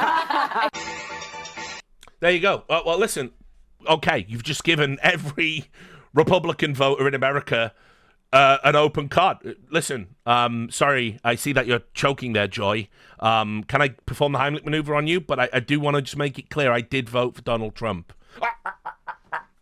Like, these people are fucking deranged. Like, what the fuck are you talking about? MSNBC as well. There was the strong use of the word terrified over the course of their coverage. Let's go with this. Fight for liberty, justice, and truth will continue, and we will navigate this uncertain world together. The future is unwritten, but our resolve will define it. The struggle is just beginning. What's the struggle that is just beginning look like to you? Well, you know, I'm concerned about what this looks like for the United States as a whole. I'm concerned for the media, who will likely be targeted. I'm concerned for our allies around the world who are watching what's just happened. My heart is heartbroken, not just for us and for the people of color and LGBTQ and women in this country, but I'm heartbroken for the people of Ukraine because I am terrified about what is going to happen in a Trump administration. And so I think the struggle is, how do we lean on each other right now during this really challenging time and prepare for what's to come? And how are we going to stand up for each other in a world where we are going to face possibly political persecutions and political violence to a greater extent? And so those are the things that I am thinking about right now. And, you know, not political violence. I wonder, which candidates got shot at again? Which candidate had multiple assassination attempts on his life? There was even one on election day where a candidate said they were going to kill him. Which one was it again? I seem to forget. Can't quite remember. CL Deep there in the chat as well, saying, what's the over-under on Trump time spent at Mar-a-Lago? Oh, yeah, I mean, it'll be historic. I mean, listen, after Joe Biden just fucking, see y'all, I'm off, like, you know, just chilling on his beach house for like a record number of days of his presidency. Trump has carte blanche to fucking be on his golf course. As long as he doesn't do it as much as Biden, it's a step forward, right? So, oh yeah, he'll be there a lot. I've got to be honest, I've heard from people already across our federal government, across our intelligence community, who quite frankly are concerned, and they're worried about what's going to happen to them given Project 2025 agendas. I saw that Schedule F order, looking at what they're going to do. I think that it is a detriment to our national security as well when you lose this type of expertise. And so these are all the things that I think we are going to have to navigate as a country for those of us that are not supporters of this type of agenda. Hey, Kamala, just a former White House person saying I'm talking to existing intelligence community members that tell me we're going to do all this shit behind the scenes. Yeah, that's great. That's totally normal. Functional democracy, not a banana republic. Love it. Van Jones tried to complete his tradition of elections, of crying during elections. But you know what? He couldn't squeeze out the tears this time. But I love the fact that, once again, I was right about that. When I wrote an article on my Substack, and it was called America, Land of the Free and fucking Home of the Stunning and Brave. And I said, Van Jones fake crying on national news is a fucking embarrassment, and I would fire somebody for doing that, because you're here to tell me the news, not perform the news. I lost it was insane. I lost 2,000 YouTube subs. I lost fucking 3,000 Twitter subs. No one was ready to hear that message. But Richard Lewis, once again, was right again. By the way, I want to say this. I think Van Jones, he is a performer. He's an actor, right? But I reckon he'd be wicked to hang out and have a beer with. I'd like to get a beer with Van Jones. I think secretly he gets it, but his job just leads him to do shit like this. Anyway, here he is, courtesy of Tariq Nasheed. Miss you, Tariq. Miss you, legend. Because I'm thinking about the people who are not a part of anybody's elite who are hurting tonight. There are African-American women who know a little bit about being talked down to and know a little bit about having their economic dreams crushed, who tried to dream a big dream over the past couple of months. Here we go. He's trying. And tonight they're trading in a lot of hope for a lot of hurt. And they were hoping that maybe this time, one of their own could be seen as worthy. He's trying.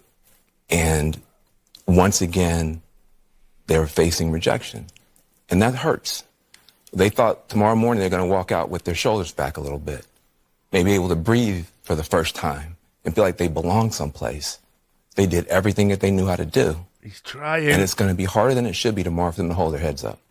And they're not the only people who are hurting tonight. If you're a parent of a trans kid, your child's face was used as a springboard to power for somebody. That doesn't feel good.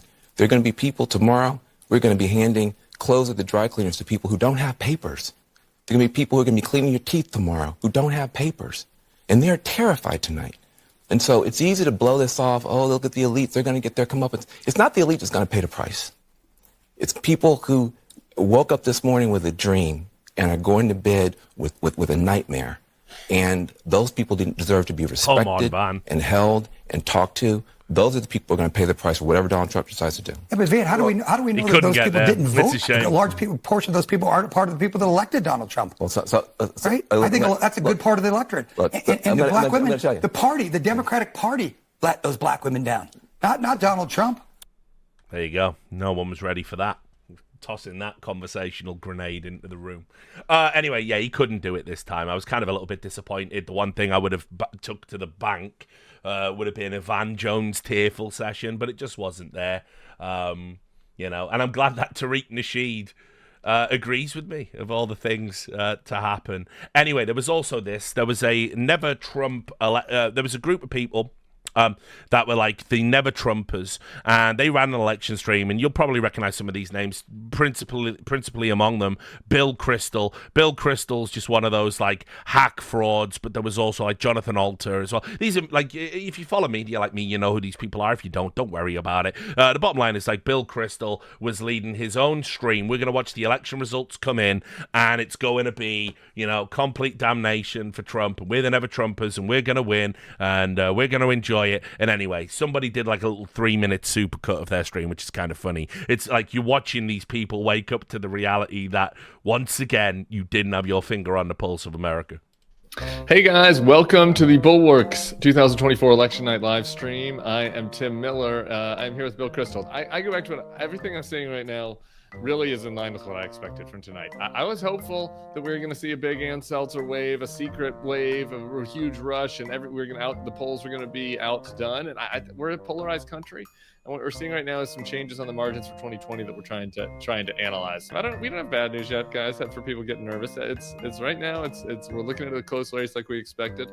We're going to bring in JVO and Sarah. But before that, do you have any words of wisdom for everybody? There's some nerves in the comments. Any deep thoughts before we give you a break? Yeah, no. Keep calm and carry on, and let's see what happens here. And I remain on the mildly bullish side. I would say that the big takeaways right now are that the Harris blowout scenario is probably off the table. I have never thought she was going to win North Carolina or Georgia or Arizona. My final prediction on the podcast today was 276-262 in favor of the vice president.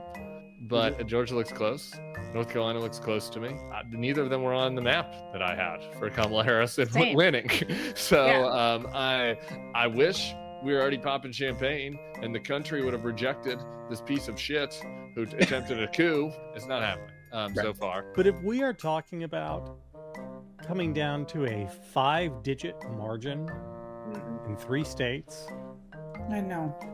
I mean, I'm sorry, but that is panic time. Things are about to go dark, I think. Would you just stop? This is what 2016 felt like. The trends don't look too great. In fact, they look bad. But we still have 3 states that we just don't have great data on. Because we always talk about how voters are too stupid to even exist in the world because they're just morons who can't understand anything. I always thought this was going to be tight. Winning message. I think we got to wait until these blue wall states are counted. That's where it's going to be decided. That again is voters are too stupid to understand how anything works. Keep saying it. Evening, all told, there's no way to sugarcoat it. It's a bad day for democracy. It's a bad day for the United States. Gosh, do you really want? Are we ready to start doing this? No, I don't think. Having a I don't want to throw in the towel. Yeah, no, you don't want to throw in the towel. I don't want people to mistake this for throwing in the towel. Okay. So I'm glad the rest of everybody is caught up where I was at 8 o'clock. I mean, I think the election's over. I'm still waiting to see how this is going, but I will say, I do think it is trending badly. It is not trending in a positive direction. I do think that it is possible that she could still eke this out. We don't want to be too funereal. And by the way, I really feel a little sick at the idea of having to have Donald Trump in our faces for another 4 years. It's almost more than I can stand. Sarah, come on, this is where you really rally us with something helpful. I mean, look, I think we're a little bit ahead of ourselves. And I think we're going to have to wait and see what happens here. Just a horrific event in American history. And I'm prepared to put undocumented people in my attic. The momentum Trump will have. One of the greatest comebacks in American political history. Yep. The Bulwark there. Obviously, for those that don't know, again, the media, the Bulwark is like this. It was like a Republican kind of thing, and then the bunch of Republicans went Never Trumpers, and they realized the Never Trump resistance grift got them more money, right? And so now it's like a Never Trumper thing. But they're just Democrats now. They just LARP as being anti-Trump. You just are what you are. You vote for the party of the status quo. That's fine. I'm not even saying, by the way, that Republicans aren't that. It's the perception. It's the messaging. It was always the messaging. Anyway, that was great. By the way, probably some of you hate Donald Trump, but you can't resist that delicious Schadenfreude, can you, right? It's just how it is. Anyway, we've got this. This was a spokesperson from White Dudes for Harris saying we're going to be so back in 2028. it is not over for Kamala. And all of you celebrating a Trump victory before the votes are even fully counted, may I remind you that a lot can change at the last minute. And even if we do fail to win the presidency for Kamala, after all the work I've done for white dudes for Kamala, I strongly suspect this is satire, but people tell me it isn't. So, whatever. In 2028, Kamala 2028 will be the greatest political comeback the world has ever seen. Not just America, but the world.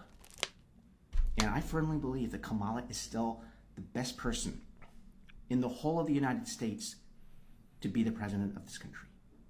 And if we band together now, if we pull back some of those white dudes who went for Trump this time, by growing the White Dudes for Harris campaign, we can make a permanent change. We can put the MAGA crowd away once and for all. I'm dispirited. Oh, there you go. It is satire. Fine. We can cut that out. It's still funny. Then this clip fucking buckled me. Somebody decided to check in with Hassan's stream at the moment that kind of like it looked like Trump was about to get over the line. And this is just fucking unreal funny. What does Hassan say? There's no way to do that other than concentration camps.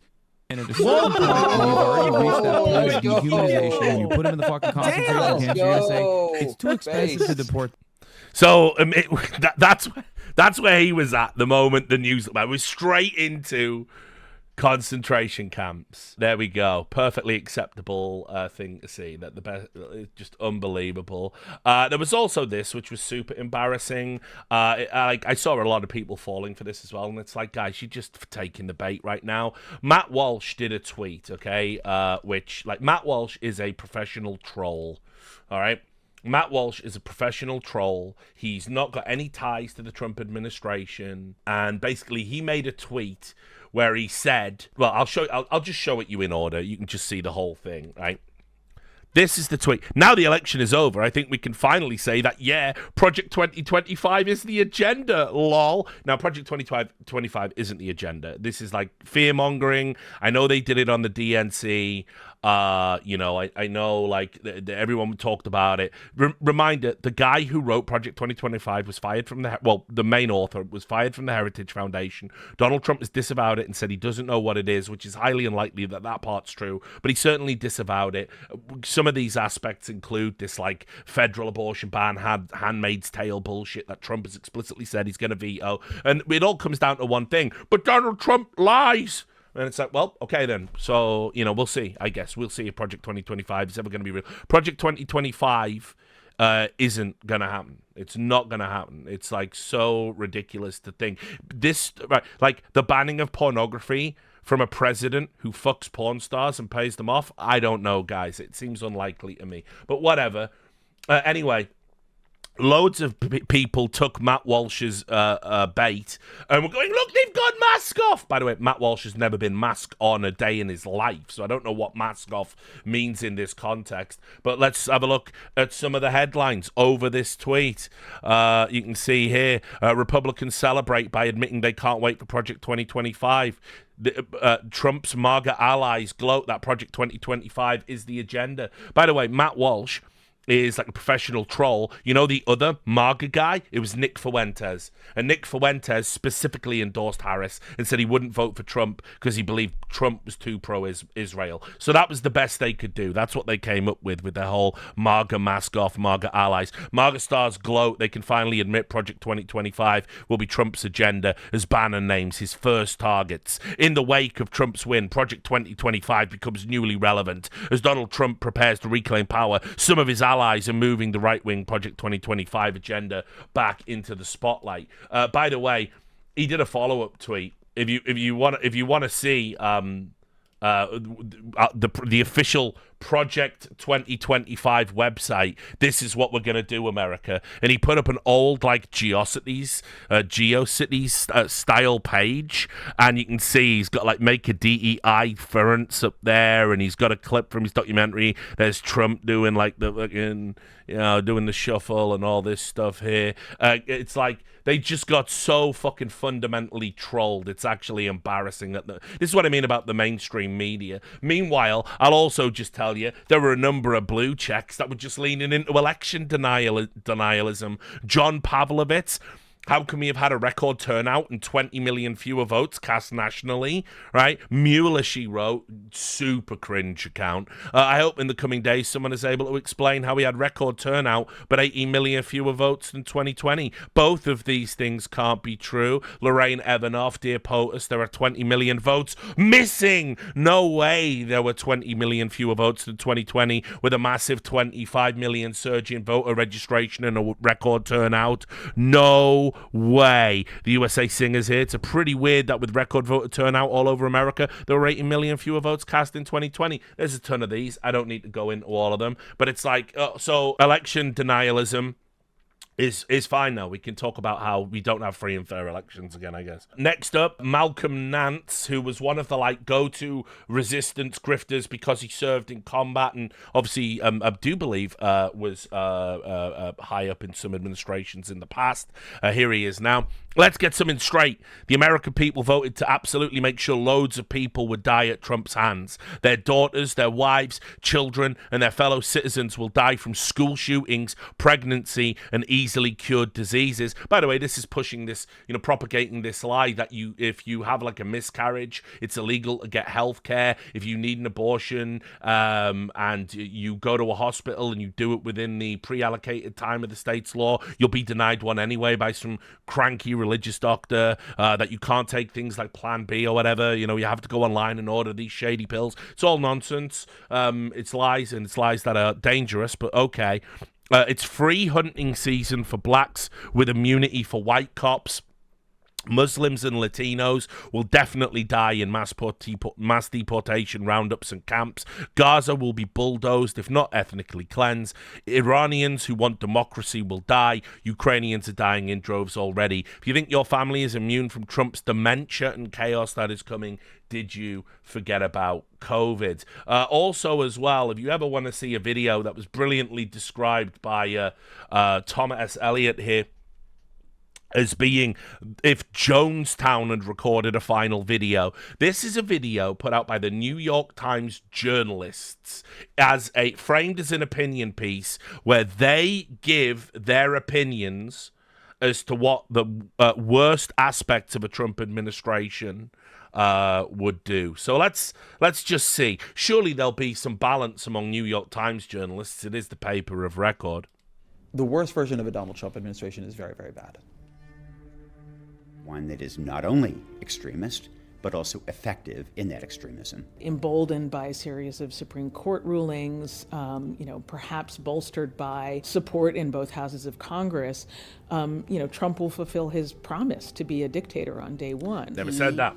Sends troops into neighborhoods like my own to try to round up undocumented immigrants. That he sets up a network of camps. Mass deportations. It would likely plunge the United States into something like a recession. His tariffs, likewise, promise to spike prices for most Americans and cause costs to go up dramatically. That version of Trump could result in abandoning Ukraine to advancing Russian armies, could result in extraordinary... I would argue, out of all of these histrionics, the only thing that's valid is concern for Ukraine allyship, in the sense that it's clear if you listen to J.D. Vance and Donald Trump, what they're actually doing is talking about, look, you might just have to give Russians Crimea if you want peace. Otherwise, we're kind of out. If you don't want to concede some territory, then we're just gonna leave you to it, which I don't think is great, because on the one hand, peace in the short term is fantastic. I would argue no matter via which means it's achieved. The problem is, though, what the message it sends out to other countries that would be willing to invade territories, such as, notably China and Taiwan, is that the Americans will come, Johnny lately to the party and essentially say, listen, guys, you got to give up to make the war stop or we'll withdraw aid and support. I don't think that's a great message to send out to the dictators of the world. So I think concerns about Ukraine are valid. Ordinarily erratic foreign policy in the Middle East. I mean, Donald Trump often talked about things like bombing Mexico to deal with drug cartels. People stopped him from doing that. But there's not going to be any adults in the room this time. The worst version of a Trump administration seeks various forms of retribution against Trump's enemies, real and perceived. He uses the power given to him to harass and undermine his political opposition. This leads to substantial resistance, mass protest, and also drives his enemies into a cycle of radicalization, intensifying unrest and conflict. And maybe you should tell them not to do that, guys. I don't know. Possibly permanent damage to American democracy. Basically, nothing we can do by voting or using our existing institutions will reverse the consolidation of power. They are democracy ending if really manifests in the ways that he and other conservatives have discussed them. And I have a great fear that that's exactly what's going to happen over the next 4 years. Newspaper of record there. By the way, if I own the New York Times, they're probably the first people I go out to and say, you've got to get a grip in reality or you just don't have a job anymore. And enough's enough. You are driving the American people into fear. And they even admit it there. They're going, oh, look, his enemies would resist and they would radicalize. And it's like, yeah, that's a bad thing. And you're responsible for that. So you can make that not happen by changing the message. We also had, let me go down here to Brian Stelter. And again, I'll just say, don't threaten me with a good time, Brian. Will there be a journalistic brain drain in DC? A talent agent said what I've also heard anecdotally. A lot of reporters are questioning if they have it in them to report on another Trump cycle. Then ta-ta, go get a job. There's a need for baristas right now. Fuck off. Jog on. It's fine. We'll be fine. America will be fine. We don't need you. We're sick of it. So, yeah. Fingers crossed. Another clip again. I know I'm cheating. This is Joe Scarborough. Joe Scarborough shocked to learn about grocery prices. How insulated from reality is this man? This is such an illustrative clip from MSNBC. Here it is. I want to talk about economy for a second. A few weeks ago, 3 weeks ago, somebody who was going to be voting for Kamala Harris came up to me and said, oh, my God, Trump's going to win. I go, why is that? He goes, I went to the grocery store. Butter's over $3. I kind of laughed and I said, well, that's kind of reductive, isn't it? Said it to myself. To him, I smiled and I said, good point. But it actually, everything we're hearing after the election is, I'm just saying. The $7. What's that? The $7. What's that? Butter is $7? Yeah. What? Is it framed in gold? Yeah, what kind of butter? Anyway. Depends on where you go. But... Okay, well, yeah, okay. $7. Anyway, my point is this, Willie. The rent is too damn high, and this guy was saying the cost of butter is way damn too high. Yeah. And so I thought it was a bit reductive. It ended up being just the point that if you look at the cost of groceries, if you look at the cost of gas, if you look at the cost of things compared to 4 years ago, it was a very simple answer for working class Americans. Things just cost too much. Yeah. Yeah, no question about it. By the way, $7. The price of grass is up as well. Yeah, as I said, 19% higher on average in some states, 25% than what it was during Trump's presidency. Biden has definitely got the inflation back to reasonable levels. There's no doubt about that. Grocery prices haven't bounced back at the same rate that the inflation had. Now, I expect, by the way, in another year, right, unless the economists are telling us Trump's going to crash the economy with a double header of tariffs and mass deportation. By the way, a number of business people have been going going on news networks to say all the fear-mongering around tariffs are ridiculous and China is actually killing us in industry right now, and putting tariffs on China and encouraging American-built, American-developed businesses is going to be broadly good, lead to job creation, reduction in prices, etc. We'll wait and see if that turns out to be true. They're saying it's going to put the inflation back up, but if it doesn't, the irony is things that were done now in the Biden administration, the grocery prices are going to drop within the first year of the Trump presidency, and Trump's going to get all the credit.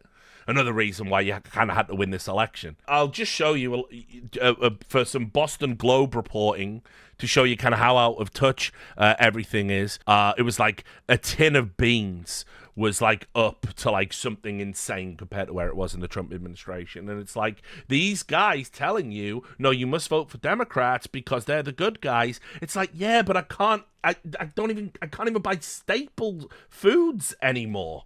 It's like that has to come first. It's basic hierarchy of needs. So anyway, this was also funny from MSNBC. Nicole Wallace said she had to delete Twitter, and again, it's like Godspeed. I have this sort of insatiable interest in every bit of wisdom you can impart, and as a journalist, I hear you about girding ourselves for this moment. As a human, I deleted Twitter today as an act of self-preservation, and because I was no longer able to find the things I was interested in and was seeing a lot of things that I'm not. Great. Stay off the platform. Perfect. We don't want to hear it. Also, as well, I seem to remember, right, like in the build-up to Donald Trump being elected, in the build-up to that, there was a lot of messaging from MSNBC. Think of Latino people and how this is going to affect them. Because they were doing that bigotry of low expectations thing that Democrats can't help but do, which is if you're a Latino or Hispanic, you must be here illegally. And if you aren't here illegally, you certainly know somebody who's here illegally. And you know somebody here illegally who's doing a menial job. And they say things, don't they, all the time? Who's going to pack our groceries? And it's like, you do realize Latino and Hispanics like are entrepreneurs and business people and skilled workers. I shouldn't have to explain this to the party of non-racism, but apparently you do, and people are absolutely sick of it. Latinos are sick of it, which is why they turned out in record numbers for Trump and Republicans. But Joy Reid, now that Trump's in, she says Latinos deserve deportation, proving once and for all she remains the worst anchor on network news, and it is a disgrace to the American media apparatus that anybody like this could have a primetime show. And make no mistake, fam, it is young Americans. Not those of us in Gen X or boomers or retired silent generation folks who are the economically insecure. Young Americans are the ones who can't afford to buy a home or start a business or a family. They are the ones who have economic anxiety, not the people of my generation, Gen X, many of whom have savings in the bank and bitch about the economy while planning overseas vacations. Yet it was the hip-hop and Hulk Hogan generation, the F your feelings latchkey kids who came up on Dynasty, Dallas, and The Apprentice, who were the lone age group that voted in a majority for Trump. A majority of Gen X voted to turn America into an autocracy and to condemn our kids and grandkids to a far-right Supreme Court, probably for the rest of their lives. And it was not just Gen X, because while 91% of black women voted for Kamala Harris, 53% of white women overall voted for Trump, despite the open disrespect and demonization hurled by J.D. Vance and the Supreme Court stripping women's bodily... By the J.D. Vance demonization, she's talking about him saying the crazy childless cat ladies that have captured the Democrat Party. You know, the ones that clearly have and have driven the policies that caused you to lose in this landslide. Autonomy, courtesy of Donald Trump, who closed his repulsive campaign by dropping the B word on Nancy Pelosi. He didn't drop the B word on Nancy Pelosi. He said, I'm thinking of a word that begins with B, but I'm not going to say it. That's what he did. And then people in the crowd shouted, bitch. He didn't drop the B word. Again, you can say that's bad enough, but you can tell the truth and say it's bad enough. The breakdown by education was stark. Harris won 57% of white women with college degrees and lost 63% of white women without them. It was also men. Trump won every age group of men, including 60% of Gen X men and 6 in 10 white men. Also Latino men, who, despite the utter disrespect shown by Trump and his promise to deport some of your mixed status families, most of them voted in a 55% majority to make the deportations happen. Y'all voted with Stephen Miller and David Duke and against your own sisters and chose Kamala Harris with 60% of their votes. So you own everything that happens to your mixed status families and to your wives, sisters, and abuelas from here on in. There you go. You deserve it. Simple as that. So empathy off the table for Latino voters right now. I did actually see an example of there was like influencers are doing this thing where they're saying if you know any Latinos that have voted for Trump, report them to ICE. And there's been like these TikTok videos out there. I want to see if I can just find you one such example just to show you this is a thing that is actually happening and I'm not like a lunatic. It's just so like, you know, horseshoe theory stuff. I'll just play you this. Just again, we can cut it out if you think it's garbage or fake or whatever, but it's just a... Embrace the consequences of your actions. I've always been a firm believer of fighting fire with fire. If somebody goes low, I'll go lower. Now, with that being said, I know for a fact that most Latinos for Trump have undocumented family members, whether that be their parents, siblings, aunts, uncles, etc.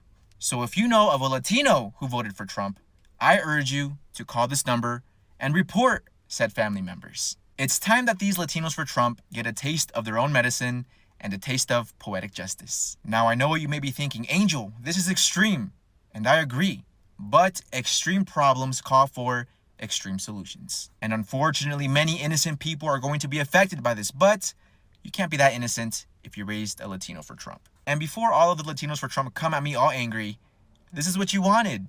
This is what you voted for. You should be happy. Let me see that smile. But there you have it, guys. Once again, there is that number. You know what to do. It's time that these Latinos for Trump learn the hard way. But so, I mean, look, again, you can say, oh, this is just TikTok. I saw a number of subreddits that are political posting this. People are upvoting it and saying, yeah, this is a good strategy. This is a good idea. It's kind of like pretty fucking crazy, but whatever. We'll let Joy Reid finish her point. However, we only have so much time for blame. We now need to make a plan. Because Donald Trump's spokesperson has already confirmed that upon taking office at noon on January 20, 2025, Martin Luther King Jr. Day. Oh, yeah. He wants to do the deportations on Martin Luther King Day. So get ready for that. Get ready for cartoonists, political cartoonists, drawing like the Force ghost of MLK, like crying in the background. Oh, it's going to be insufferable. It's going to be an insufferable first year, guys. Like, just, you're gonna, I'll be there. Don't worry. I'll be there to steer us all through it. But holy Jesus, it's gonna be rough. You're gonna see the last sputtering of the desperate resistance grifters. This also made me laugh. I saw somebody talking to Scott Jennings on CNN saying, "I'm not a Democrat. I'm a journalist." It might be one of the single most absurd kind of like lies anyone's ever told, as if journalism has ever come first for any of these people in the Trump years. Anyway, here's Scott Jennings talking about about what comes next with a Washington Post columnist. Transition unfolds, whether it's picking attorney general or any of these other high-level positions. I think we ought to all look at this as a wise decision, a good decision, and for everybody out there wanting Trump to pivot or change or somehow whatever you want him to do. He just won a mandate from the American people to execute on the program that he laid out in this election. It wasn't particularly close. And I think he ought to put people in place who are going to do it. That's what the people are asking for. Who will go after his enemies? I mean, that's not what he ran on. Yes, he did. It is explicitly what he ran on. That's not what he ran on. Look at what he said in the past week. He literally said that he was going to exact vengeance. You still don't understand how you lost. He ran on immigration. Don't say me. I'm not a Democrat. He ran on immigration. I'm a journalist. He ran on inflation. I'm not here paid to represent one of the many things he ran on. In addition, he ran on the issues that people care about. He ran on the economy. Nobody's saying that he didn't run on those things, but he also ran on vengeance. Yes, he did also run on going after the people who went after him. And journalists. It was a key feature of all of his speeches. Yes, Scott, he literally said, I am your retribution, the Biden crime family, lock her up. Went after Sessions repeatedly for not doing what he wanted Sessions to do, which was to indict Hillary or whoever he wanted to indict. I mean, I don't know why they keep bringing lock her up when he was in power after saying that and saying he would do it, and then is publicly on the record saying, I could have pursued it, but I didn't because I thought it would be bad for the nation. He did say, I'm your vengeance and I'm your retribution at a campaign rally in a speech that, by the way, it just sounds like Bane. It's fucking hilarious. I've played it many times. You can take that to mean he's coming in and he's going to fucking lock everybody up and be a maniac, or you can take that to mean the fuck you to the establishment his vote represents in his world, in MAGA world. That's the retribution in and of itself. It's up to you. You know, you decide what levels of hysteria you want to operate on. You can want his campaign to have been about, tax reform and things like that. That is not what he said on the stump. Time after time after And time. also He the talked about January- going after his enemies. I'm heartened by the fact that the left still cannot Even figure if you this out. just take the January 6th part of it, he made that a big part of his campaign, that he would, if he were in power, pardon those people. You can't say that that was not on the agenda. It absolutely was. What was the campaign about? Why did tens Okay, but do you of think that millions he's of going to people... do those other things when it comes to the Department of Justice? I don't know what he's going to do. I'm not. A I don't big talk part to of the him. campaign I'm just. was being a victim. Like, that was a big part of it, was his victimhood. They're coming for you, but they're going to have to get through me. That was his whole line. That is all about the enemies list. That is all. I Yes, totally it I is. totally disagree. The deep state. That's not. This is the stuff that he talked about on the stump. Unless you just don't want to listen to him. Those are his own words. I listen Scott, plenty. If you believe that people who violated the Capitol on January 6th committed a crime, which I would hope you would, because they weren't invited in the way they claimed they were, right? They were not there. They didn't go through security the way the rest of us have to go through to get into the Capitol. They were prosecuted. They were convicted. And now they're serving jail time. And he has said repeatedly that they're political prisoners and he is going to spring them, right? What does that tell you about how he's going to weaponize the Justice Department and on whose behalf? On behalf of people who committed crimes for him. For him, not for anybody else. I mean, I admire your, I don't know if I want to call it naivete or optimism that Trump is going to run on the policies you care about deregulation and tax cuts and whatnot. That's just not what his campaign was about. Well, That's not what he has indicated. With all due respect, I've run more campaigns than you, and I know what campaigns are about, and I know why people walk into voting booths. Why You're people totally walk wrong. into voting booths and what Trump plans to do when handed the presidency are two different things. All right, guys.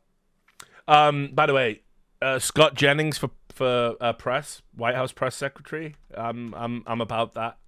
I'll miss him on CNN, but he had another good clip actually where some comedian came on and he just fucking broke this guy.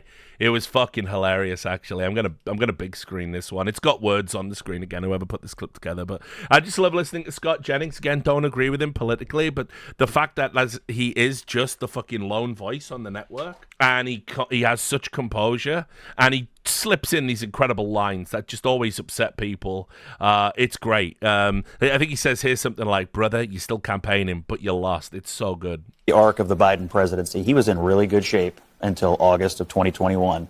When Afghanistan happened, he went under 40, she went under 40, and they really lived there until the end of the Why? He's still there. Why? Look, I'll tell you why. Because he ran and told us that the adults were back in charge.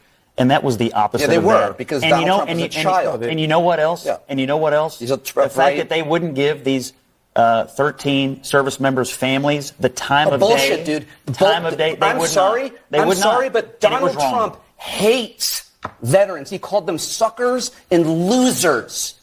He did. He absolutely, despite he has his whole life. He has his entire life. I know you're super emotional. I just. Of course I am. I'm terrified. I'm telling you, the political reality is that when they made that decision. It doesn't matter, but you don't admit when they made that Donald Trump decision. hates veterans. You don't admit it. You deny a man, Chief John Kelly, a Marine. You deny. You say he lied. You're still campaigning. You say he lied. It's not over. It'll never be over. I want to hear what Coleman It'll never be over. You wish. The political reality is when they made that decision and everyone realized, oh my gosh, these aren't the competent adults that we were promised. Donald Trump is. And then when you pile on top of it the decisions that made inflation worse, it was a compounding interest of political crap over time that they could never get out of. And that's how she lost the race. There was a bipartisan consensus to get out of Afghanistan. That wasn't the point. It was the way it was Trump's done. decision to get out of hold on. It was the implementation. It was the fact that they took out our soldiers first instead of last, which is you would think would be common sense. And again, it's like you said, we thought the adults were in the room. That's why people voted for Biden. A return to normalcy, a return to competence.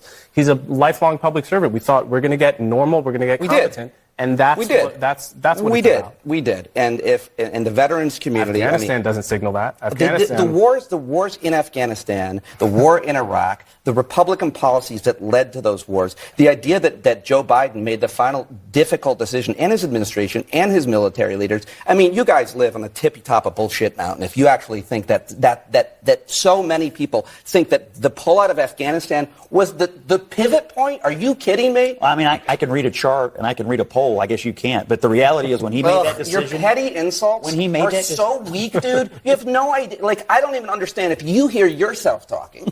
Look, you can laugh all you want, but like, I can't read a chart. Like, it's just a second. It's so hacky. It's so uninteresting. Look, the reason that we brought this up is because that was from a Democratic. Yeah, you got absolutely shit on. They're not sending their best. Van Jones as well, after not being able to squeeze out his biannual cry, did make the point that, turns out we were the idiots all along, sat next to Andrew Yang. That's how we got beat. We got beat because the Republicans and the conservatives built a different media system that had to do with online, had to do with podcasts, had to do with streaming platforms, and they were spending their money there. We were laughing at them and knocking on doors in Philadelphia and Detroit. It's like, there's no Trump people. They're not dropping literature. They're not knocking on doors. In fact, it was laughing like, oh, Elon Musk and Charlie Kirk with their PACs don't know what they're doing. We were making fun of Donald Trump for having thrown away his ground game and doing some weird stuff online. We thought that they were idiots. It turned out we were the idiots. We woke up in a body bag because while we were knocking on doors, they were making these phones into 24-hour-a-day political weapons for themselves. And so we got outflanked, outplayed, outbeat by people who told us the whole time that they knew what they were doing. And here's how we got beat. You did have the Fortnite map. You'll always have the Fortnite map, though, Van Jones. So, and then just to end it, to end the liberal meltdown, it's still ongoing. Obviously, the holiday season's coming up, and Joy Reid once again on MSNBC. She decided, how shall we do our programming? She brought in a psychiatrist from Yale to tell Democrat voters, don't see your family this holiday season if they voted for Trump. When you know someone voted that way, do you recommend, just from a psychological standpoint, being around them? We got the holidays coming up. So I love that you asked this question because, there is a push, I think just a societal norm that if somebody is your family, that they are entitled to your time. And I think the answer is absolutely not. So if you are going into a situation where you have family members, where you have close friends who have voted in ways that are against you, like what you said, against your livelihood, and it's completely fine to not be around those people and to tell them why. So, look, what I'm going to end the stream on, because I don't want... People always say, oh, Richard, you're giving the game away. You're going mask off when you laugh only at the left wing, and you never criticize Trump, and you always criticize Democrats.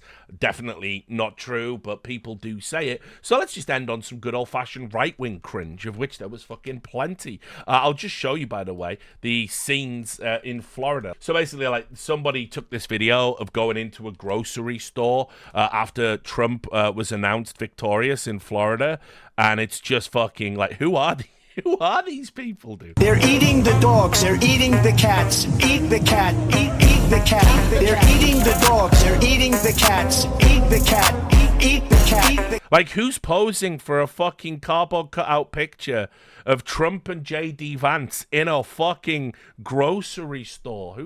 Who's doing these things? They're eating the cats, they're eating the dogs. Eat the cat, eat the cat, eat the cat, eat the cat, eat the cat, eat the cat, eat the cat. I thought that was just Boris Johnson. Anyway, so that was going on.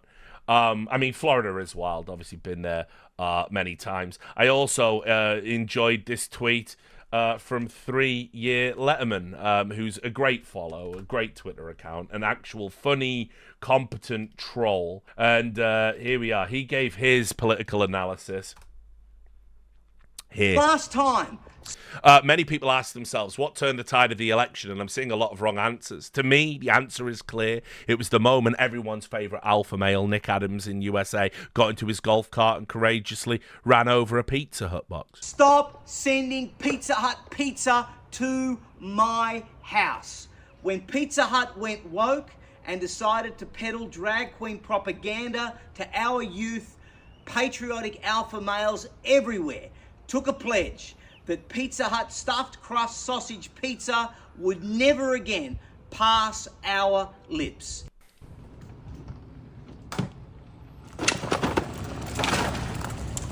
And just like that, Trump won. Shout out to all the patriotic alpha males out there. This was also a weird one.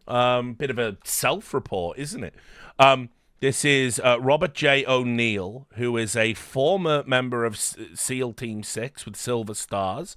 And these were, this is the Harry Sisson influencer saying, we're Gen Z voters, and we all proudly voted for Kamala Harris. Real men support Harris. And there they are, white dudes for Harris.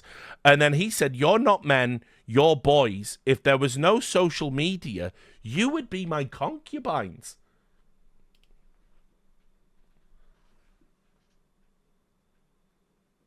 Yeah, this is the dude who says he killed Osama bin Laden. Spoiler, he didn't, but whatever. I can only think he doesn't know what concubines means. Bit weird. Bit of a weird one there. There's also been a strong uptake of God talk, which has been insufferable. Because remember, Donald Trump missed a bullet, and so he even said, I think God spared my life so I could do this. I saw this the other day. This is Sean Davies.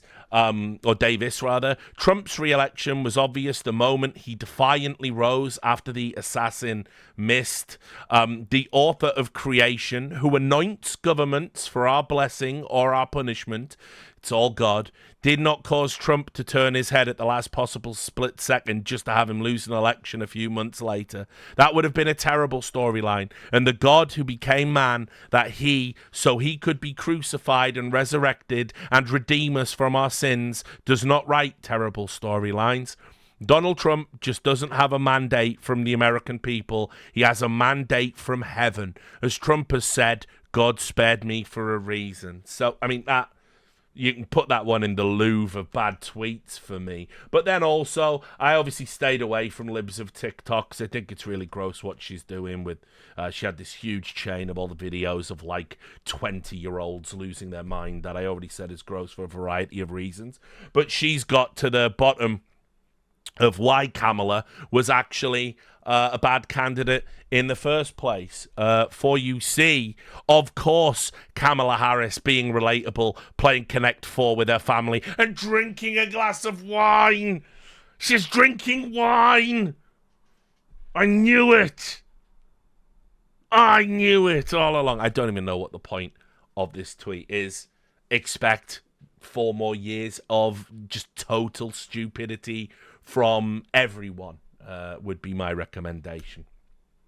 And on that note, that is where I will end the election breakdown stream. Tomorrow we'll pick up the Joe Rogan point. Hopefully I've demonstrated enough that the Democrats are really struggling to learn the important lessons. And there's a number of influencers and political commentators that are pushing this slop onto people who are either not old enough to vote now but will be next election, or were old enough to vote in this election and don't understand why they've lost. You want to understand why you've lost, I've laid it all out for you in this video. If you don't want to take that lesson away, that's fine, but it's going to be a rough midterms, and after that, if you don't.